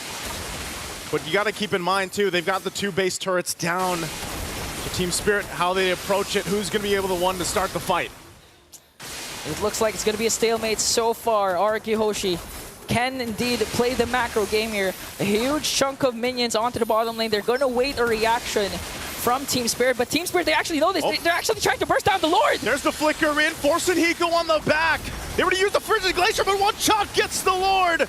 looking for the fight to continue on as RQ will run into the jungle. They find the airtime. Sunset's gone. Heat goes gone. They lost all their damage as RQ Hoshi runs into the mid. They'll clear out the Lord and look for more as Skylar is unstoppable. And you can see it as they march into the base. The Kingdom, the Kings of the Brawl server will win this brawl tonight. And a step closer for Skylar and his squad to qualify for the knockout. An amazing, intense performance from RRQ Hoshi. They lost the Lord, but they won the fight in the end by taking down 4, leaving Kid Bomba to fend for himself. What an amazing game, a huge performance, and a very huge win for RRQ Hoshi. That's why, panel, I need you to explain what happened during this game.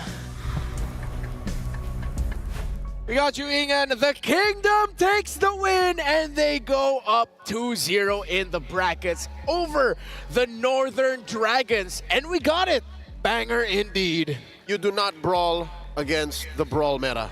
That's exactly what happened, and from the early, mid to late, RRQ Hoshi had something in their pockets that would make Team Spirit fold.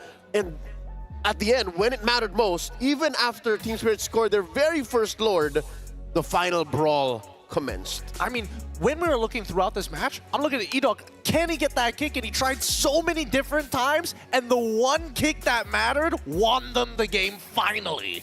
And the most difficult part there also for Team Spirit is that they were getting hella kills. They matched RRQ in kills. Hiko was 9-1-4, but they just couldn't convert to objectives. Before that, first objective is go to the stage with Rose for an interview. The Kingdom taking another win in the bag during the Swiss stages. And right now, I am with Sutsujin. First of all, Sutsujin, welcome back to Malaysia. It's been a while since I've seen you. How are you? Well, it feels great. It feels great. Welcome back. Okay. Now, as we all know, before Sutsujin entered RRQ Hoshi, he played in MPL Malaysia, and I always interviewed this guy. So how different is it playing for the world stage this time around, World Championship in Malaysia? I think there's no different. It's the same. Do you still love the crowd here? Yeah, it's the same crowd. Still crazy crowd. Yeah, still crazy. We love the Malaysian crowd. Okay, now, Sutsujin, we all know that you're one of the junglers who actually use Fredrin, utility. But today you pick Suyo, while the rest, like Sakai's and Mobazane, pick Fredrin. Yeah. Can you maybe share with us what is the condition that you look for before making sure that utility jungle is viable for your draft? I think Fredrin is usually picked with heroes like Bruno that need tanks in the front line, so like that. I see. So it's more towards if the MM or the other sides, the other lanes can give sufficient damage, then Fredrin is a good pick. Otherwise, you will need more damage. Is that what you're trying to say? Yeah. Okay, now you guys are at 2-0. Very, very comfortable in the Swiss round, right? Sutsujin, who do you want to meet tomorrow? Between BTK, Twisted Minds, and Fnatic Onyx Philippines. Because I've talked to Fnatic Onyx Philippines and a lot of them want to meet RRQ tomorrow. I think I want to meet BTK. BTK, why BTK? I want to taste the Fredrin. You want to taste the Fredrin of Mobazane? Yes. You want to see who's better at Fredrin? Okay, so hopefully whoever's doing the draw later on, the hands will favor you. Now, Sutsujin, we can see that a lot of the fans of Kingdom actually came down. What do you want to say to the fans of RRQ? Buat Kingdom yang di sini maupun yang online, terima kasih yang udah support. Jangan lupa support kita lagi di match-match berikutnya. All right, he said thank you very much to all of the Kingdom fans who came down to support. And of course, don't forget to support RRQ in their upcoming matches. Thank you very much, Sutsujin. Congratulations on your win. And with that, let us throw it back to the panel. Thank you, Rose. Thank you, Susajin. Of course, once again, congratulations to RRQ Hoshi.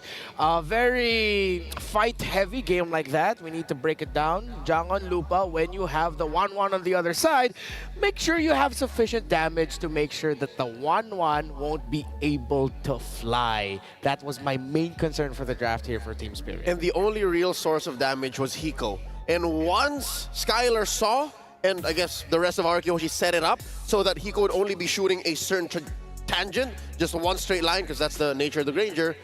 It was so much easier for Skylar to get away with it. What was his final?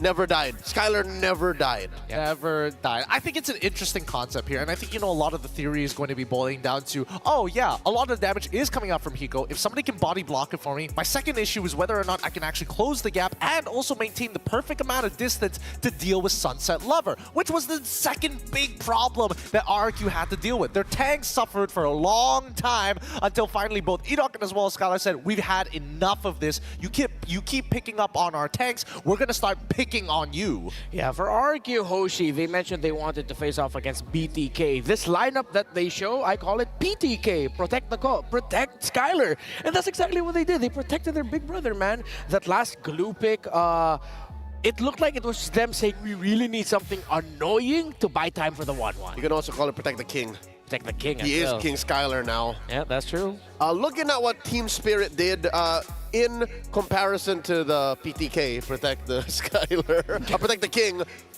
Team Spirit also has I guess the fact that the Granger, now it's safe. I think we understand Granger more now, given Hiko's performance. This is eye-opening to me because compare that to a Wanwer, compare that to a Beatrix, compare that to who's the other one?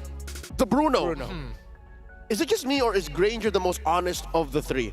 Of the three Bs? Yes, extremely honest. He does one thing and one thing really good. I outrange you. Once I'm out of energy, you just wait. Just stay right there. Don't move. Yeah, and even though it was max stacks for Hiko, he was chucking down the front line.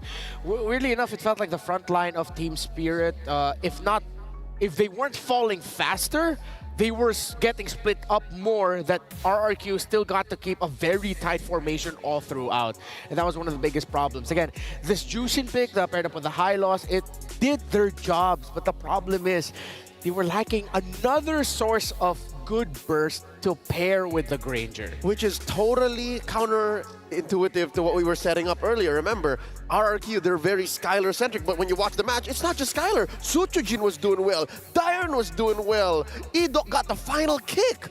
Compared to Team Spirit, who went all in on Hiko. For a while, it was working out. For a while, it was Hiko Mania, baby! But once that breaks down, once RRQ is in your personal space, Hiko just folded. Well, I mean, I have to slightly disagree there. Yes, in terms of gameplay, yes, it's very Hiko-centric because he's the main source of damage, but everybody else is designed to do one of two things. Either peel, make sure those front lines are out of the way, and then you can start dealing with the backline damage dealers because honestly, you have to wait on cooldown and Granger scales to infinity. So really, who's on the losing end? And I would say that RRQ took a lot of punishment. Look at the damage taken by Diren alone as well as Edok. The front lines had to eat dirt and got curb stomped in the earlier stages of the game, but then it starts changing around, especially when Team Spirit start to overextend. Worst yet, when they fall into choke points, allowing Rins to get very effective ults. Which works well for RRQ's development going from MPLID to M6 here in the Swiss,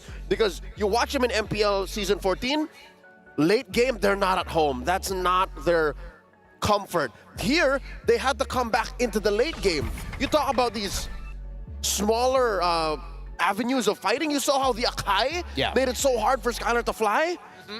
Something tells me it's the Akai and how they read into Kid Bomba's movements that allowed Skylar to go deathless.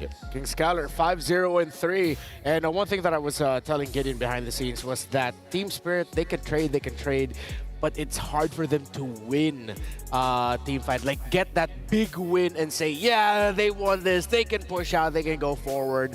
And RRQ read into that very well. If you went back, if you would go back and look at the damage distribution, the interesting thing about that is that, yeah, it's close to 100k for the Granger, and say, hey, what do you mean they don't have enough damage? That's a lot. The next one is like at 44,000 from the Jushin. The Aurora alone dealt almost 60 to 70K on the side of RRQ. So that's what we mean, that RRQ just had a little bit more damage as we look at the MVP highlights for Skylar. And this is why, like Skylar, again, he had a really interesting build. Initially going for the Trinity, and then afterwards optimizing his build later down the line to start picking things up, like obviously Malefic Gun, but then even Windtalker. And then afterwards ditching the boots entirely, just to make sure that he has a variety depending on the scenario that he has to face. Yes, you want to be able to take out Sunset Lover, but at 90% of the time you're dealing with Kid Bomba and as well as Sawo on top of one shot. And it really goes to show here the effect of the glue to disrupt, and well, one shot here just trying to outplay that 1-1. But at this point, Skylar was just like, nah, I'm gonna dance all over you. And even right before he went up with the crossbow of Tang, got 2 cheeky TPs in. Yeah, because even the 1-1 underneath the Crimson Flares doesn't care. She can actually, I think that works, right? You can cleanse the stack so you would not get chokeslammed. Yeah, I feel like though after what we saw there, even if it is the Kingdom moving forward into the 2-0 bracket, feels like Team Spirit, it's not going to be them saying, oh no, I'm stuck here with a bunch of 1-1s. The other 1-1s are stuck with Team Spirit. That was a hell of a showing by the Northern Dragons. Which now full circle, remember about a couple matches back we said, where do we find Ulfednar? Where do we find Team Spirit? Are they dark horses? Are they true contenders? Do we have a jury? Does the jury have a decision now? I think they are true contenders. I think that the way that they played that game was very optimal considering the draft that they were given. I think, unfortunately, it boiled down to a single kick from Edok. And that's what makes RRQ stand above the rest. I think overall, the macro sense is what gave a lot of time, despite the overwhelming snowball coming in from TS, because every time they won the fight, what was the convergence? A singular turret, maybe even a buff steal, compared to, oh, we take out 3 of your guys, I take 2 turrets, I take 2 of your buffs, I deny everything else. I think that main difference between RRQ Hoshi and Team Spirit, for me, puts Team Spirit in dark horse territory. I think there's a little bit more that they can polish and work out, that they can refine in their macro, that makes a huge difference. Exactly, because the Team Spirit that we saw here today definitely showed that they can dance with the best of them when it comes to team fighting. They just couldn't get that big win, but the wins that they got failed to take into account the presence of the minions in the map. That's why they couldn't get that significant win to get objectives, while RRQ Hoshi showed that they are kings of the Brawl meta, but they also know how to take care of the minions as well. Let's look back at what has been an amazing day so far in the Swiss stage, the second day of it, by looking at the top 5 plays on your screens right now. This is from S2G versus BTK. This is Shark. Oh boy, it's gonna be the 3-man knockup, isn't it? Coming in from his magic thump at the very edge of it. It's so good. It's a coast to coast. Look at that, from that bush all the way into the 3 members of S2G. Use the flicker there, and I think this was the main turning point. BTK just takes control. Up next, we have here a play from Twisted Minds. Yeah, look at this.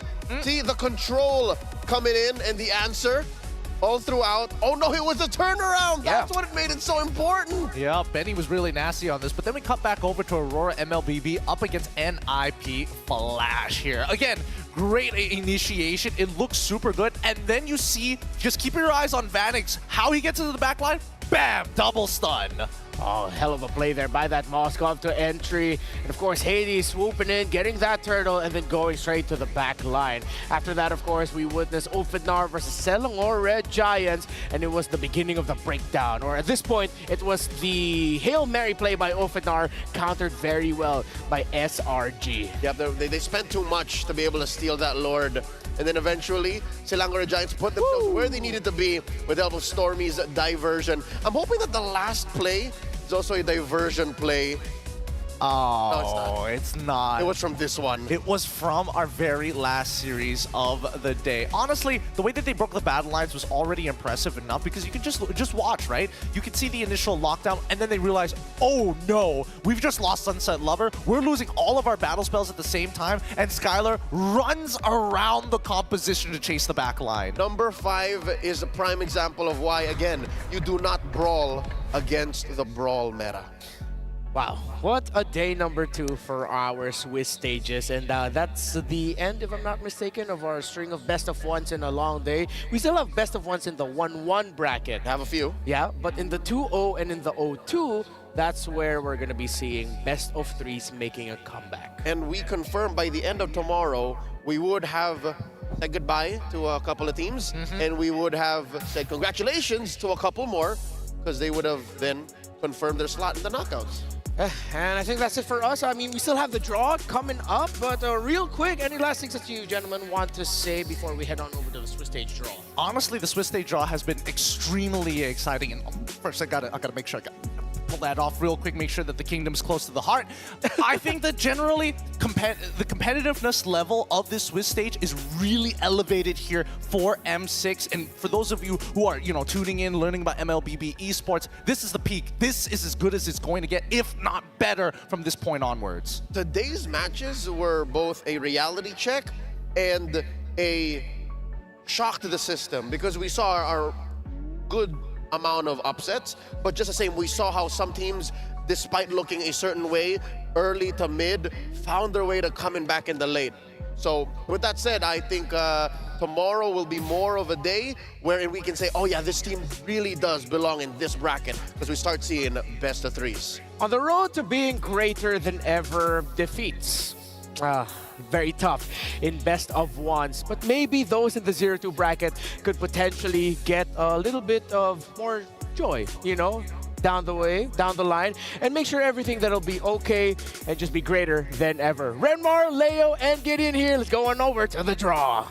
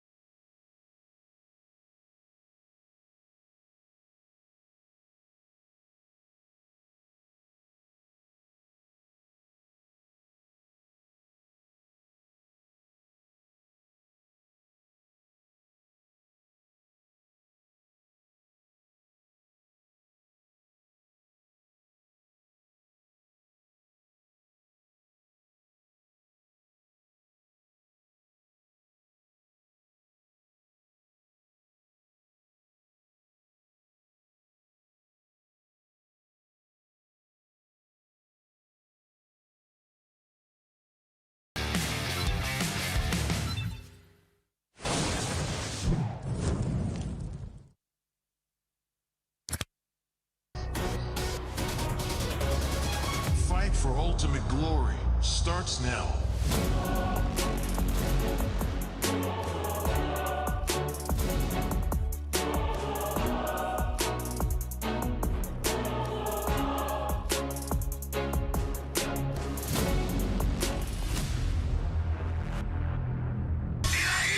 Mobile Legend M6 スイスウォッチ Meiji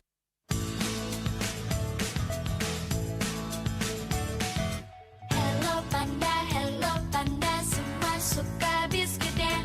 Biskuitnya enak, isinya lezat, rasa coklat dan strawberry. Hello Panda, semua suka biskuitnya. Biskuitnya enak, isinya lezat, rasa coklat dan strawberry. Hello Panda, biskuit isi yang enak.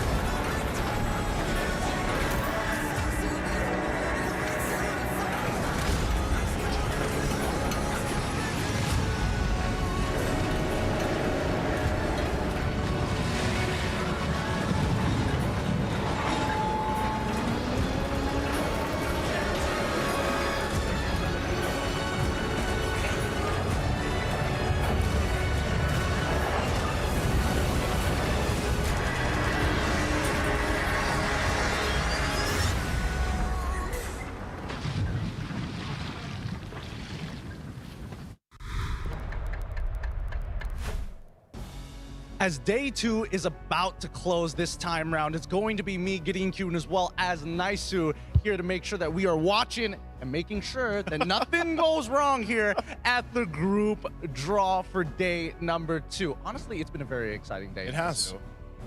It's been really great, I would say. I think, yes, especially after yesterday. Yesterday was a day of upsets.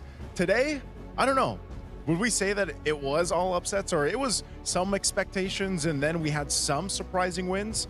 I don't know. How do you feel? I know Malaysia did pretty well today. I mean, it was a little bit of a coin flip, I'll be perfectly honest with you. With the matches that we've had here today, so many things were unexpected, but more importantly, we need to see what's the next step of the draw. Because keep in mind, we've got 3 segments to fill out. The 2 O's, the 1 and 1s, and unfortunately, the O and 2s. In each of these cases, we're going to be drawing out the teams to make sure that at the very least, hopefully, they're going to have a good matchup. But of course, we're not going to be the ones doing it. Thank goodness.